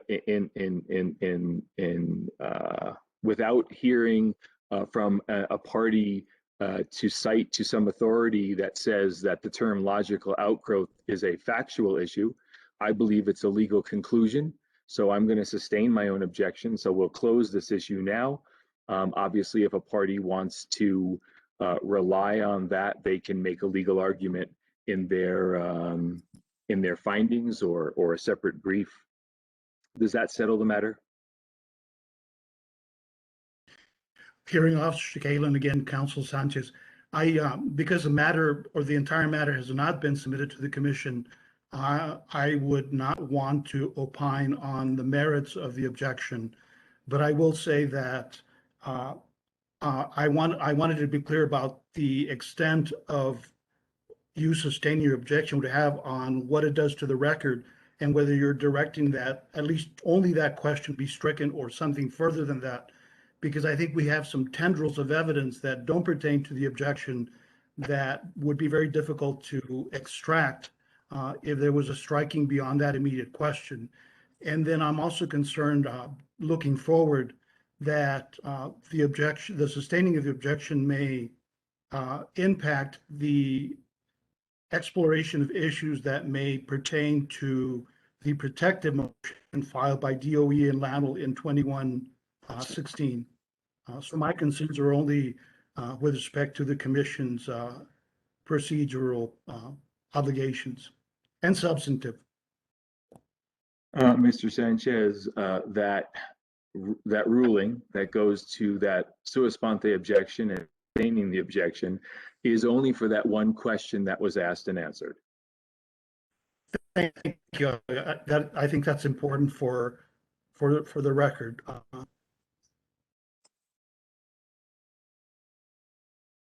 Is there anything further on that? I don't have anything further. Okay, Chair Stringer, does that satisfy the question? Yes, thank you. I was wondering about it throughout the afternoon in the various testimony. Thank you.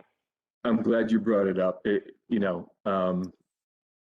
I was doing my research during that whole time and hadn't actually come to a conclusion until just now, but thank you for bringing it up.